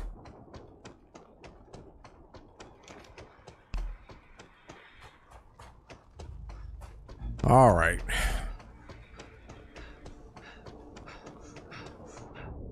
Kinda, I guess. Oh wow, I should chill out for a second.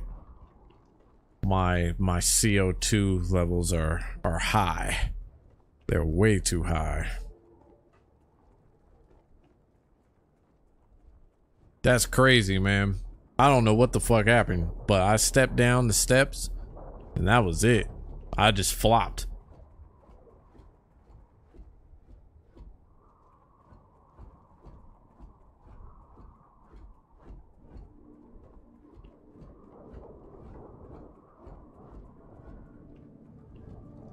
All right, here we go. We're just gonna go ahead and take these dudes out. Oh, was it the oxygen? I wonder if it was the oxygen that got me. Because if that was the case, then they would be more understandable for sure.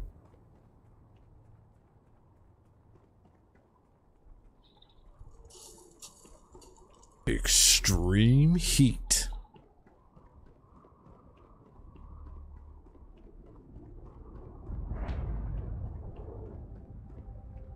I keep forgetting that I have to hit Y to jump.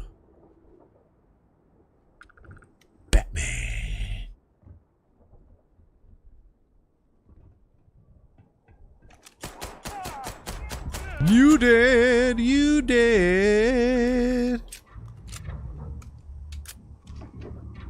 A synthetic steak. I have detected there is no cause for alarm in the vicinity. Am I now? I hear the other guy. I don't see him. But yeah, I mean, it's not hard to get adept to the karate. Because it's just like any other Bethesda game.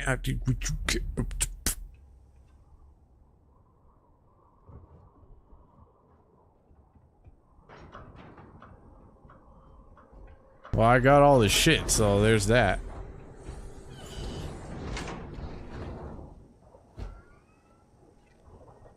What the hell? Get out of my way.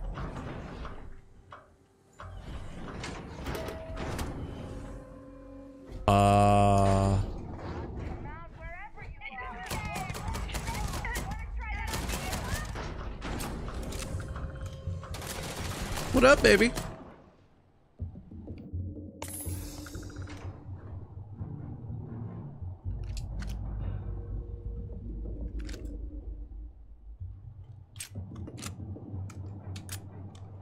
Oh, am I in danger still?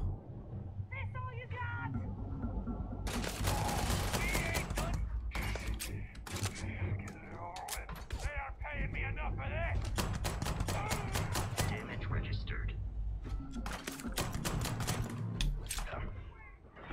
Wait, what just happened? I'm really trying to figure out what happened.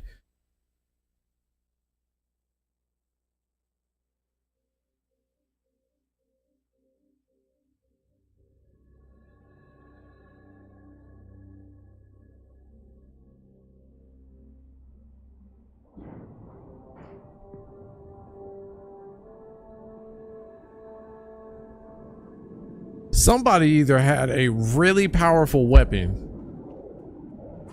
or I don't know.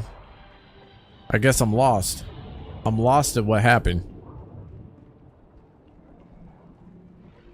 Even trying to look back, like I couldn't see what the problem was. Unless I hit the robot and he said, "You are attacking me and now it is time for you to die."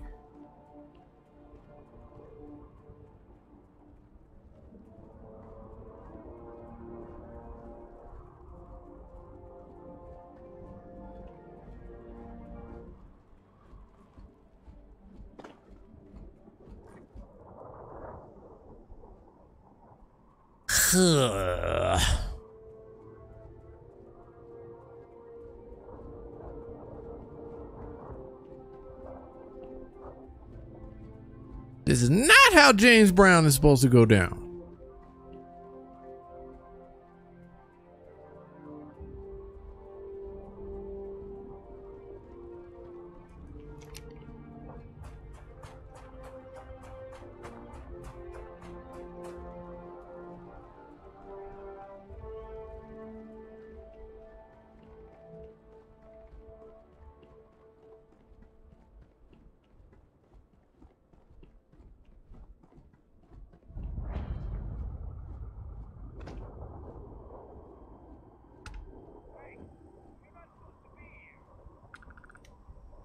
Wait, who's not supposed to be here?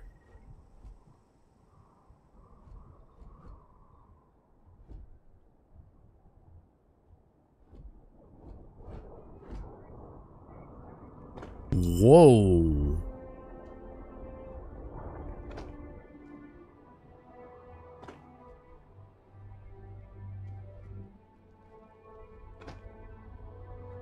Is there more here? What does this switch do?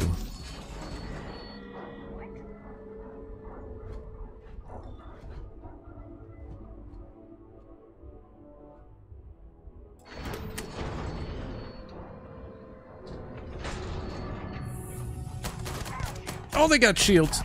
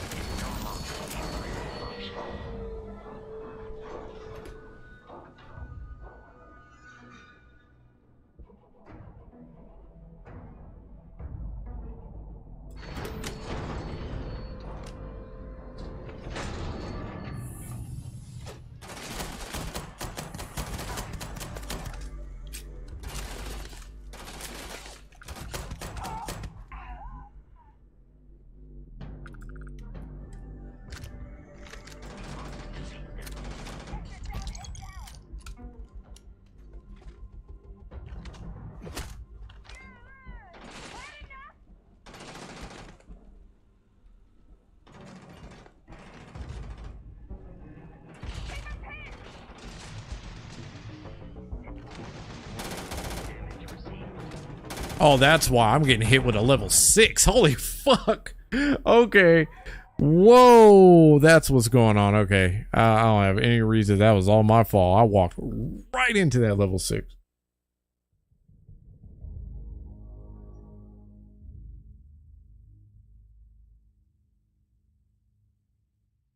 All right, let me just go back into the ship because apparently I'm supposed to be there.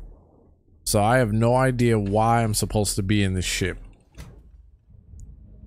I have no clue as to what it is that I'm needing in here.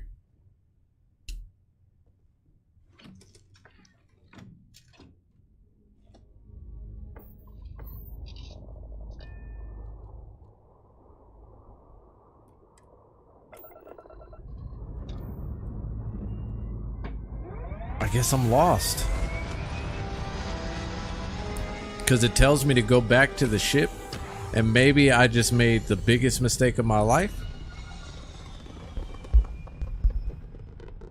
Oh, this is going to take me some time to get used to whatever is happening here.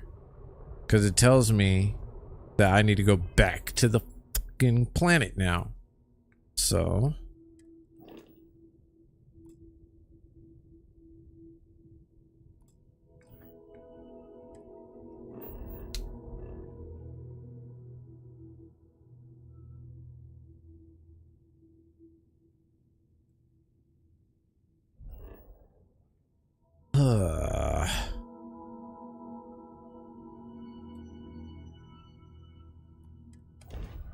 So I'm actually supposed to be landing there, is what it looks like.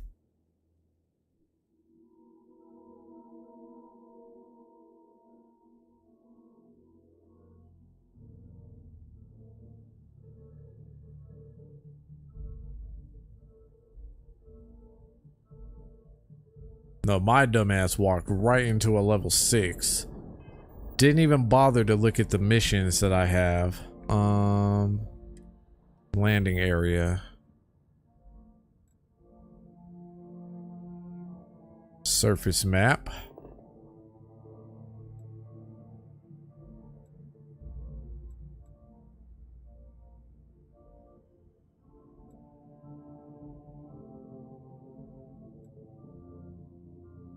Oh, wait.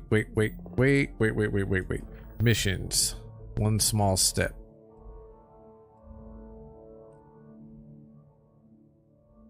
Show on map, I guess.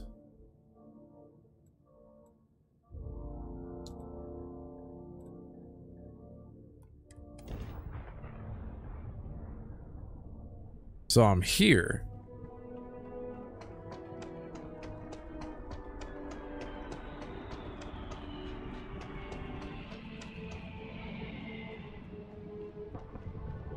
So I guess those are the pirates I'm supposed to be dealing with, and I'm gonna continuously get my ass whooped because I am not strong enough to even fucking take those dudes on.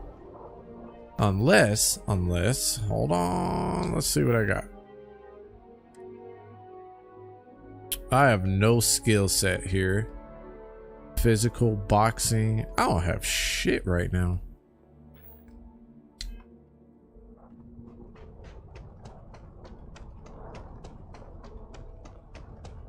So I wonder if stealth is gonna be my thing. I mean, I am a Ronin after all.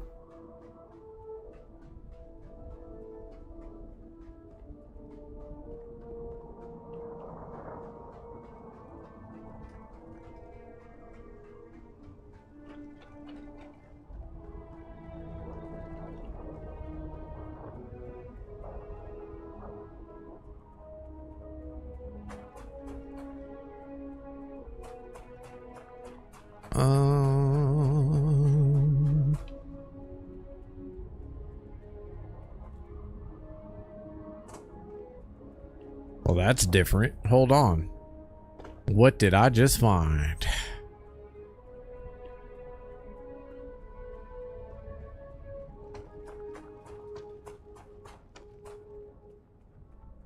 I am not messing with these things. Whatever they are, I need ammo to face off against. The Crimson Fleet.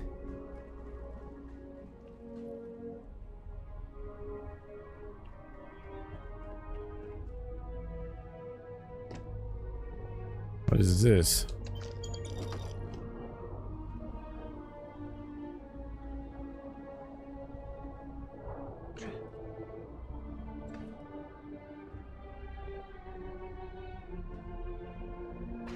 Looks like a ship of some sort.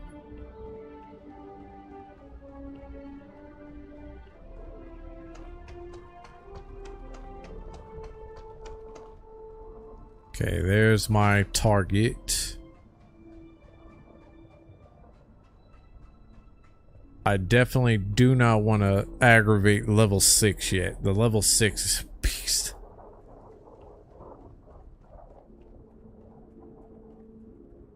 But I have to deal with these guys, so I'm hoping. Wait, let's see what my actual mission is.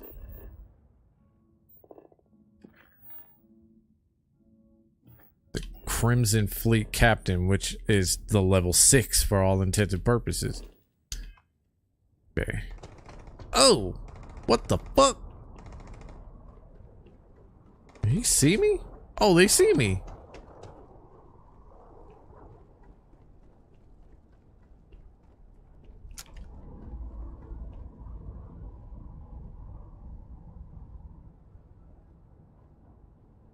So there's a shit ton on the outside.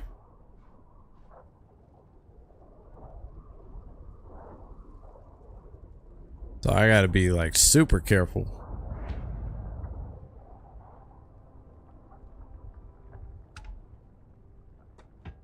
So I guess let's go ahead and take care of these dudes out here.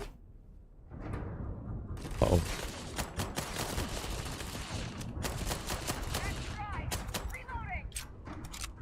Whee! Oh no! Oh, you suck. I didn't think they would be out that fast. They threw me all the way the hell off. They came outside like ultra fast.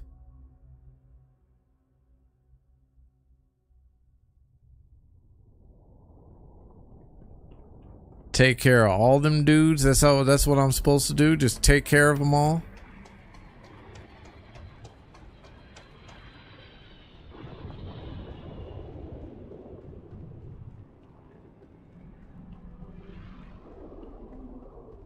All right, well, we take care of them all. We shall do then. I got to think of a good way to take care of that level 6 though. That level 6 is a beast. If that's the captain, whoo. James Brown is in for it then.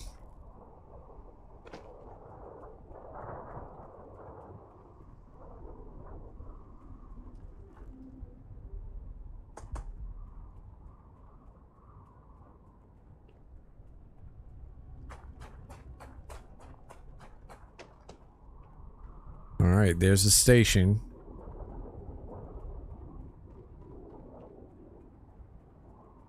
I gotta take some of their weapons too. Well, you can persuade the boss to? Oh, I can? Damn, I really wanted to kill people. Wait, but if I can persuade the boss, then why the fuck are these dudes shooting at me? Like, as soon as I walk up in this motherfucker, they just start unloading.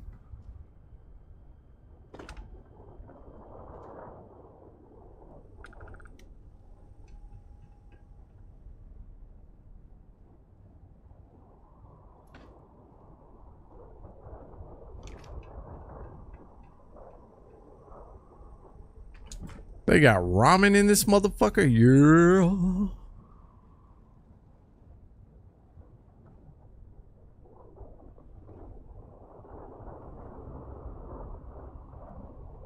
You want to know something? I want to know where these people come through.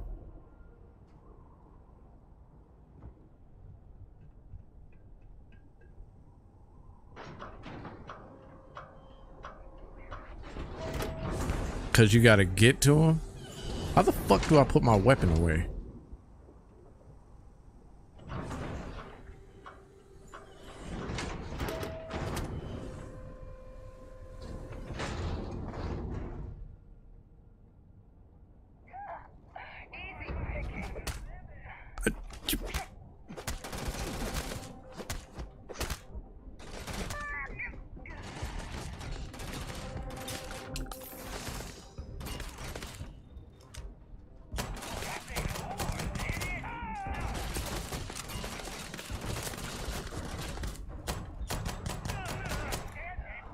Hit him with the crits.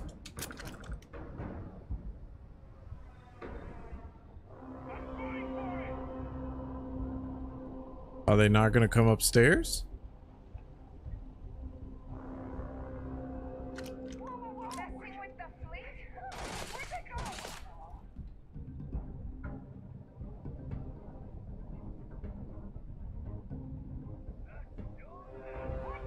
Oh Lord.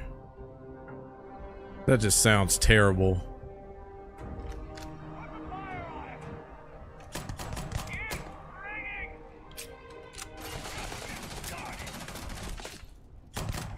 I thought I killed him. Oh.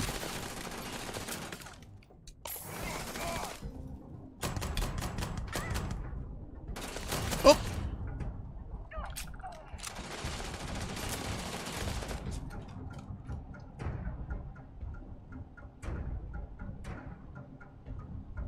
Two shots from that dude and I'm fucked.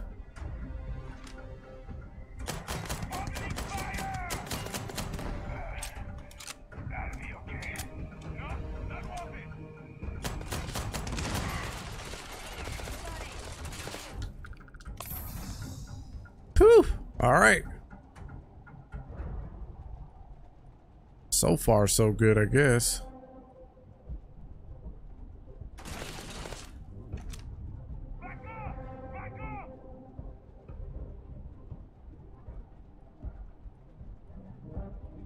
Alright, I gotta switch weapons because I don't have what I need.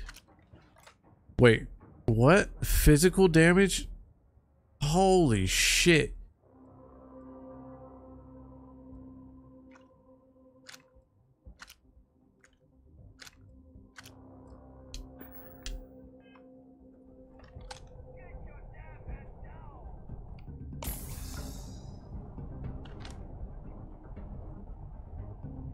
I see him.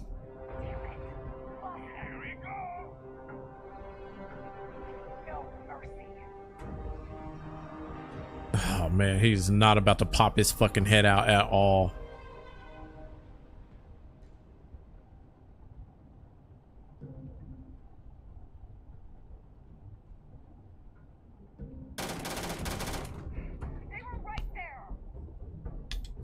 Yo, he's like peeking like through the fucking thing.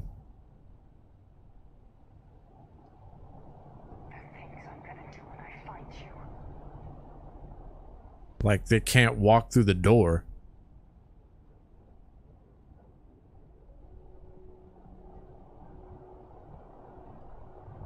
They're stuck.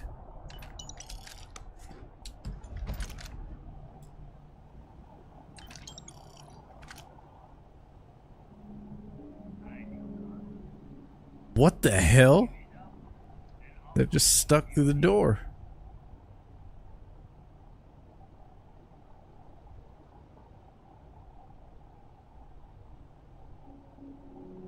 Shit. That was so fucking close. I definitely don't want to get caught by him. But there's another person like right next to him too.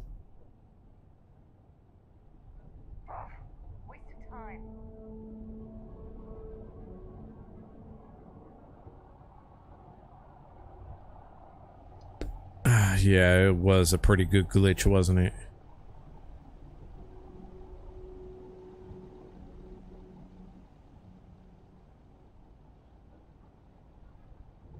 Wow. Gonna take you apart.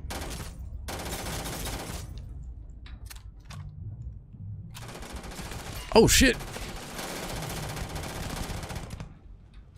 Didn't see that guy.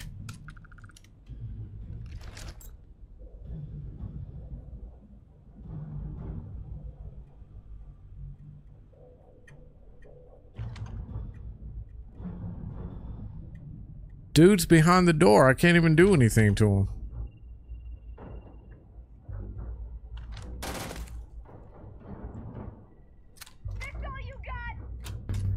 I mean, it would be nice to be able to reach you. Kinda. You look intimidating. Did I hit him? Oh shit! I'm beating that ass through the door.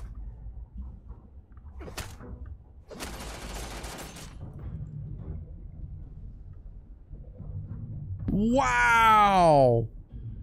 Nope, can't open the door. And all I'm doing is just hitting them through the door.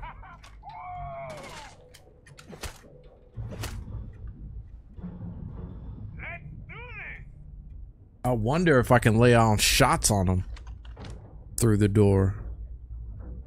Because I did damage to her through the door.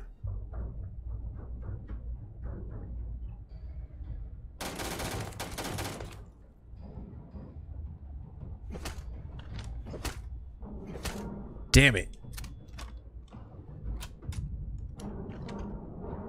You're dead. Am I though? See, I'm hitting somebody. Somebody's getting hit. I don't know which one it is. Oh, it's this one.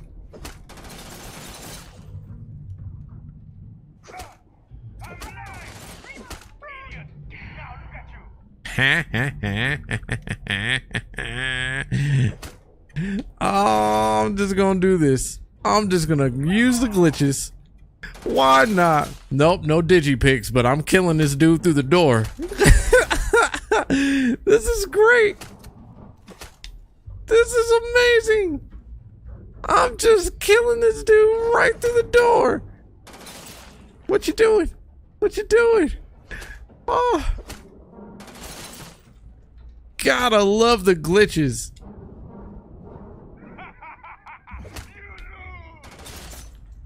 What you gonna do? You can't shoot me, buddy. Come on. Show yourself again. There you go. Come on. Which way are you going? Which way are you going? Right there? Yeah. Come on. Oh, did he hit me too? Oh, shit. That's not good. Oh, fuck. Oh, that was my last health pack too.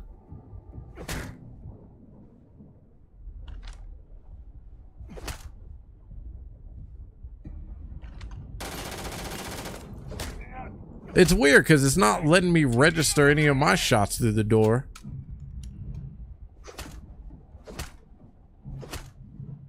Oh, he's down too. Fuck.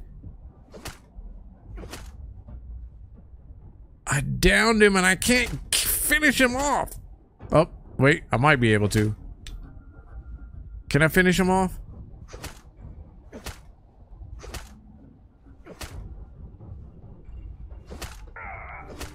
Yeah. So I got no digipicks.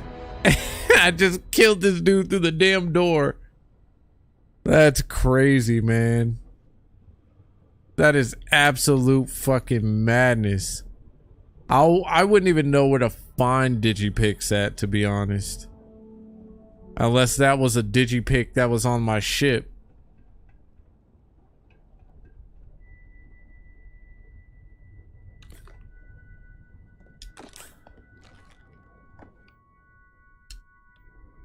Wow, indeed.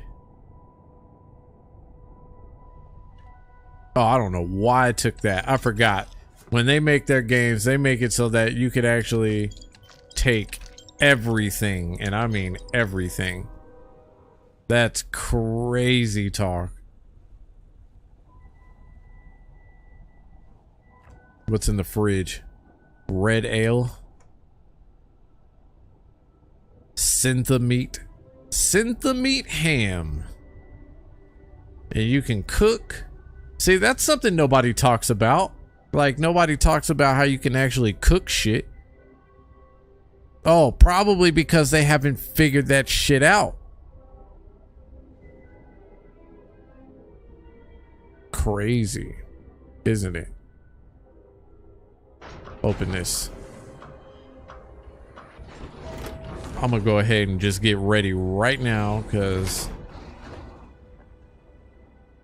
I don't know what I'm gonna find when I get out here. Rule number 1, hey, in any, and I mean in any,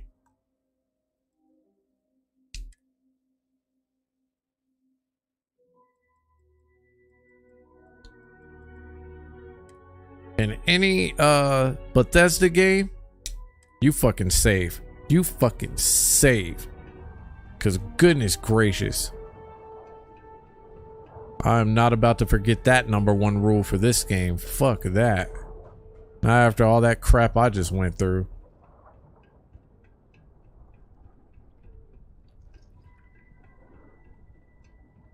And that was a lot of crap too. Apparently I was supposed to come in through here, but I decided to like Batman my way into this motherfucker.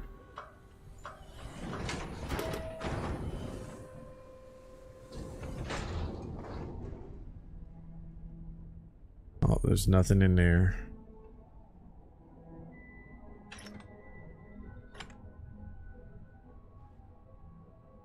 Ripshank. Ooh, that is a lot of fucking credits.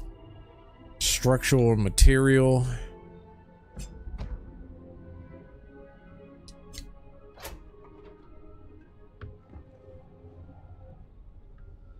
And it's an expert lock too, so that just makes it that much more worse. We have lemons. Save and read.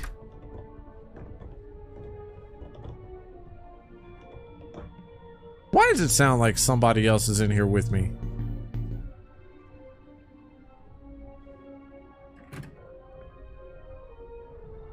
It still sounds like I left somebody alive. A digipick would be really nice right about now, though. I'm not gonna lie.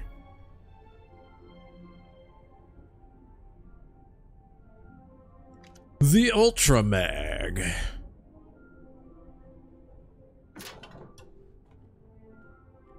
Starlock board game.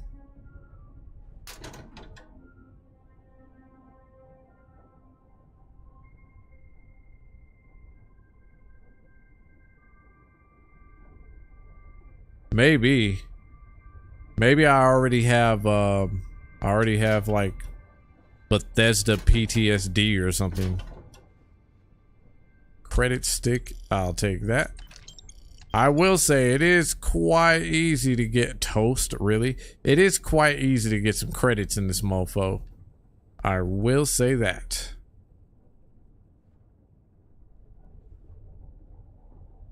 It is really easy to get credits in this.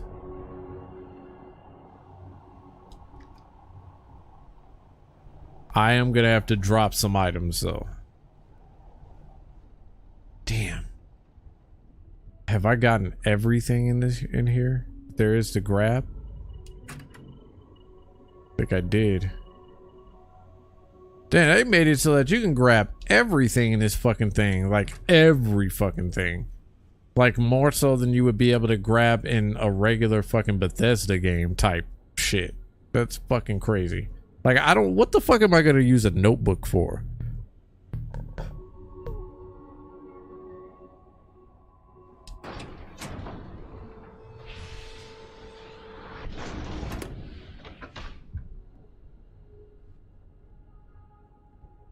Know what else I don't see? I don't see my machine.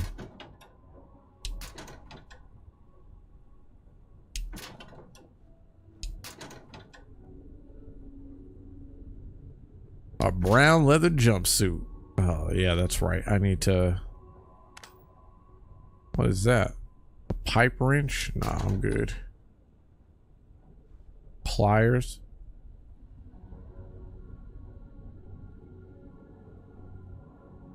Hold up.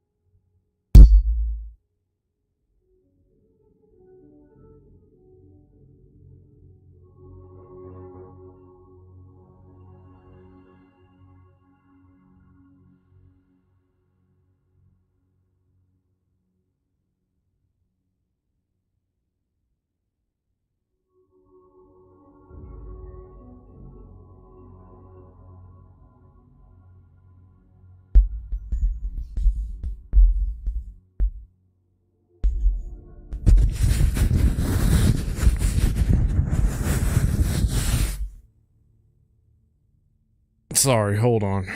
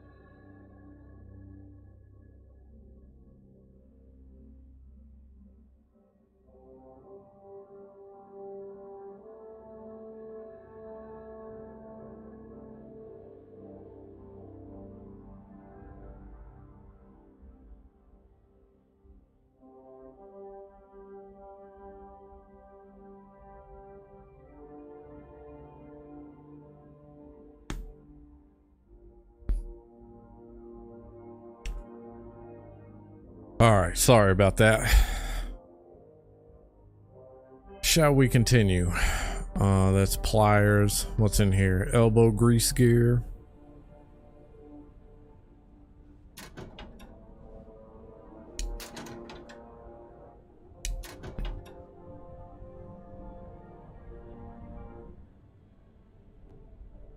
I don't know how important this is.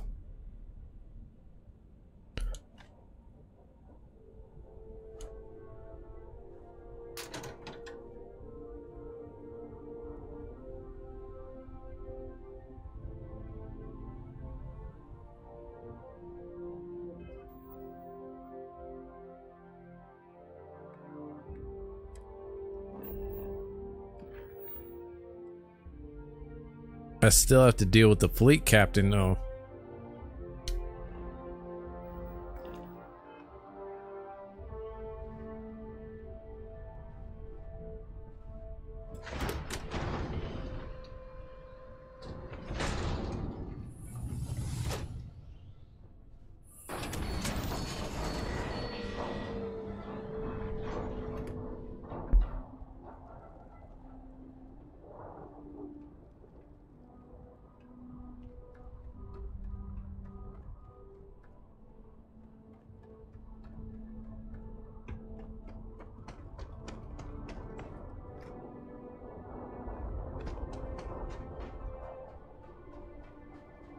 Well, at least I didn't take fall damage, I guess. That's cool.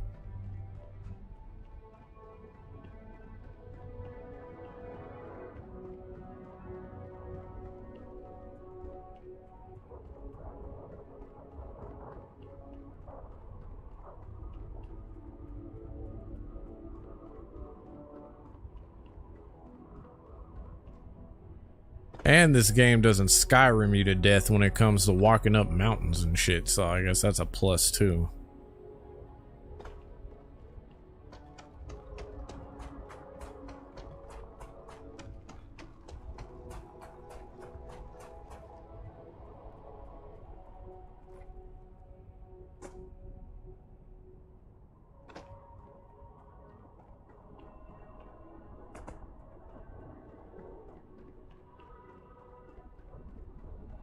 See, there's my ship. And I think there was a digipick on it, so...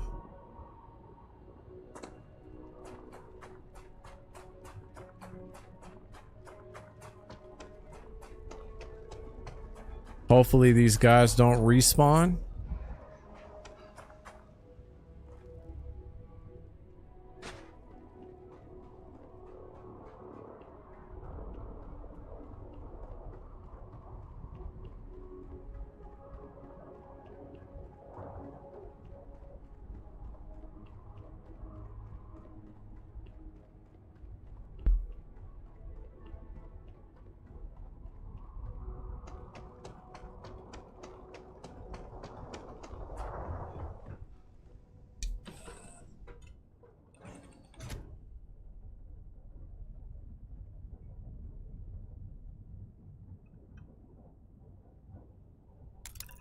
Okay.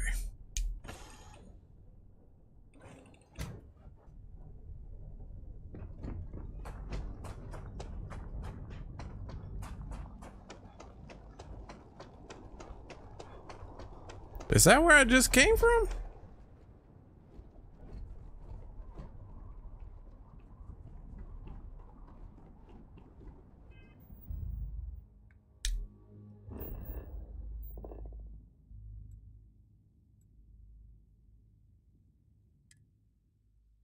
Like I said, hopefully these guys don't respawn, because I really don't feel like fighting these guys again. It was a pain just trying to get that glitch to work.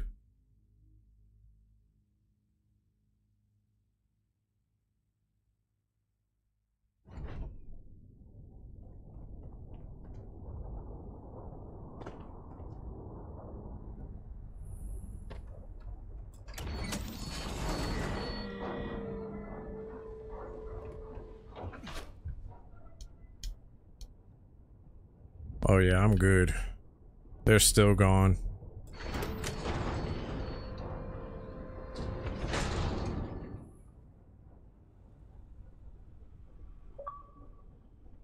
Alright, so digipicks are...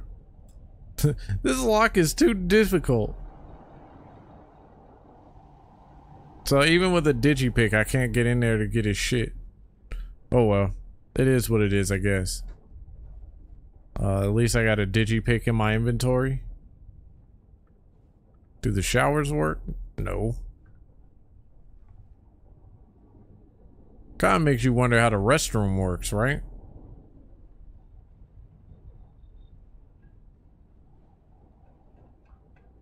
While I am programmed for combat, it is not my primary function.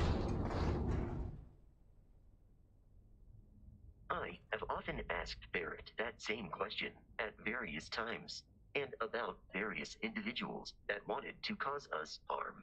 The most likely answer is that Barrett personally insulted him, typically by continuing to live.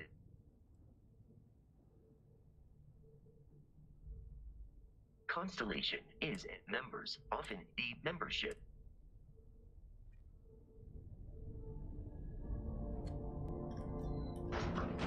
You wanna know what I wanna know? Starlit James Brown speaking. I wanna know why the fuck he came in from that direction. I think that's where the captain is. I don't know if that's where I've been, but I think that's where the captain is.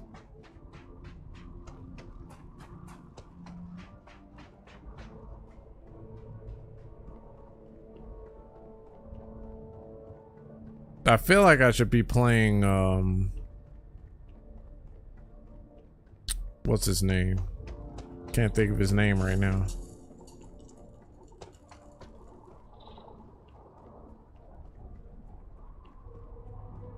Ground control to Major Tom. Ground control to Major Tom.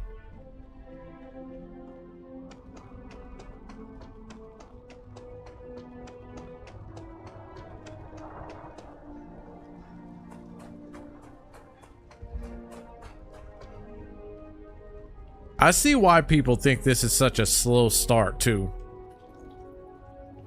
Because man, like this isn't even anywhere near anything that I would need like to progress. Like this is a very slow progression.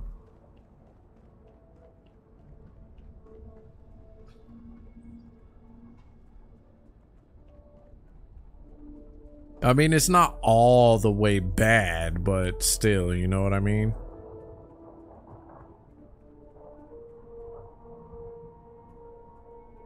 Up, up. We're a little choppy there. 0 out of 10.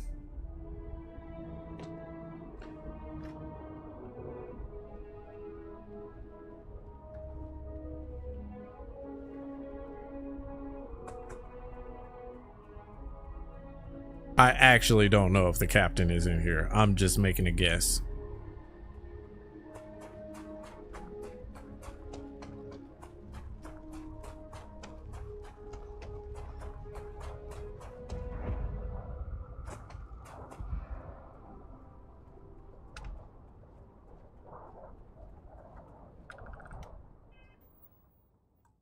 What's the #1 rule?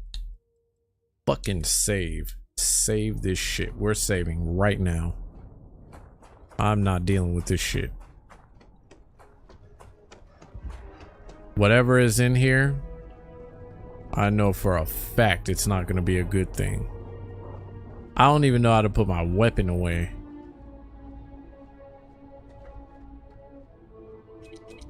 Oh shit!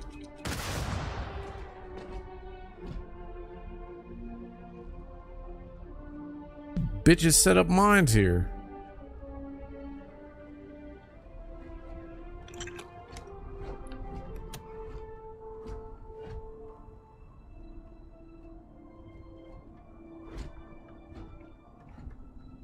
Okay, so supposedly there's not just one way to get into any place.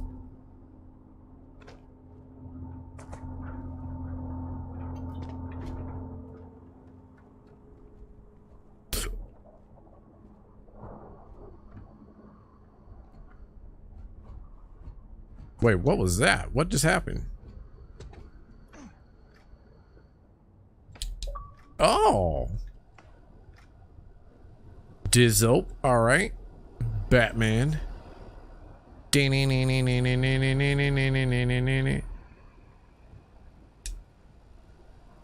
Oh, can I not jump now? Now I'm stuck? The fuck?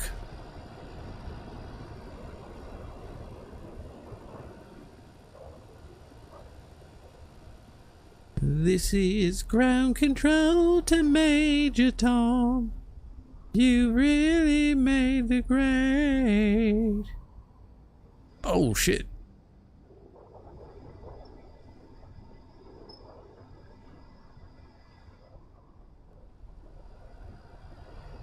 Maybe too, I'm not looking in the right spot.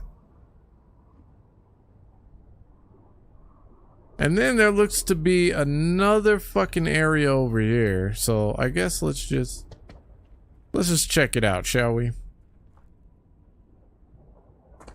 Or is that where I just came from? Is that my ship?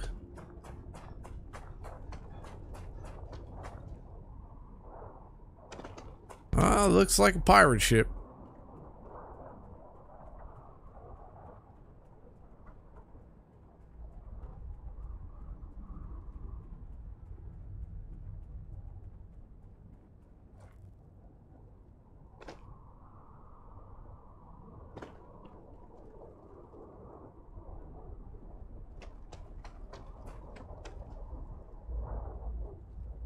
That might be exactly what I'm looking for, too.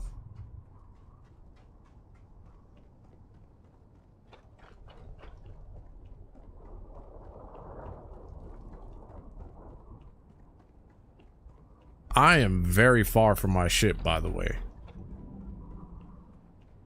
What is happening here? Are they fighting each other?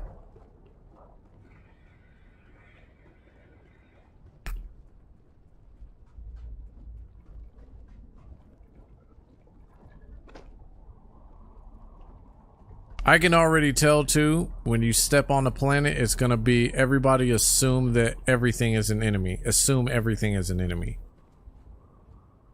Don't just fire off at the hip though, cause that's how people get killed. Fast!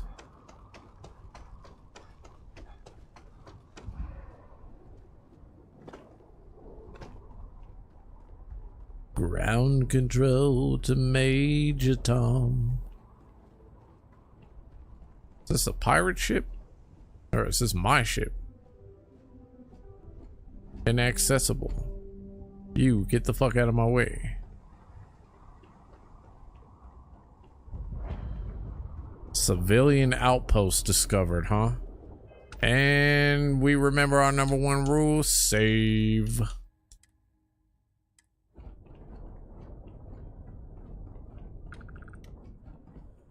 My caretakers configured me to perform.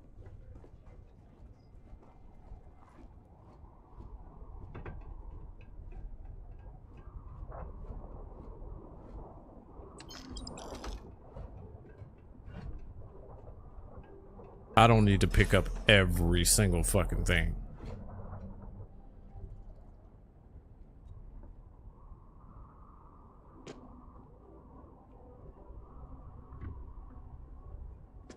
If you need your ship repaired, find my associate. I break ours just by thinking about it. So this is a regular ass person? I would love it out here. And you know, I do. That's nice to know.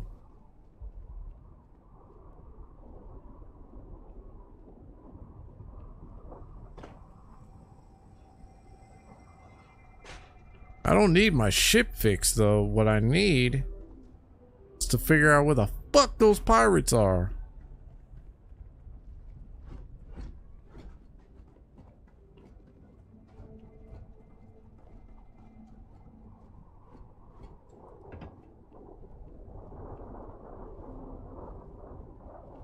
Is this building inaccessible too?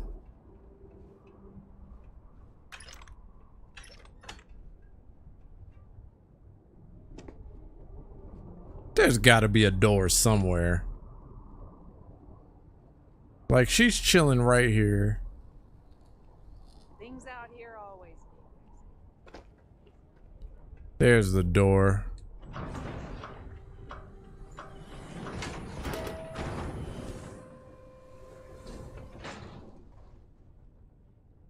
You headed to a mine? We sell the best protection you'll find out here. Repair it all ourselves. No, I'm good. Hope you reach your destination. You know what I'm looking for? You know what my destination is? That stupid pirate. That's what I'm looking for.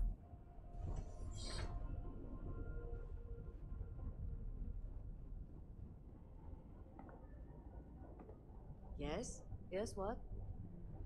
We've lost people out here, but they'd want us to stay. We all believe in this place. So apparently they all believe in this place, but that's stupid. Those pirates fucking believe in this place too. Just so you know. Skin cream bottle.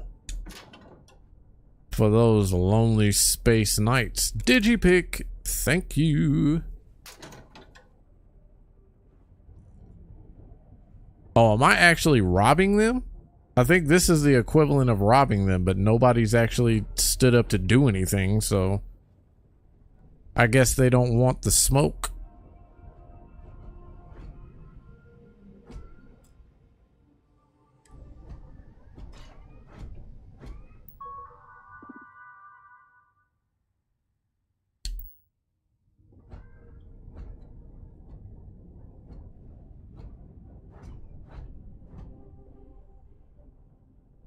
What do you think you're doing? Oh shit! Somebody caught me. You're mine. Oh shit! Woo!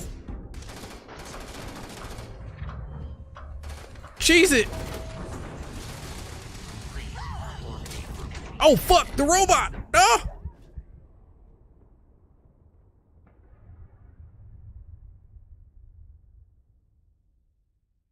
The robot got me.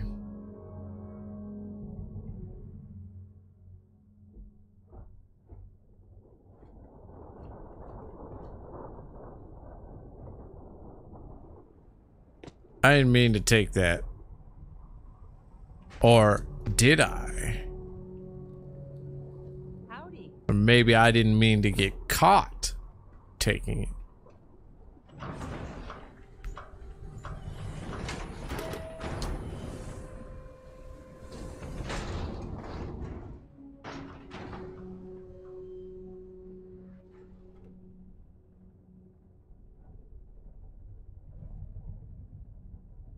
It's not a good rifle anyway.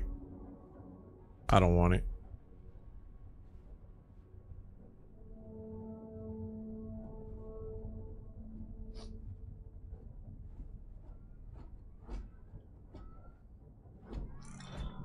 Can I open the displays? Basco, get the f out my way. Alright, none of the people that I'm looking for are even here.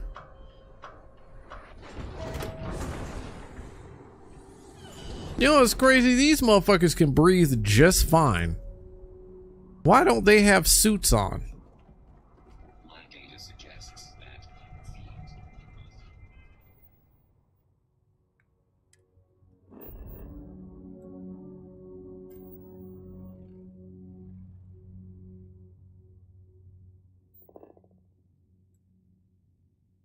Okay, so there's the civilian outpost. There's the abandoned research center.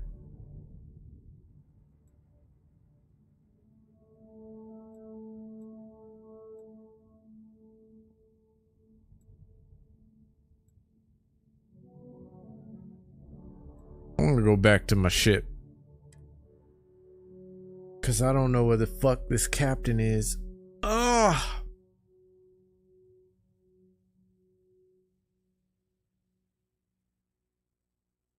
It's driving me up the wall trying to find him too.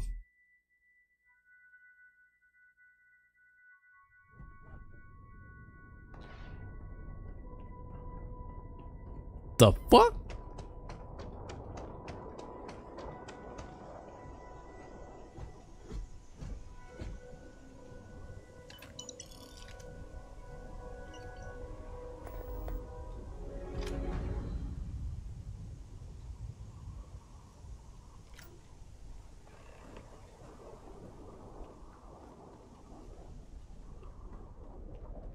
I'm gonna have to come back to that one.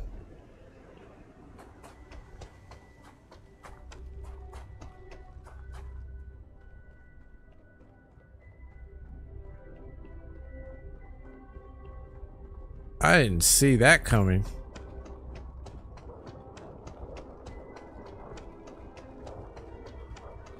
Nope, still haven't found him. I found a civilian outpost and then got killed trying to steal from him. So that was my bad. I didn't mean to get caught.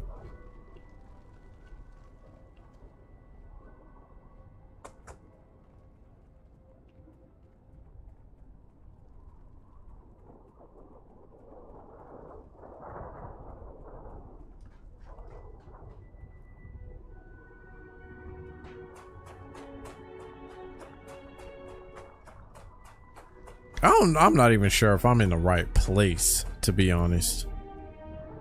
Like, I'm so fucking lost. Like, maybe this is it right here. I don't think I've been here yet. Definitely have not been here yet. So I think...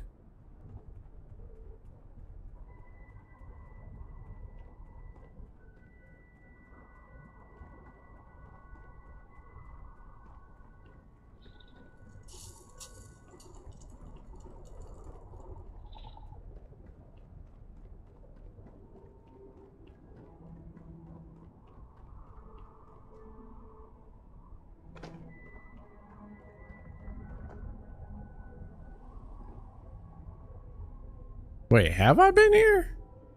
I have been here.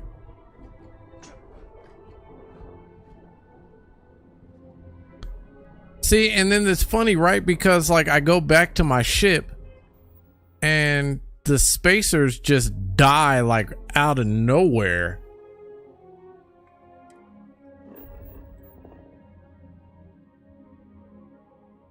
So I'm already there. So then what the fuck is this?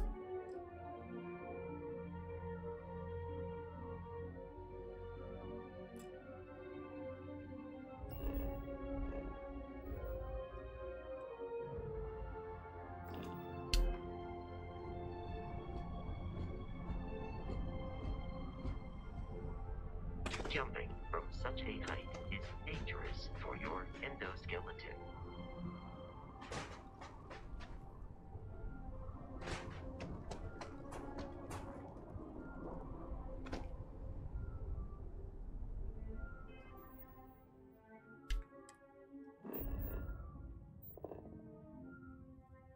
Oh, and I'm going the wrong fucking way. You know what sucks is you can't set waypoints. That shit drives me up the wall that I can't set a fucking waypoint.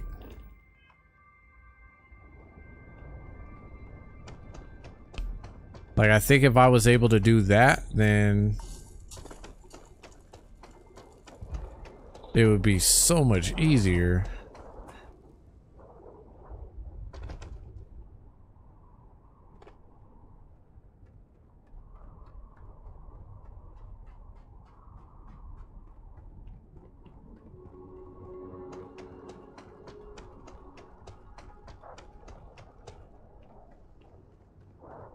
I was gonna say, is that somebody's dog barking at me?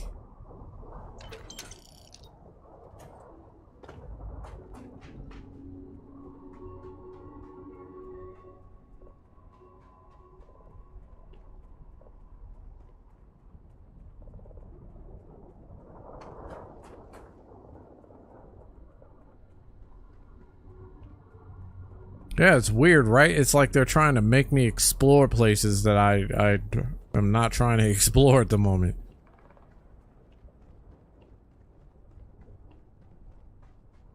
I hear gunshots. Or am I tripping?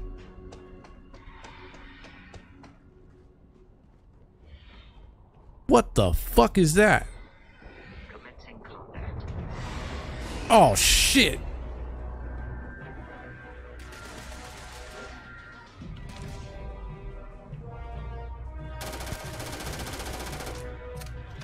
I don't have any business fucking with that thing.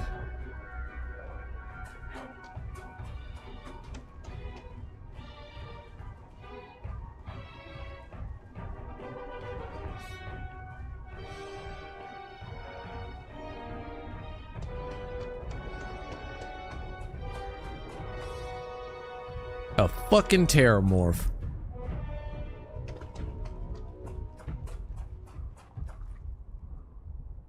You can leave me alone.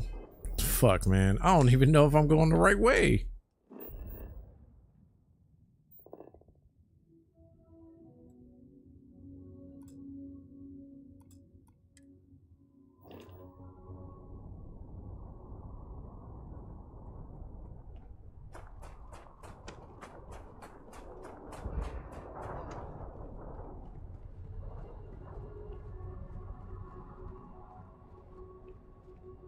And then there's like a tower.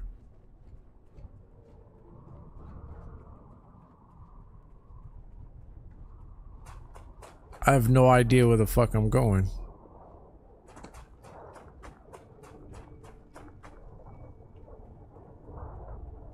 I need a mini map for sure, because there's no fucking way. This shit drives me up the wall trying to find shit.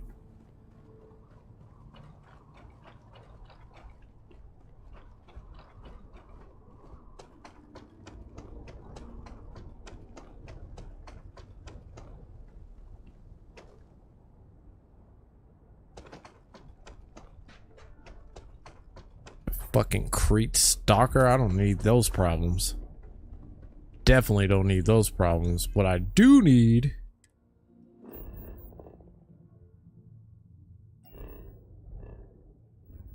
and see, like, it's easy to get lost when you're trying to find where an unknown area is.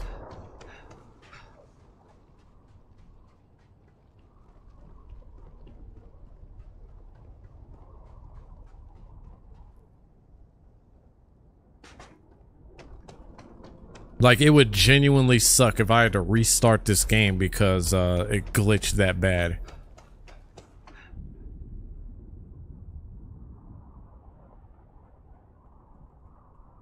It would definitely suck.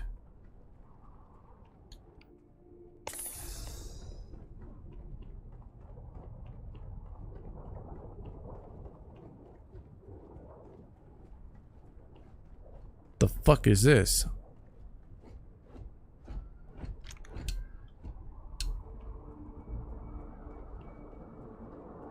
So the gunshots I heard was from that guy. He was over there getting his ass whooped over here. Well, I discovered a cave. So there's that. Where the fuck is the cave at, though? Uh-oh. Apparently, I was not supposed to discover this cave.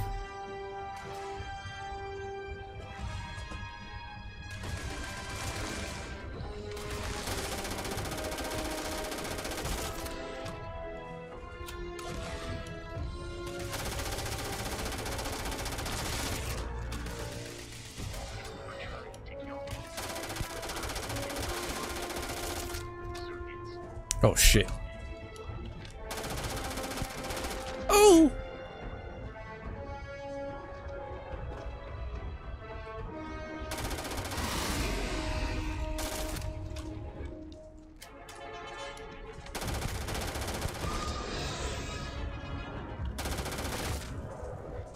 I have no business fighting this thing.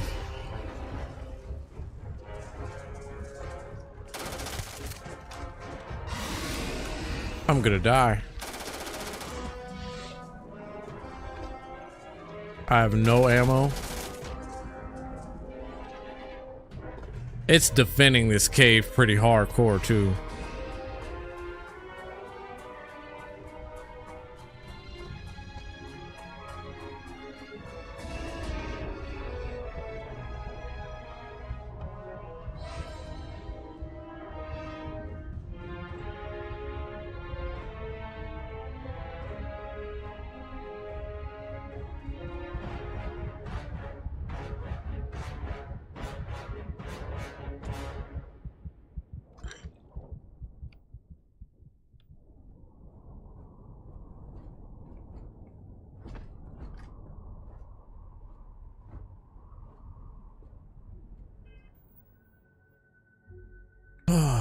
This is crazy, man.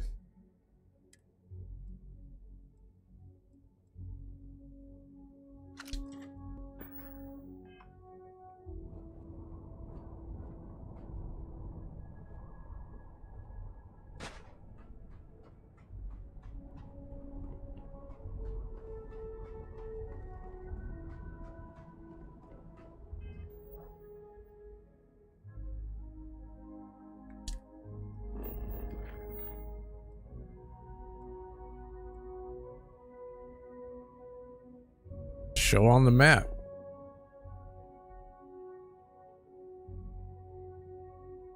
It does not show him at all. What the fuck is that? That's a civilian outpost that I went to. Abandoned research tower. Cave. Oh, I explored the cave already?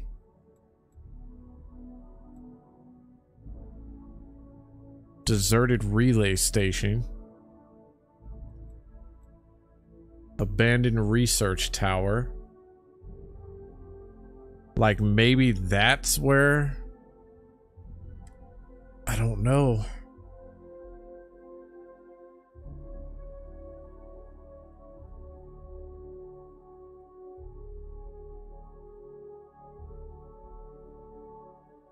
Well, if anything, I've been collecting guns, but I can't fucking find the dude I need to use them on.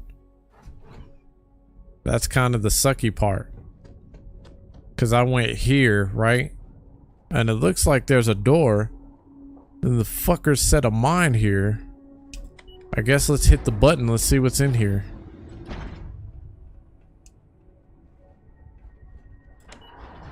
Because that would be some fucked up shit if it was actually in here. Oh, fuck me. Sideways. They're in here. They are definitely here.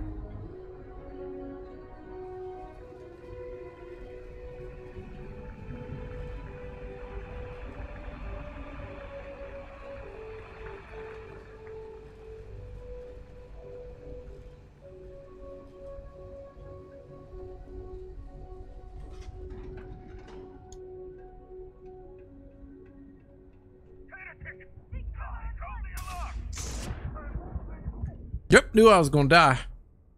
Knew I was gonna die. I have no idea where I'm even at. I have no idea why these guys are sitting here shooting at me. There's a zealot that I was aiming at. Originally find what guys?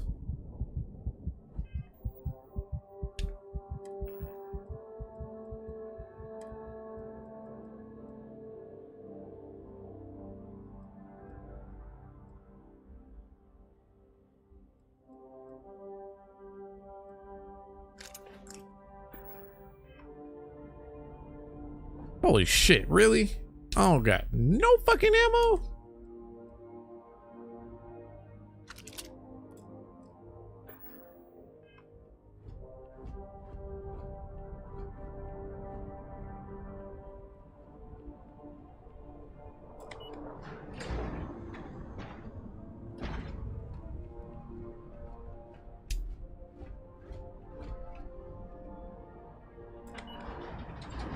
If you're talking about the guys I killed, I found them at the abandoned, I have found them at the abandoned, it's abandoned something, fuck. Oh, I'm sorry, the deserted relay tower, that's where I found them at. Civilian outpost is like right there.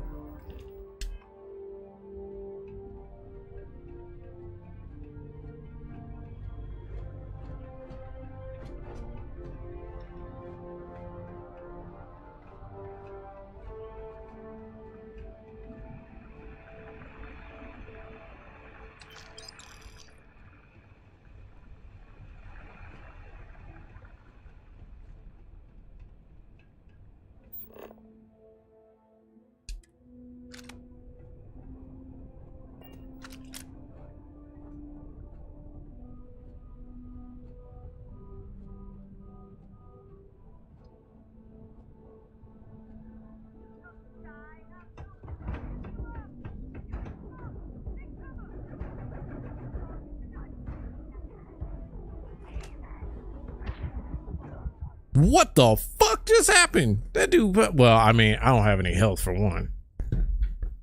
That dude popped me and that was it.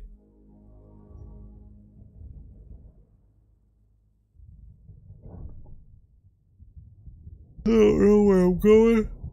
I have no health. There's no weight system either, which kind of sucks.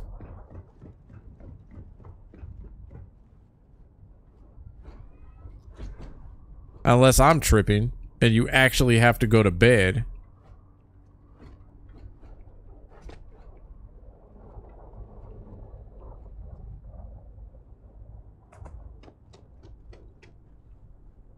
I don't see how I didn't see this button earlier either.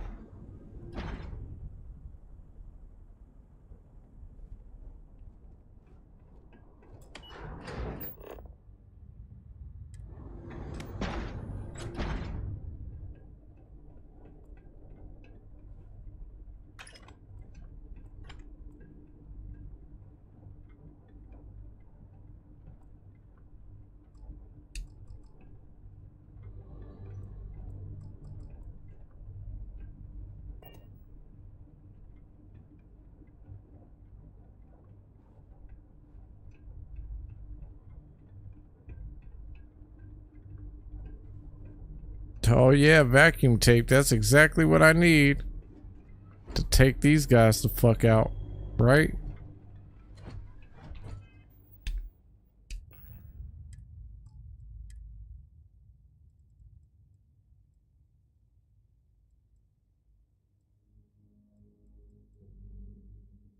Didn't see I had that. Well, I guess let's fuck some shit up, shall we?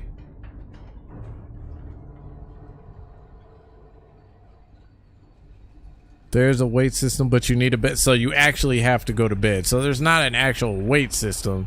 It's the same as if like you were to go level up in like Oblivion or some shit. You can't just stand in one spot and wait like you normally would.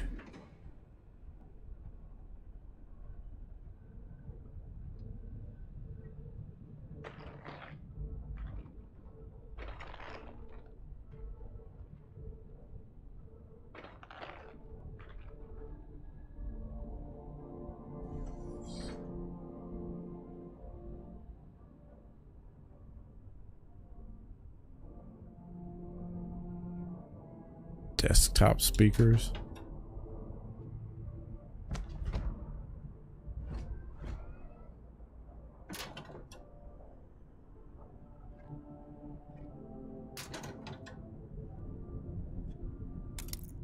Take a digipick.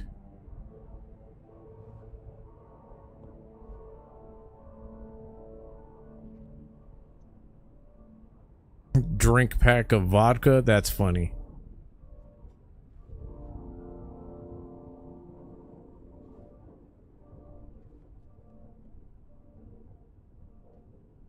I should probably be taking some of this health shit, huh?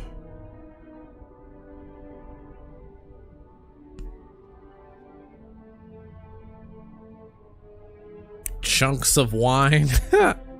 That's funny.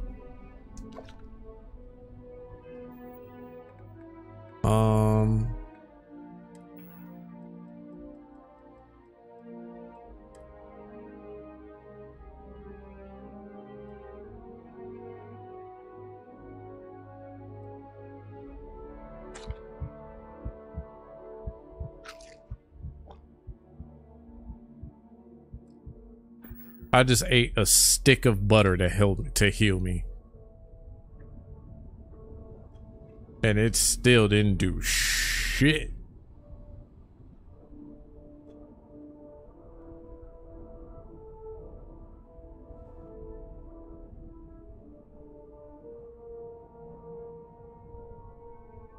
Oh, that's a level 14. That's why I got killed so fucking fast.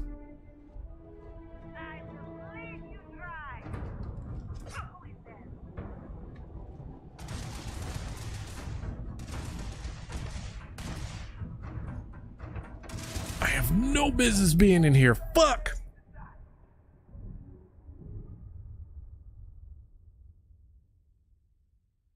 James Brown is not going in this tower because this is an 1114 tower. That's crazy.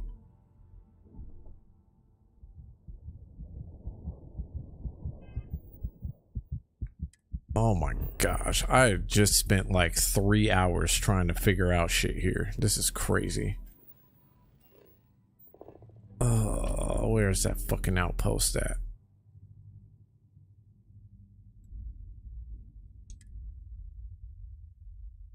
Oh.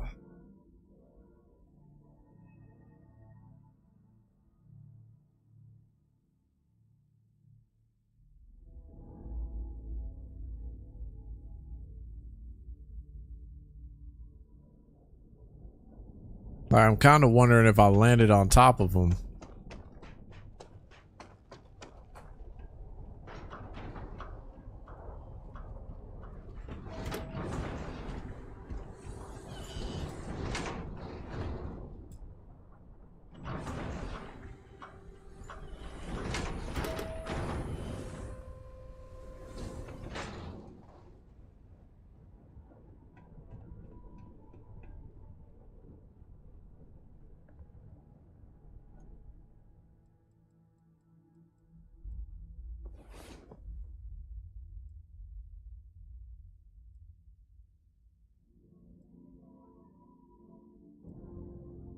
James Brown needs his rest.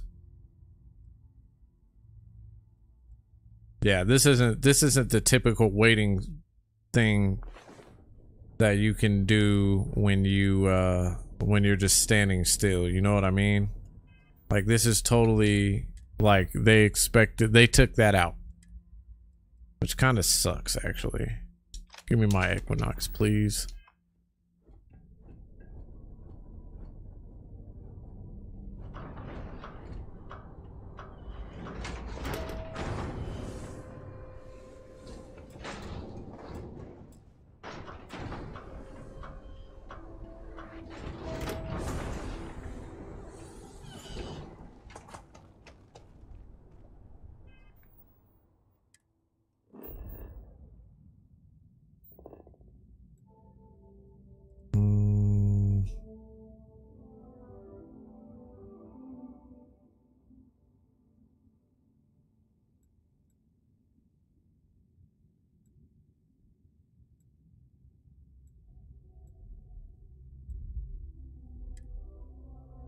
Maybe I'm missing something in here.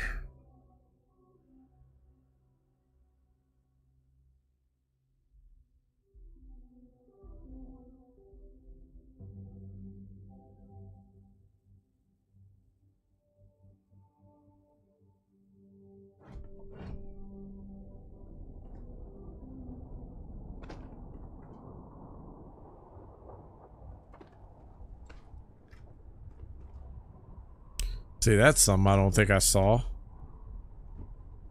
Or maybe I did. I don't know.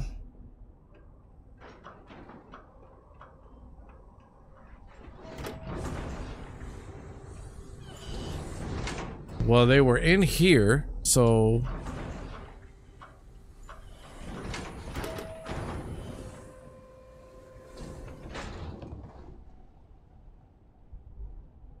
So there's that door. A screwdriver. Tofu. Ooh wee ooh. I have no idea why I grabbed that either. I don't really think I needed that.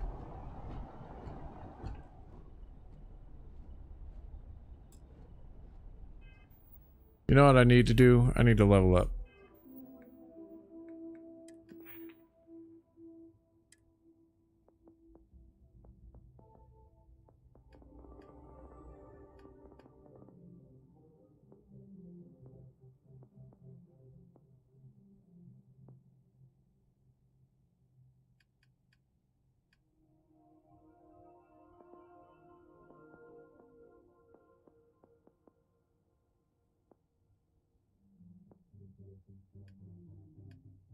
I don't even know where to even begin at with this.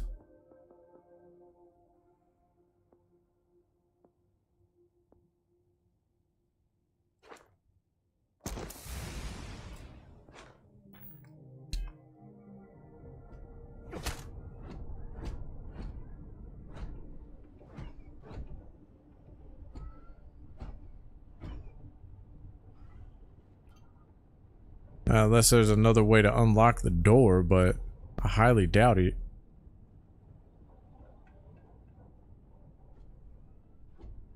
First stage is cleared out because I cleared it out.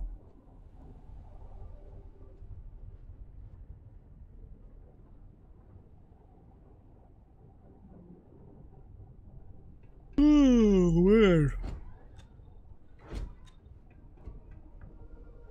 Yeah, seriously, I have no fucking idea.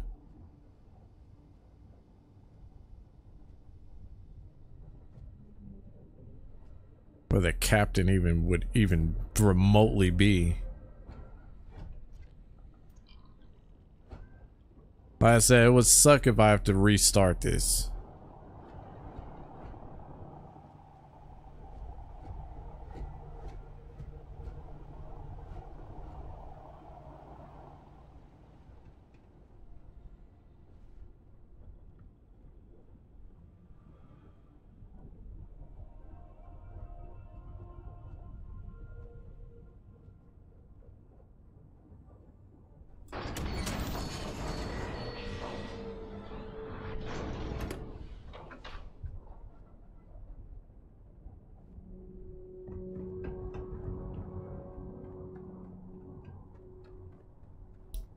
And the fucked up part is because I just went through all of that stuff.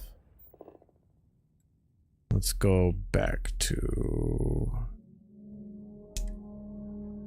Go back to my landing area, I guess.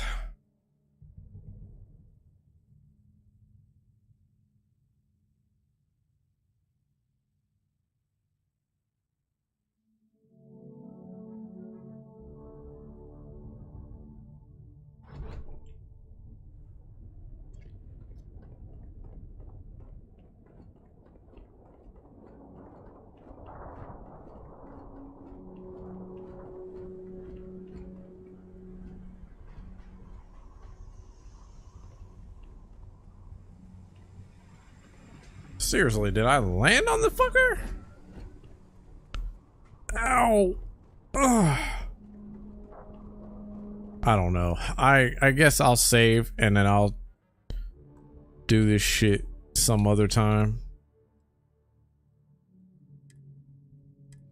Cause right now I am struggling like a motherfucker to figure this shit out. So it's been fun. I will be back on this, I guess, to try and figure it out. I don't know. But thank y'all for joining me. I appreciate you. You all have a good night. I'm gonna go eat.